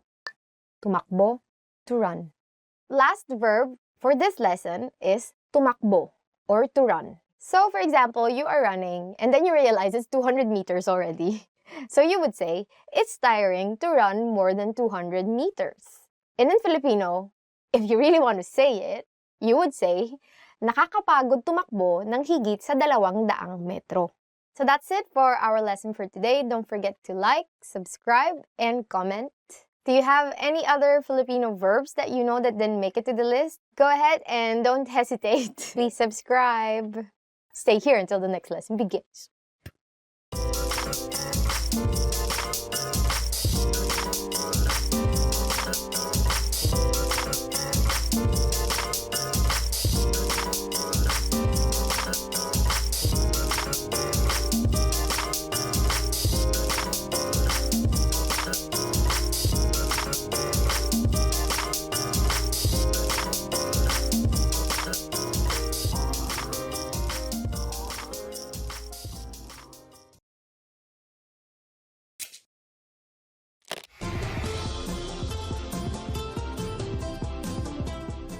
Kamusta kayo?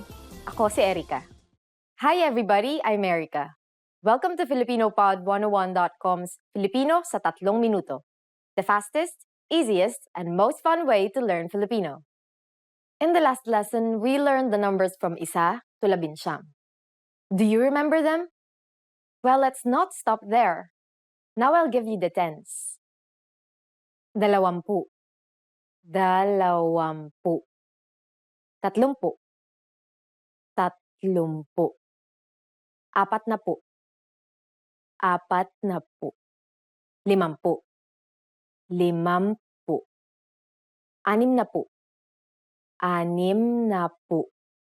50, 50, 60, 60, 70, 70, 80, 80, 90, 90. Just like 11 to 19 from the last lesson, the tens also has a common formula. It is the numbers 1 to 9 plus connector plus pu. As I mentioned, the connector is usually NA if the letter before it is a consonant and NG if the letter before it is a vowel. I also mentioned that if a P follows the NG connector, then it becomes an M. Now here's one more thing. If the vowel before M is an O, then that also changes and becomes a U, just like in 30, 70, and so on. Finally, one last thing to note is that for the number 10, we say 10 and not 10. Are you ready to try making compound numbers out of the numbers we've learned? I promise it's easier. How would you say 56 in Filipino? Let's take it step by step. 50 is 50. Just add and, at, in its contracted form, and then 6, anim. So it will be 56. Done. Isn't that easy? Let's try another number. For instance, 98. Take 90, 90, and add at, in its contracted form, then 8, 8. 98. Ready for more challenge? How do we say 100 in Filipino? It is 100. That is, isa, which is 1, followed by the connector NG, then daan, which is 100. Now let's try counting up to 999. For compound numbers in the hundreds, the formula is numbers 1 to 9 plus connector plus daan plus numbers 20 to 99. For example, 169 is 169. One thing to note is that daan becomes raan when the NA connector is used. For example, 492. 492. For compound numbers with 1 to 19, you have to add an at after saying the 100. For example, 401 is 400 at isa. And now it's time for Erica's tips. Conjugation may be the trickiest part in learning Filipino, but it is done mostly to make sentences sound more natural and easier to pronounce. So don't worry if you can't nail it down yet. People will still understand you. Just keep practicing and you'll get the hang of it. Can you believe it? After only 2 lessons, you can now count up to 999 in Filipino. In the next lesson, we are going to put your number knowledge to use. Do you have all the skills you need to go shopping in the Philippines? Let's learn it together in the next Filipino sa 3 minuto lesson. Hanggang sa muli! Hi everyone, I'm Erica and welcome to Filipino Top Words. Our lesson for today is the 10 questions you should know in Filipino. So let's begin. Anong pangalan mo? What's your name? The first question that you should know is Anong pangalan mo? In English, what's your name? So, how do you answer this question? For instance, my name is Erica. So in Filipino, I would say Ako si Erica or I'm Erica. This is a very useful question when you want to get to know other people. So you better remember this. Anong pangalan mo? In English, what's your name? Kamusta? How are you? The next question that you should know is kamusta? Or in English, how are you? How do you respond to this question? You say, mabuti naman. Ikaw? Or, I'm good. You? So this is also again another very common question that you can ask your friends just because you're friends. So you have to know how they are. Parang lagi na lang magka-sarcastic yung... Actually, the longer version is kamusta ka? But no one really says that now. So you can just simply say, kamusta? Yeah, or even shorter, you can just say, musta. So it's very nice actually to say this to people, especially if you haven't seen them for a long time. Taga saan ka? Where are you from? So the next question that you should know is, taga saan ka?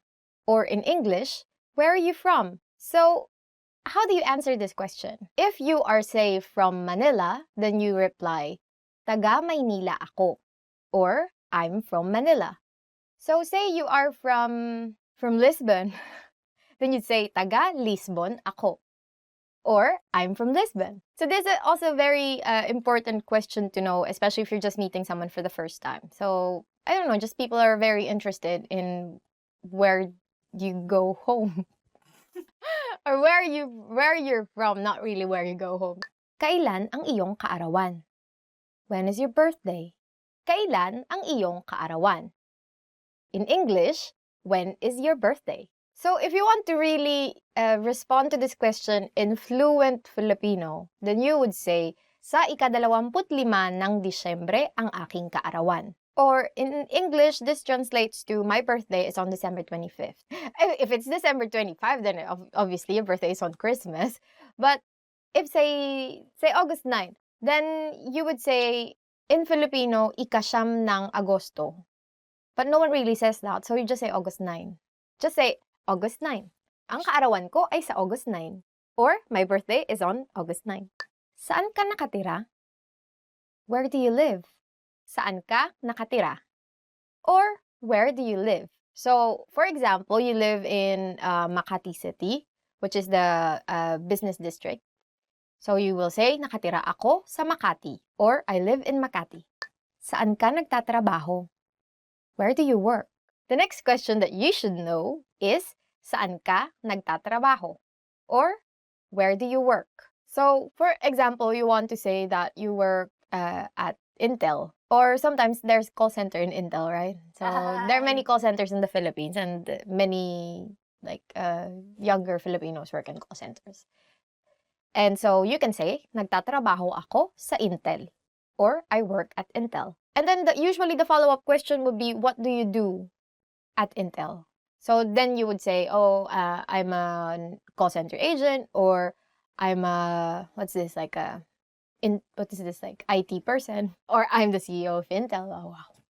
Ano ang phone number mo? What's your phone number?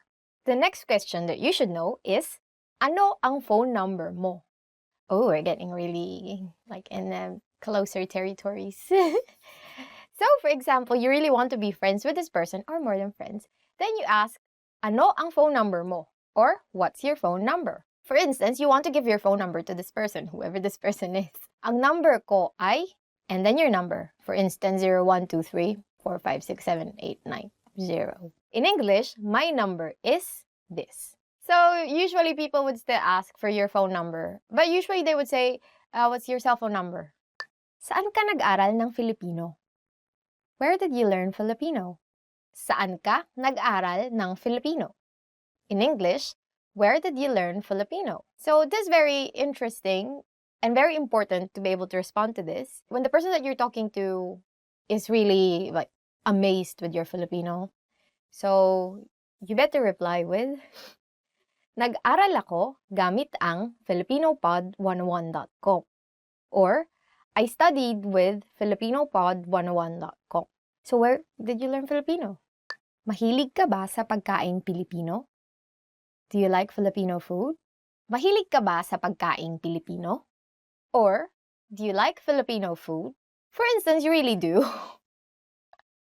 So, how do you respond to this question? You say, oo, lalong-lalo na ang adobo, if adobo is your favorite. Or it can be kare-kare. Then you would say, oo, lalong-lalo na ang kare-kare. In English, yes, especially kare-kare or adobo. This is very important question to know because you usually get asked this question when you say go to gatherings or parties or just like when you're staying in a Filipino friend's house, right? Their moms would usually ask you, oh, do you like Filipino food? What do you want to eat? And then they will most probably give you that food, serve you that food. They're very hospitable. Saan ang magandang pasyalan sa Pilipinas? Where is it nice to go to in the Philippines? The next question that you should know is, saan ang magandang pasyalan sa Pilipinas? In English, where is it nice to go to in the Philippines? If I'm going to give an advice now, I would say Palawan, definitely. And you would see, just type Palawan in Google, you would see really beautiful pictures. But if you want to be really specific, where exactly in Palawan, then either El Nido or Coron. So for instance, I would say sa Coron, Palawan. Or in English, in Coron, Palawan. It's very nice actually, very cheap. And very beautiful place. So I haven't been to Coron, I've been to El Nido. I've been to El Nido, not Coron, not yet. So those are the top 10 questions that you should know. And are there any other questions that you think you should know? If there are, please don't forget to comment them down below. And don't forget to subscribe, like, and go to FilipinoPod101.com. Bye. Just joking. If you want real mangoes, go to the Philippines. We have the best mangoes. And if you really want the best mangoes, I think you should go to this island called Guimaras.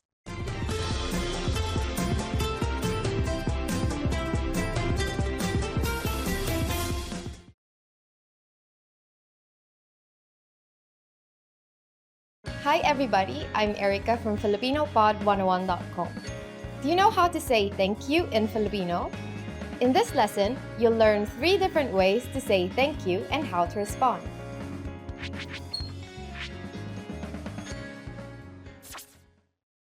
Let's start with the easiest one. Salamat. Sa-la-mat. It means thank you. If you want to show your sincere appreciation for something, you can say this expression. Maraming salamat. Ma-ra-ming sa-la-mat. Marami means a lot, so maraming salamat literally means many thanks. So simply add maraming if you want to show you appreciate someone a lot. What if you want to show appreciation in a more formal way? Here's how you can say it. Salamat po. Sa-la-mat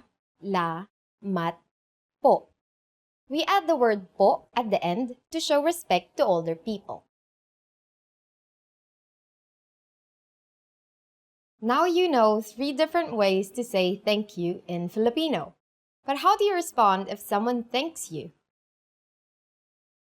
If someone thanks you in Filipino, simply say, walang anuman.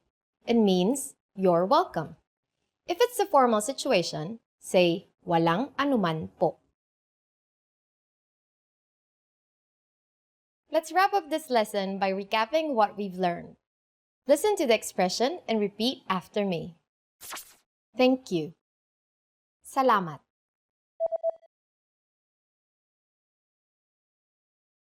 Salamat.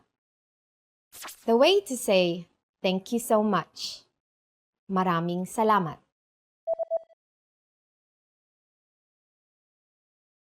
Maraming salamat. The formal way to say thank you. Salamat po. Salamat po. And to respond, just say, walang anuman.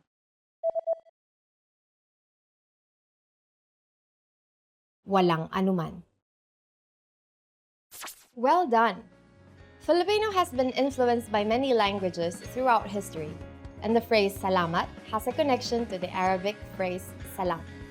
Don't be surprised if you find similar sounding words from other languages, especially Spanish words. You just learned 3 different ways to say thank you and how to respond in Filipino. And if you really want to become fluent and speak Filipino from the very first lesson, go to filipinopod101.com. I'll see you next time. Hanggang sa muli!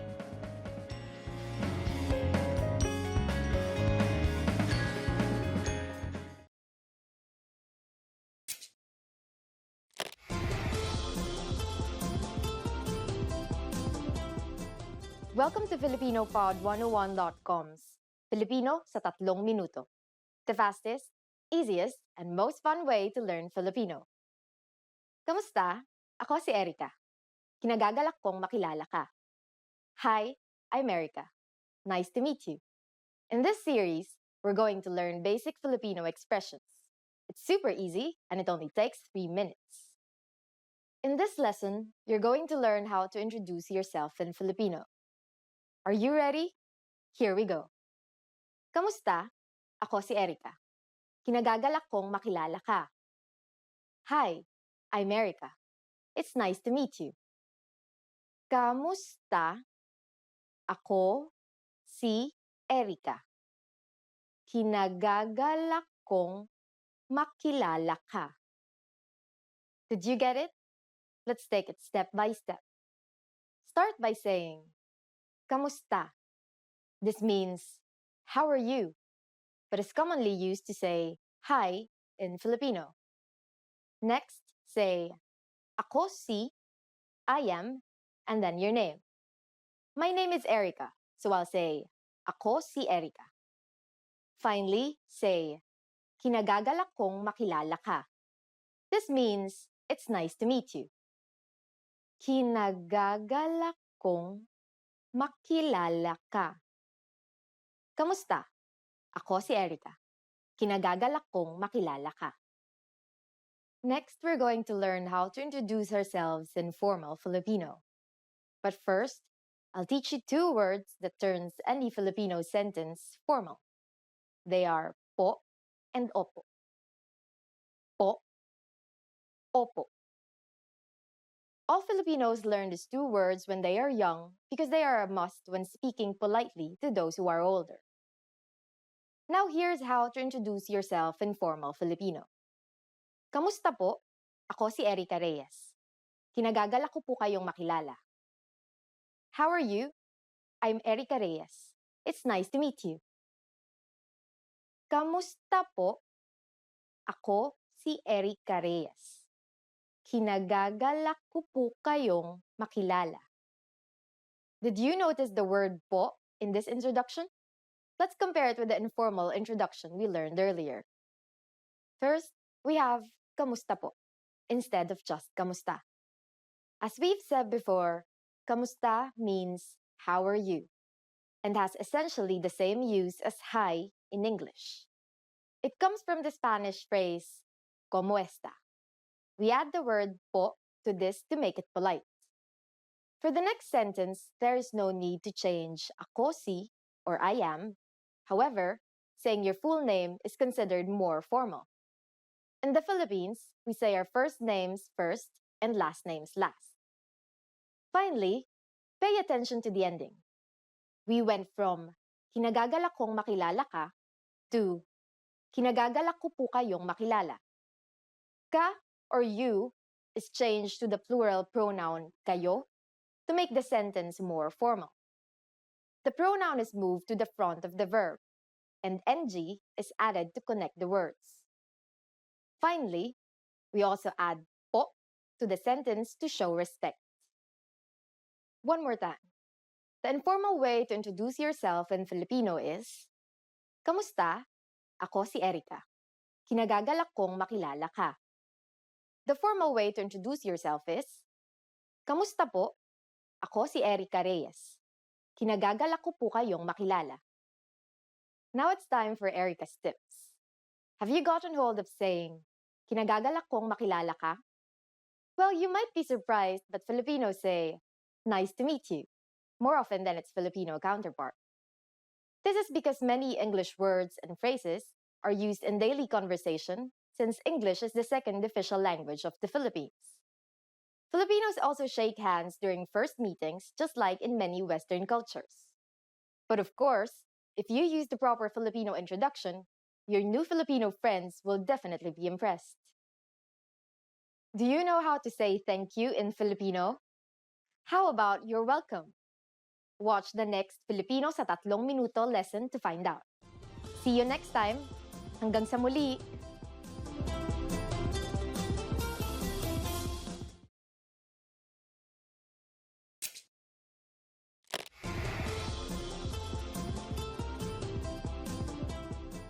Kamusta kayo? Ako si Erica. Hi everybody, I'm Erica. Welcome to FilipinoPod101.com's Filipino sa 3 minuto. The fastest, easiest, and most fun way to learn Filipino. In the last lesson, we learned how to be grateful to people by saying salamat. In this lesson, we'll learn some of the most common greetings used in the Philippines. Handa na ba kayo? Are you ready? Then let's start. First, we'll learn the greetings we use when meeting people. Kamusta? Kamusta. Do you remember this from the first lesson? Kamusta literally means, how are you? But it is used as hi or hello. Musta is a shortened version of kamusta, which you can use when greeting friends. Musta. For formal situations, we use kamusta po. Kamusta po. Now, here are sometimes specific greetings used when meeting people. Magandang araw. Magandang araw. Literally, magandang araw means good day.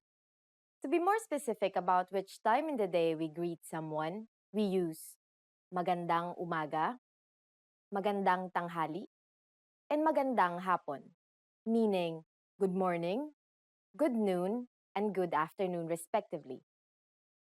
Magandang umaga.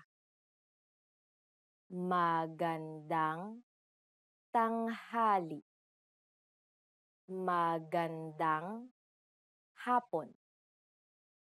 During the evening, there is only one greeting, and that is magandang gabi. Magandang gabi. Maganda means beautiful or good. The connector NG is added to connect maganda and gabi. In formal situations, you just need to add po to the Filipino greetings I've already mentioned. Magandang araw po, magandang umaga po, magandang tanghali po, magandang hapon po, magandang gabi po. Are you ready for more? Next are some greetings we use when leaving. To say goodbye in Filipino, we say paalam. Paalam. We also have sige, mauna na ako. Literally, all right, I'll go ahead. And is a more casual way of saying goodbye. Sige, mauna na ako. Finally, we have hanggang sa muli, meaning see you again. Hanggang sa muli.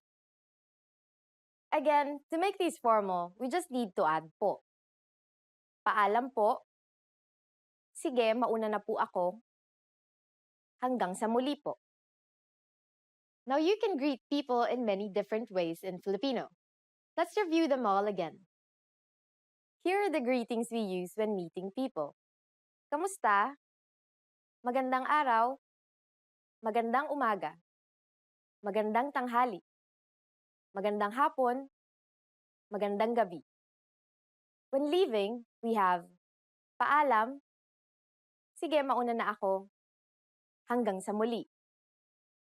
For greeting people who are older than you, just add po. It's easy, isn't it? Now it's time for Erica's tips.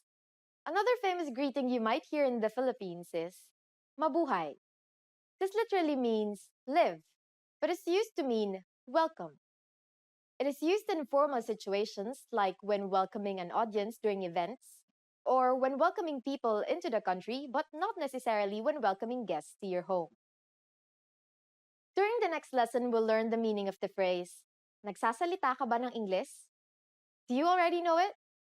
I'll be waiting to talk about it with you in our next Filipino sa 3 minuto lesson. Hanggang sa muli!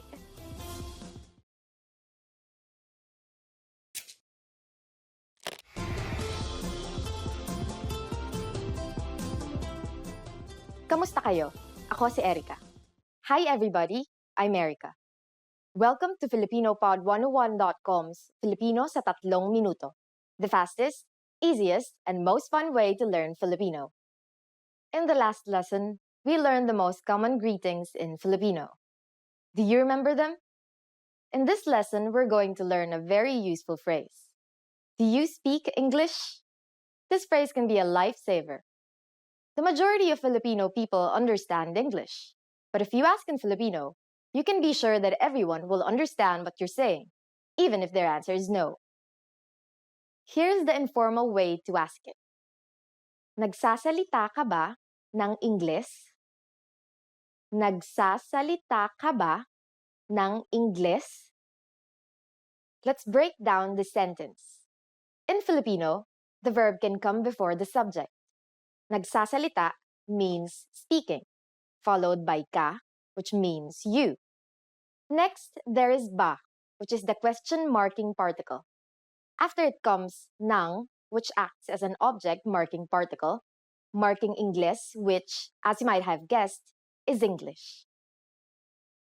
Another common way to ask if someone can speak English is, marunong ka bang mag-Ingles? Literally, this means, can you do English? Marunong ka bang mag-Ingles? Now we're going to make these sentences formal. Filipinos follow the Spanish custom of changing a singular pronoun to plural in order to show respect in formal situations, so we change ka to kayo and then move it after ba. We also need to add po as a sign of respect. Everything else stays the same.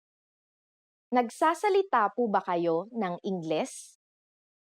Marunong po ba kayong mag-Ingles? Nagsasalita po ba kayo ng Ingles? Marunong po ba kayong mag-Ingles? If you want to be even more formal, you can add mawalang galang lang po before the sentence. It means, excuse me, mawalang galang lang po. Nagsasalita po ba kayo ng Ingles? Excuse me, do you speak English? Mawalang galang lang po. Marunong po ba kayong mag-Ingles? Here are some common responses you might hear. Oo. Yes. Oo. Konti. A little. Konti. Hindi. No. Hindi. Now it's time for Erica's tips. For those of you who are not only English speakers, you can use this question with any language you need. Just substitute Ingles with Español for Spanish, Hapon for Japanese, Italiano for Italian, Aleman for German, and so on. Now you know how to ask if people speak English or even your native language. But I hope this doesn't stop you from learning Filipino. We'll be learning more ways to say excuse me and I'm sorry in our next Filipino sa 3 minuto lesson. Hanggang sa muli!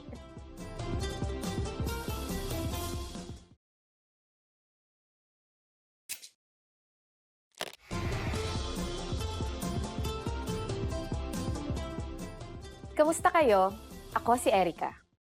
Hi everybody, I'm Erica.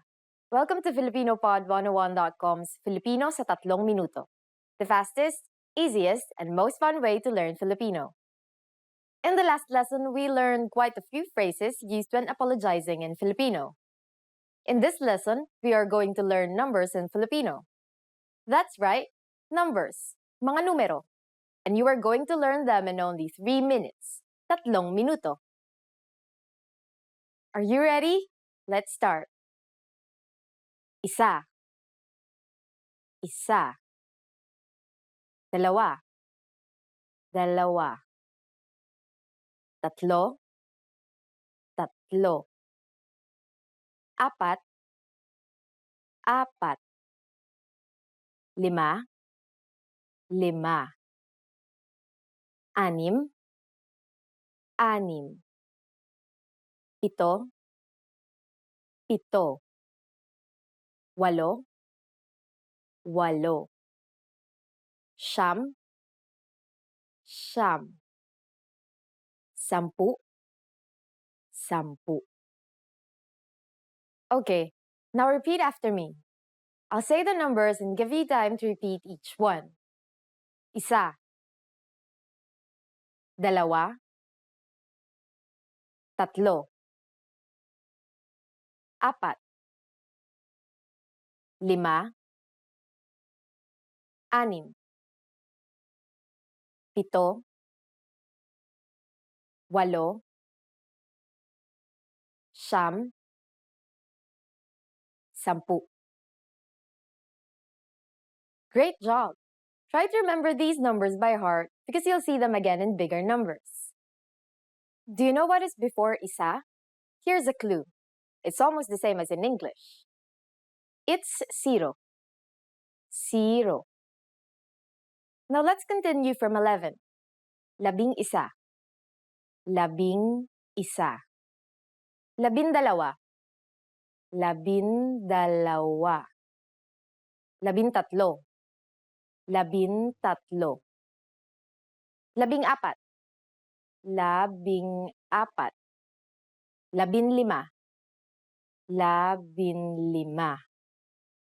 Labing anim. Labing anim. Labimpito. Labimpito. Labing walo. Labing walo. Labinsyam. Labinsyam. These numbers may seem longer and harder to remember, but they basically follow a simple rule, which is labi plus connector plus the numbers 1 to 9. In Filipino, the connector is usually NA if the letter before it is a consonant, and NG if the letter before it is a vowel. In this case, since labi ends with I, then we'll be using the NG connector. However, NG sometimes changes its form depending on the letter that follows it. For the letters D, L, R, S, and T, the G from NG is dropped to make it easier to pronounce. Labindalawa, labintatlo, labinlima, and labinsyam. If a P follows the NG connector, the NG becomes an M, just like in labimpito. Now it's time for Erica's tips. Filipinos don't exclusively use the Filipino way of counting. As I've said before, English is commonly used in the Philippines, so it is very common for us to count in English as well. But that's not all. Sometimes, we even use the Spanish way of counting, especially when telling the time. Now you know how to count up to labinsyam. But why stop there? Next time, we'll learn more about numbers. Do you know the Filipino word for 100? Find out in the next Filipino sa 3 minuto lesson. Hanggang sa muli!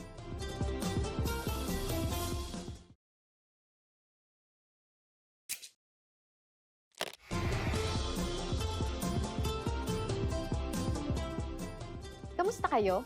Ako si Erica. Hi everybody, I'm Erica. Welcome to FilipinoPod101.com's Filipino sa 3 minuto.